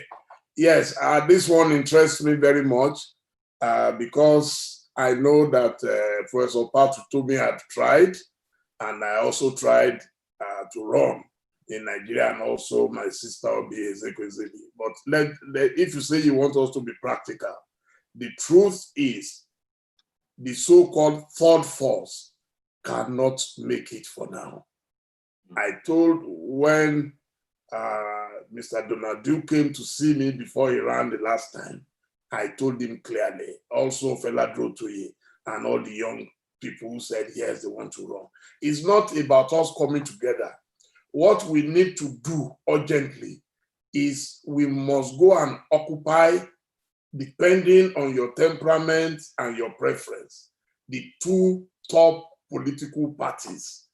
Trust me, none of us, if we all come together, we will not win one local government election. It's tough. You see, because even if you look at America, Donald Trump had to hijack the Republican Party. You need a platform. Before I used to think, oh, the youth will just follow you and not. That's why I went to Labour Party when I was starting. I thought we'll be able to get all the workers of Nigeria together, galvanize them. We'll be able to get them to subscribe, to make donations to the party, so we won't need any big pocket, any big man to come and control the parties. Trust me, it's all theory. If we are serious and practical, we must go and infiltrate and proliferate the two top political parties and fight from within. You will see that today, when Femi Gbajabiamila couldn't make it the other time, right now he's speaker. You stand a better chance if we all come together in the two top parties. Trust me, you have it. But if you are wasting your time on third force, you will waste your money, and if you are not careful, you will go bankrupt also. Thank you. Well, thank you, Bob D. That's also brilliant, maybe from practical experience, but some people will tell you that they have done infiltration so much and they have been swallowed, and it's of no effect. And that they continue to swallow because in any case, what ideology are you subscribing to? Go and practice your ideology. When you get in there, you see, leadership is not about politics. Leadership is about performance. It's about managing people and resources. So whatever ideology you have to win election first before we can know how competent you are. You can't become a serial contestant, contesting every day. You are just contesting for the fun of it. Before you know it, you look ridiculous to yourself. So whatever ideology you have, unfortunately for now, there's not much difference between the two top parties. Go and join one of them. And when you join them, make your own mark and the whole world will salute you. But for you to make a mark by being a serial contestant, it's hopeless. Trust me. Thank Can you. we have Professor Patu to intervene briefly? Want me to react to that? I think that the Basharon has a very important and useful point he's making, but I suspect that we are in a very precarious situation in Nigeria. Part of the reason is very difficult is because, let's be honest, we don't have elections in Nigeria. Yes. Yes. I don't think that there is one honest, non-fraudulent election that has taken place in Nigeria since 1999. Yes. Yes, election. I recall that in 1999, a group of us, we had a group called the U.S. Nigeria Economic Institute. Aliko Dangote was president. I was deputy president. I think Umar Bagana was vice president. As a group, we hosted President Jimmy Carter, Colin Powell, and those who came for to monitor the elections to dinner in Abuja. And as they were arriving, I asked President Carter how he thought things went. I had the good fortune of meeting President Carter a couple of times before. For the first time, President Carter was tongue-tied, he couldn't talk. And I think the situation was saved by Ambassador Lyman, Princeton Lyman, who kind of pulled me aside and said, well, Pat, between you and I, if you want us to be completely frank, if the army wanted to give a bad name to this election, they sure tried hard. I mean, all the evidence was there that the 99 elections were rigged. 99. And it has gotten progressively worse since then. If 99 was bad, 2003 was terrible, 2007 was a travesty. I was very close to those elections. And I think it's gotten worse since then. Okay, the big question of 2015, that's a story, another book to write. But some people bullied some people enough to cave in. So, first of all, what we need is a pressure to reform the Nigerian political party process. Yes, sister. We don't have political parties in Nigeria at all. Besides the fact that they stand for nothing, there is the fact that they even won't make an effort. Look, I am a member, I'm still a member of the APC. When the elections of 2015 were won and all of that, I went to the chairman of the party, a very respectable man, Shivoyegun. I said to him, look, we need to have a series of retreats, workshops, seminars for everybody who has been elected to a position under the platform of this party. Teach them our party plank, what we stand for. We try to draw up something. Well, I'm sure, as all of us know, the vice president a few months ago, I'm not sure why, but at some event, made the point that the roadmap of the party was written in my house. It was written on that table right behind me here, by the vice president, Wale Edun, and myself. Every other day, we met for more than a month or so, working on what came to be known as the APC roadmap. I said to Chairman Oyegun, let's indoctrinate, or well, that's not the right word. Let's socialize all of the people who have won on the platform of this party into what the party stands for, into what these ideas really are, how you can operationalize them in legislatures, as executives, and so on and so forth. He said to me, there is no money. I said to him, if money is a problem, trust me, I have enough friends who can do this thing for free. The economic side, I'll call Bismarck Rewane, call this person, call that. Just tell them to come to this your office. You have many big halls or empty spaces. And I and these people will give them free lectures to understand what this party stands for. He said, well, there is no money. And that's how that went. On numerous occasions, I went to his office and said, look, even within our party, we don't even have a way of communicating dissenting opinion about how our government, our candidates are performing. Why don't you do something? I remember one of those days, Okechukwu, the gentleman in Voice of Nigeria, who was in CPC before APC, was there. And he said to Chief Oyegun, what he's saying is correct. And we argued for, Chief Oyegun says that I take a very neutral position instead of coming to fight in public, when, for the party. I said, when you are doing the wrong thing, how can I fight for the wrong thing? I do you a favor when I don't talk. So we have a fundamental problem with the nature of political parties. And again, in some ways, I feel personally guilty because I gave this lecture, that Leadership Magazine annual lecture series, the one on political parties, that rallied the opposition before the founding of the APC. Yeah. It was at the Sheraton in Abuja. That day, all of them, Bola Tinubu, I think Buhari, Chivakonde, they were all sitting on that row there. Samamuka was sitting just by the edge from where I was speaking. And I went back to 1911 and Roberto Michel's on political parties. And by the time I finished, Unongo ran to me and said, I want to lock this door. None of you should leave this place until you organize something to push down this PDP.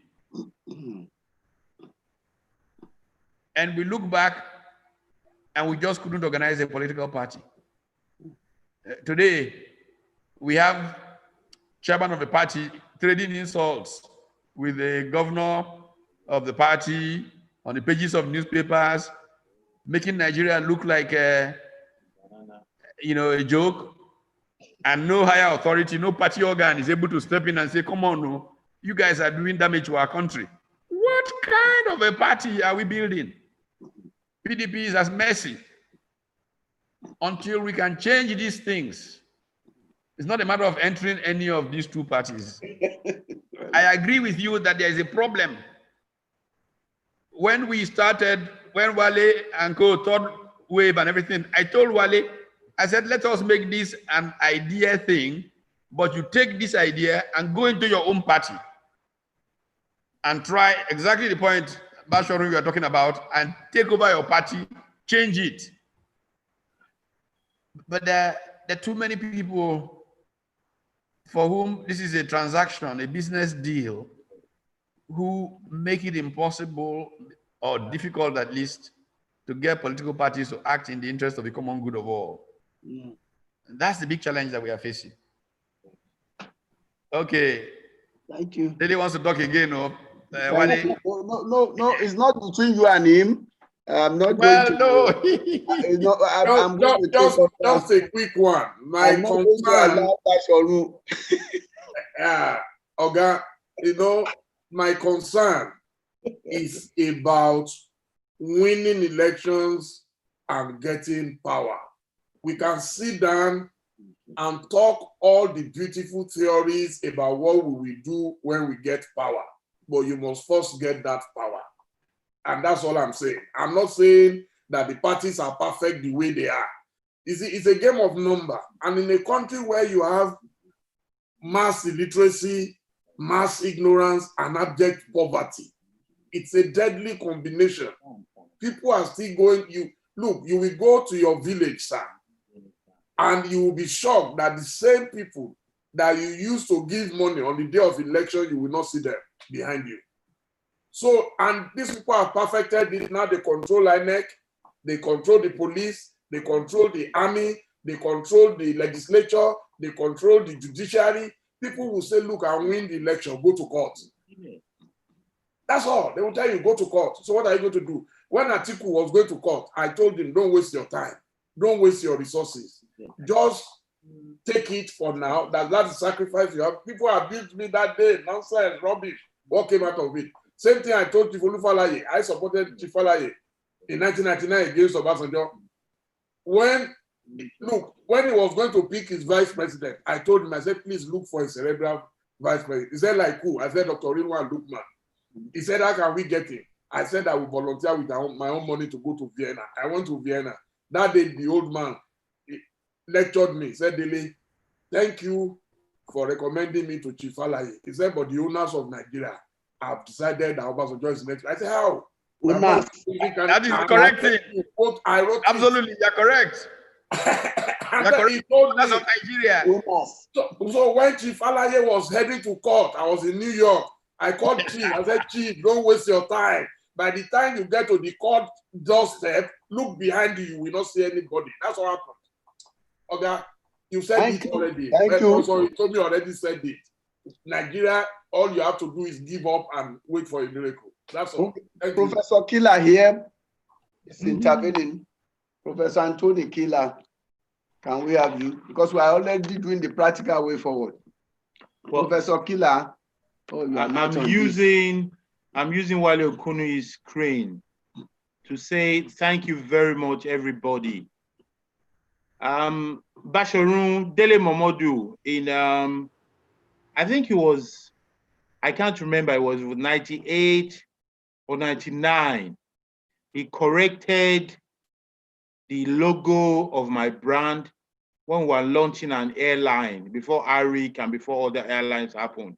He understands the mood of the people.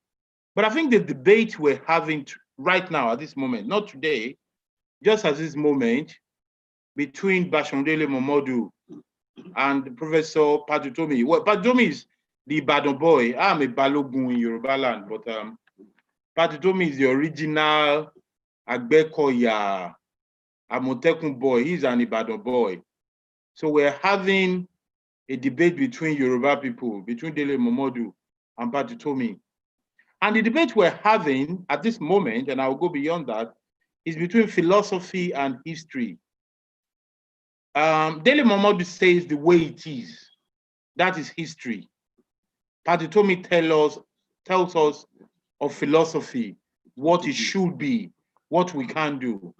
Well, ladies and gentlemen, brothers and sisters, comrades, I argue that we can think of what can be. Majority of Nigerians are good people, not the fraudsters that are arrested. Majority of Nigerians are not even voting. We need to go beyond what we have at the moment to go and get what majority of Nigerians represent. The future president of Nigeria should be somebody you can employ as a CEO of your company. It should be somebody that you can vouch for to represent you in an international debate. A man or woman with knowledge of history, understanding of diplomacy, and somebody who's capable of organizing people, finance, and capital, and industrial technology. That is the future. We're moving forward now, and to wrap up, there's been a lot of proposal. It appears from what we're saying so far as if we're speaking of the past, but in reality, the future is laid before us. If I were to do a communique now, what I would say is that June 12th is a symbol of the new democracy. It is the day that Nigerians came forward from a common voice. Some people truncated that voice. We need to go back as a people to go and find a common voice that dictates how we live together. You see, because we talk about unemployment, we talk about power, we talk about how government is run, but the basis of it is what we decide on who we are and how to live together. Are we creating monolithic Nigeria, or do we understand Nigeria is a nation of nationalities? Do we understand that my understanding of the world as a Lagos boy is different from a Douala man? Do we understand that Nigeria is a combination of different sensibilities based on experience and exposures? We need to sit down and see how that can work. The constitution we have at the moment is a decree, is a military decree. The shame of democracy in Nigeria is that close to over 20 years, nobody has sat down and said, let us have a people's constitution. We, and I speak now, we are moving forward in a way to say at some point, the real people of Nigeria need to get together to decide the structure of this country. Based on that structure, we can decide what to do. Dr. Malafia talked about how Nigeria was grown in different areas. The same thing did my friend and brother, Michael Zekome, when he talked about regional growth.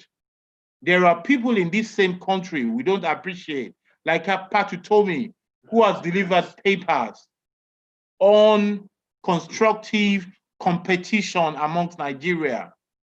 Ladies and gentlemen, brothers and sisters, let me tell you, if we want to go through country, if we want to grow this country, we have to think of 774, not local government that receive money, but 774 production units.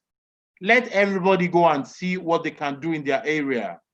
There is a forum of consultative forum putting together ideas. Wale Okuniyi is a better temperament than me, so contact him for your ideas. We have to grow the new Nigeria starting from our local government. Who are you? Where do you live? Where do you belong to? And what can you produce? What can you add? Not what can you take? There are nationalities in this country who are tired of belonging to what you call Nigeria. We cannot and we should not hide away from that. In a country where a consistent productive part is eliminated from the structure of the country, there is something wrong. Today, we have Google. People who talk, Google them and see where we stand on issues. We need to think of a coalition of a productive people who can stand different but fair to each other.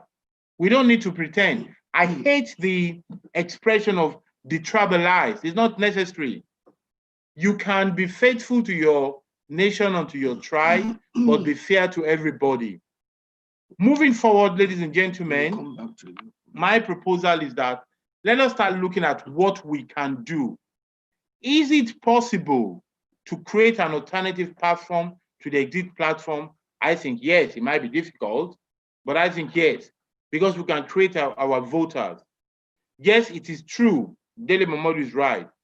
Donald Trump took over the Republican Party. But you know what?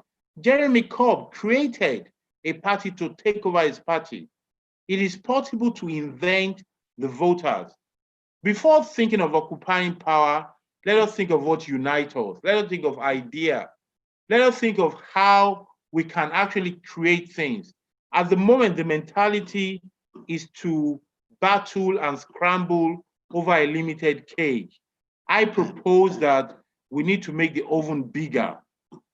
We need to see how it is possible to do things. We're an underdeveloped nation.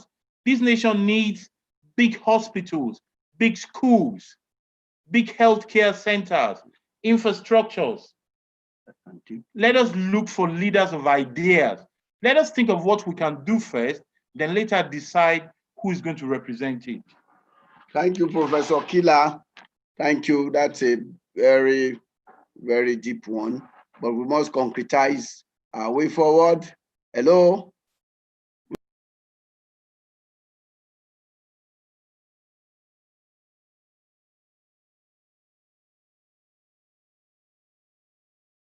Hello?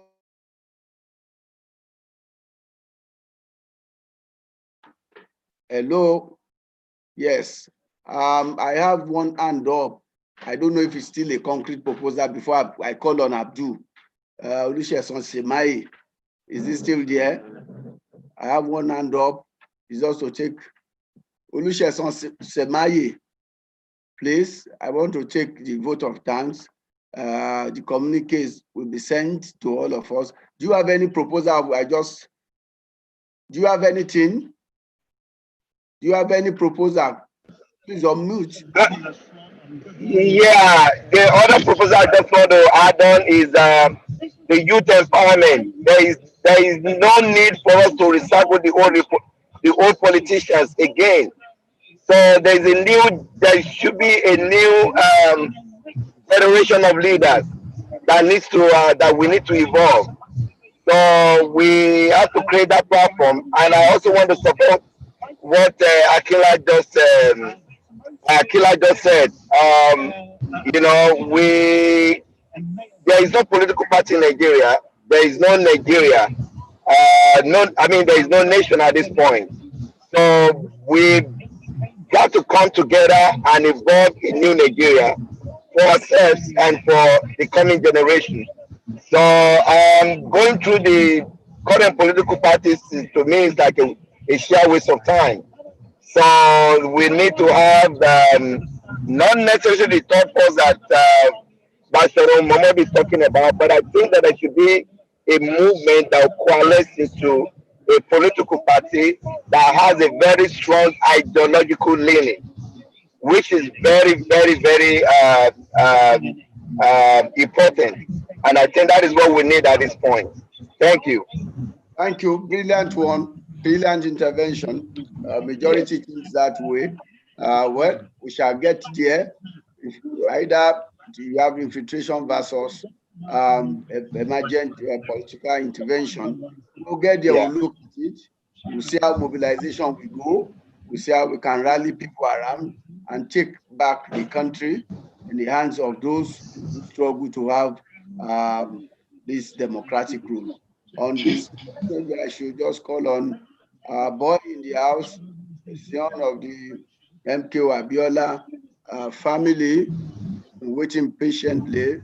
That's Abdul Mumuni Abiola. So, because do we still have anybody who want to say anything? No. So, if we don't have, do you want to say anything concretely? Ogbeni Banjo, do you have any proposal, any concrete one? Sharp. Well, I do. Please, this is about our lives. I must say that Chief Basharun Dele Momodu said one thing that we must, all of us have that experience. One, it is not easy to uproot the power that be in Nigeria today. Do you have any money? Can you withstand their bank? Professor Patti told me, attempted to register a party. He may not want to make that public. He knew what his experience. The only thing where I disagree with Basharu Muhammad, and that's why I actually wanted to address this issue. We cannot say people must not go to court. When Chief Gani Fayemi was alive, we kept saying, oh, your Allah is too much, don't go to court. Everything that they did today, including local standing, we are using it. Let people go to court and let them expose how they rig election. So some of us now who want to participate will say, well, if you know you want to campaign, you want to contest, these are the things you need to do. Now, in terms of us joining any of the two parties, I don't know. Those two parties are not the only party in Nigeria. Then the effort of Chief Gani Fayemi will have gone in vain. Why did the man go to court for multiple parties to be registered? So we can group ourselves together, we can look for people, and we cannot say Mr. Lagbaja cannot join. He's a citizen of Nigeria. The leadership of that political party, of the new political party, will know how to restructure it. That is what I have to say, and I thank you all. Thank you. Benson Adeyemi, you are Benson. Yes. Can you hear me? Yes. Okay. I'm Benson Adeyemi. Sharp, please. 1 minute. Sharp. Yeah. I just wanted to say that MKO Abiola is an unusual leader. In the 1980s, while as a student in London, I was able to get his phone number. As a student, I was cash-strapped, and they said, call him. If you can call him, something will be done. There was no mobile phone at that time. I used the public phone to call him. A white man picked the phone. He said, "Oh, MKO just step into the bathroom." He said, "I should hold on." I held on, and he went in, and MKO said, "I should call back, or I should leave my number so that he can call me back." At that time, I don't have a phone as a student in the house. From a pay phone, I couldn't. But he said, "Leave your phone, and I will call you back." That's an unusual leader. I'm talking of the 1980s. So MKO Abiola didn't just start now. He has been doing it since 1980, 81, 82, 83. That is the kind of leader we want today. I cannot allow this August meeting to go without stating it. He didn't know me, he didn't know where I come from. He just knew that a student wanted to talk to him, and he said, "Leave your number and I will call back." It's unusual. That's a great leader. Thank you for having me. Thank you very much. Thank you for acknowledging the good work of Chief MKO Abiola. I want to call on Abdul Mumuni MKO Abiola to give us the vote of thanks. Abdul Mumuni Abdul Abiola, vote of thanks. The communique will be bringing forward later. Abdul is here, MKO Abiola. Yes, we want to hear from you. Ekale, good evening. Good evening. Ekale, good evening. I'm a young man, so I've been listening very attentively to everything that has been said here today. I actually think that there have been a lot of really, really strong points that have been raised and agendas that can actually push this conversation forward. So I would, my role is not to say anything really. My role is to thank all my fathers in the building. I'd like to acknowledge my Oga, my leader, my mentor, Ogbeni Rauf Aregbesola. I would like to acknowledge my father, my mentor, and my brother, Uncle Dele Momodu. He was so supportive during this program. I'd like to acknowledge, the Chief of Staff to the Ogun State government I think he's also representing the governor. So I'd like to acknowledge the governor as well, His Excellency Dapo Abiodun. I'd like to also acknowledge the representative for the governor of Oyo State. I'd like to thank you very much for your support and your contribution to this. Mrs. Ozekwe Sili, I thought her submission was actually very impactful. My sister Hafsat, there's so many people that I like. I'd like to thank everybody who actually participated and joined us in this conversation. The core group of the organizers, my Ogbon, Mr. Oguni, you have done it again. You've done it again, and I'm really proud of what we have and what we've been able to do. I've actually been taking notes, and I've been recording this session as well for posterity's sake. One more thing, I just want to say to everybody about, with everything that I've heard, it seems to have a tone of maybe being tired of the situation that we see in the country today. I am a little bit more optimistic about where we are going. The conversation of a democracy and how nations are born. It starts out very shaky, but through the turmoil and travails, you find out what the country is really made of. I actually believe that with everything that has happened to Nigeria today, Nigeria as a country is still a viable commodity. And I'm really, I want to encourage all Nigerians, wherever they are, that with what we have here, it might not be a perfect situation, but there's really no perfect democracy. And the only way we can continue to push our agenda forward is by inclusive participation. So yes, we can, we can have our misgivings on, the way the country is going, or the way the people are being, the people that are in charge are running things. But the most important thing that can be done to address this issue is by actually participating. So if we come 2023, we're going to go on votes. We should think about a more active mass, voter turnout, because in that way, it'll be really hard for our leaders not to listen to you if the people are the ones that are picking the leaders. So we need our people to understand that their voice and their right is that vote. And once they believe, and then once they engage in this democratic system, is the only way that we can move forward. I want to thank you so much. I pray that Allah continues to bless you all, especially in this COVID-19 time.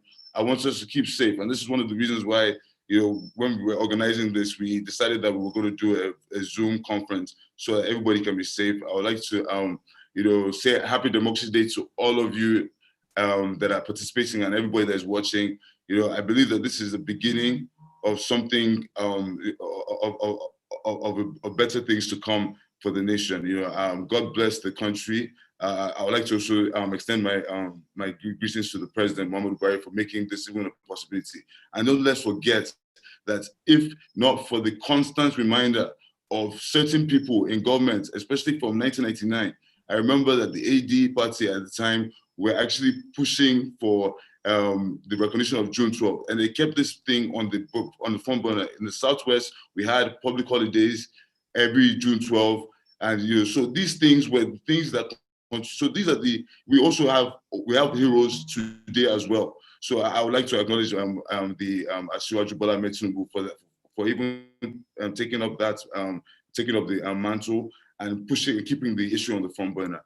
And so many other people. When like I said, my mentor, he also helped with the whole conceptualization of this mandate. So everybody has actually participated. I think even the Nigerian people have actually also supported in their own way. So what we want to do is encourage our people not to lose hope in the future of this country, because my father's only one wish, and I know his only goal would be that the country stay united. He really believed in the country's unity, and I don't think anybody should tell us any different. We're stronger together, and nobody should tell us any different. So God bless you, and God bless Nigeria.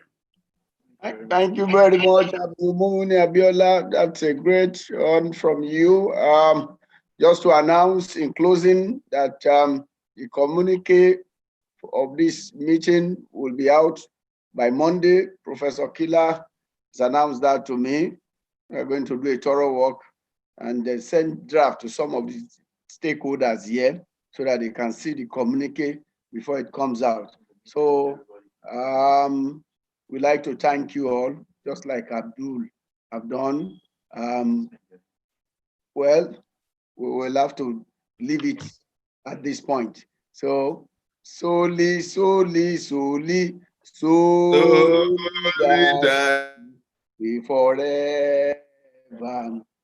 Solidarity forever. So.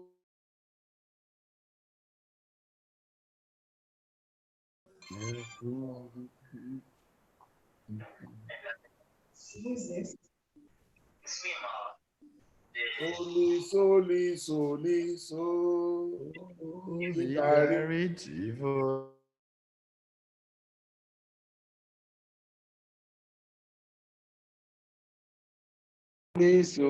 Solidarity forever. Always fight for our right.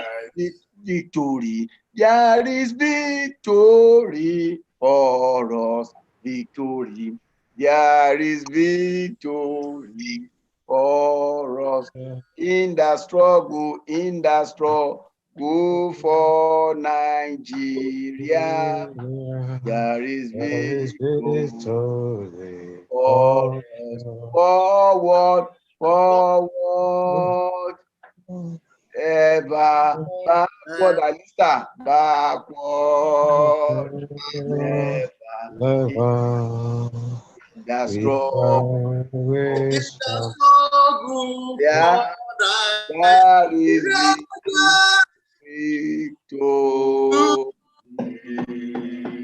Thank you. Thank you very much. We have come.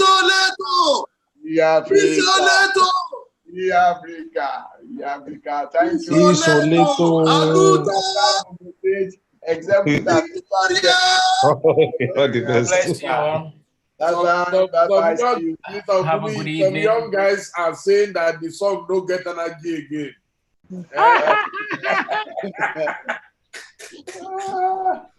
Let's get ready for the next phase. So that the world will know we are here.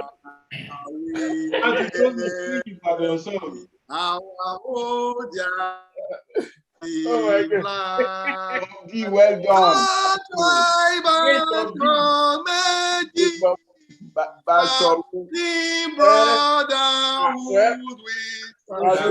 To thank the young guys who are working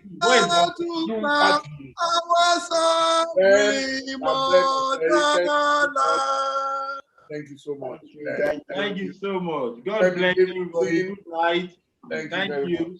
The struggle continue. Please send your input. Send all your input. Thank you very much. Thank you. Good night. Bye. Bye. Good day, Bob D. Have a good evening, Bob D. Professor, thank you. Chairman. Bob D. I salute you, sir. Foreign Alista, acting Nigerian. Alista is the new Dr. Tai Sholari of Nigeria. Ah, for where? It's just my ordinary uniform. International Bob D. Hey, my bro. That's the new Tai Sholari of Nigeria. International Bob D. How are you? Bob D. Bob D that can criticize me anyhow. Professor. Bob D that can talk to me anyhow. No. But you told me, why is Baditomi not singing about a boy? You have to give me a Uncle Pat's too is tired. Everybody's tired. Like Aliko will say, the don't why is Dukwe Gavidikwe not singing? They are tired. We can't see Dukwe. Dukwe is there. We need your expertise. Those are our experts of supply chain management. I salute to Madam Adenike Begore. Begore is there. Where is Nkoyo? Nkoyo is gone. Nkoyo is gone. She's out there. Thank you very much, everybody. The battle continues. God bless. Thank you so much. Thank you very much. Thank you. God bless. Thank you. Okay. We continue chatting. If you can hear me, you can close our communique so we know the way forward. God bless. Thank you, Bob D. Thank you, everybody. Thank you, Bob. Thank you. Ben Osei, if you can hear me, you can close it now. Thank you very much. Thank you, Ben Osei. Thank you. Yeah. That's that. Alista, the new Tai Sholari. London Bob, London Alista. The new Tai Sholari. Prof, you realize where we are, all of us. We're all useless, Alista. I was just laughing. I was just cracking up my head to say, oh my God. They're all stranded in no man's land. Yeah. That I used to wear winter jacket.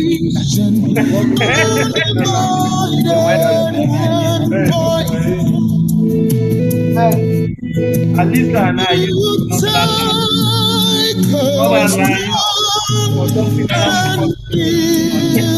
way back from Professor Killer.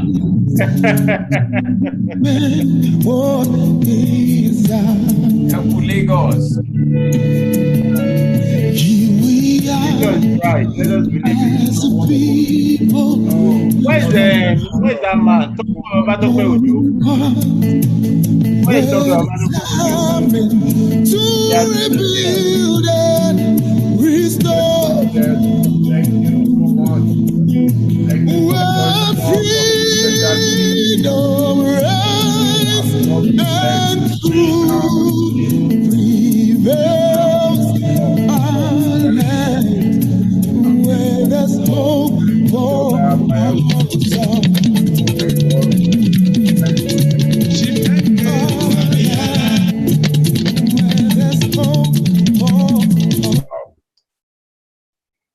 Wow. All is well that ends well, according to William Shakespeare. All is well that ends well. Ben Osei, Chibidele Momodu, what happened to your Edo State? I don't know. Ask Uncle Adams Oshiomhole. Please ask Uncle Adams. Too much power. That's all. That's it. And on this day of Democracy Day, of all days, and that's the day they show the other side of democracy. Well, amazing. When some people say they have given up, I'm not surprised, and I won't blame them. You know, any shall go to where you don't even speak Yoruba well, though you are from Ogun State. Yeah. Any shall go to you. That's right. Yeah. Nigeria, Well, we pray for a good weekend, sunny weekend. I still have to finish my pendulum, 2,000 words tonight for this day. Tomorrow, that's true. Tomorrow is Saturday. I close now. I have to go and face that and finish quickly. I'm hoping that I can get a guest writer for all you care. Amazing. Yeah. Okay, so Chairman, thank you so much for showing my earlier interview on Benji in London. Thank you. That was God good. continue to bless you. God continue to bless you. Thank you. Amen. All of us. Thank you. We're praying for all of us. But B, don't forget, we're still waiting for your alert because Black people are suffering in UK. If I, Chairman, if you send me alert now, I will thank you. Thank you, sir. Thank you. We'll talk later. Okay, sure. Okay, bye-bye. Bye, everybody.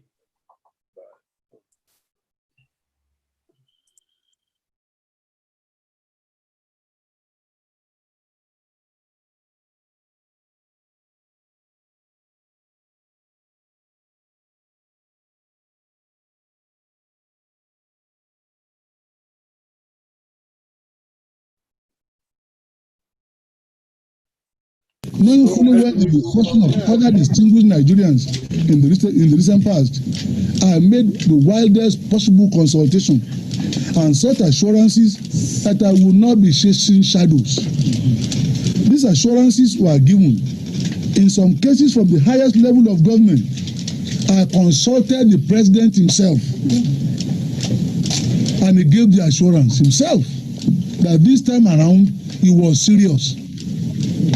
I was therefore convinced that the commitment to civilian rule come August 27, 1993 was firm, settled, and irrevocable. I could not imagine that the purported transgressions of the judiciary could possibly today. Nigerian polls crab as democracy is put on hold. Nigerian general voice vote blocking civilian rule. I will give you copies of all this. The International Observer Group said so. NEC itself said so. They know it and they said it. In its affidavit to the Court of Appeal in Kaduna, NEC said the results were already unknown. I won. Jẹ́ ìṣoríire, bàbá jẹ́ ìṣoríire, jẹ́ ìṣoríire, Èdùmàrè jẹ́ ìṣoríire, bíi ti MKO Abíọ́lá.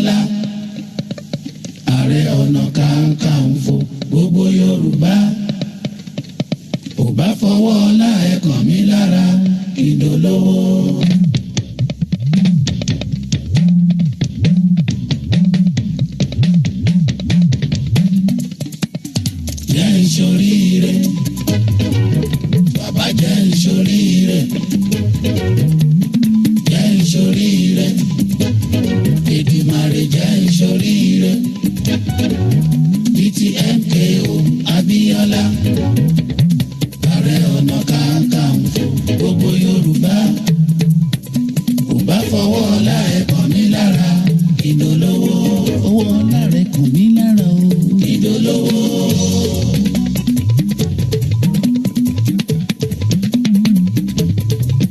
Kò bá fọwọ́ ọlá rẹ̀ kàn mí lára ìdólówó.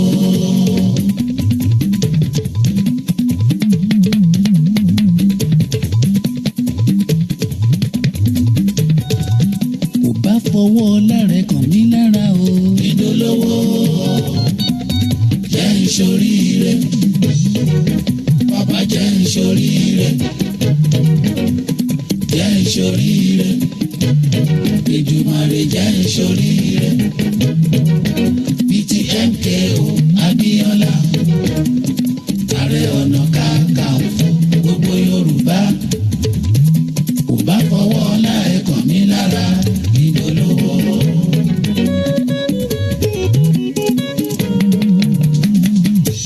MKO Abíọ́lá àgbàtà ńlá ni ẹ tẹnìkan ò lè rí bí ẹ o.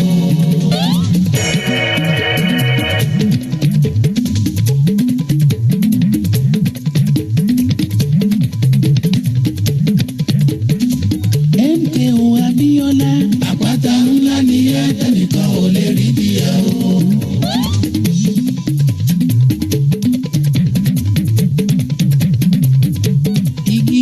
Òkun kò gbọdọ̀ bínú afẹ́fẹ́.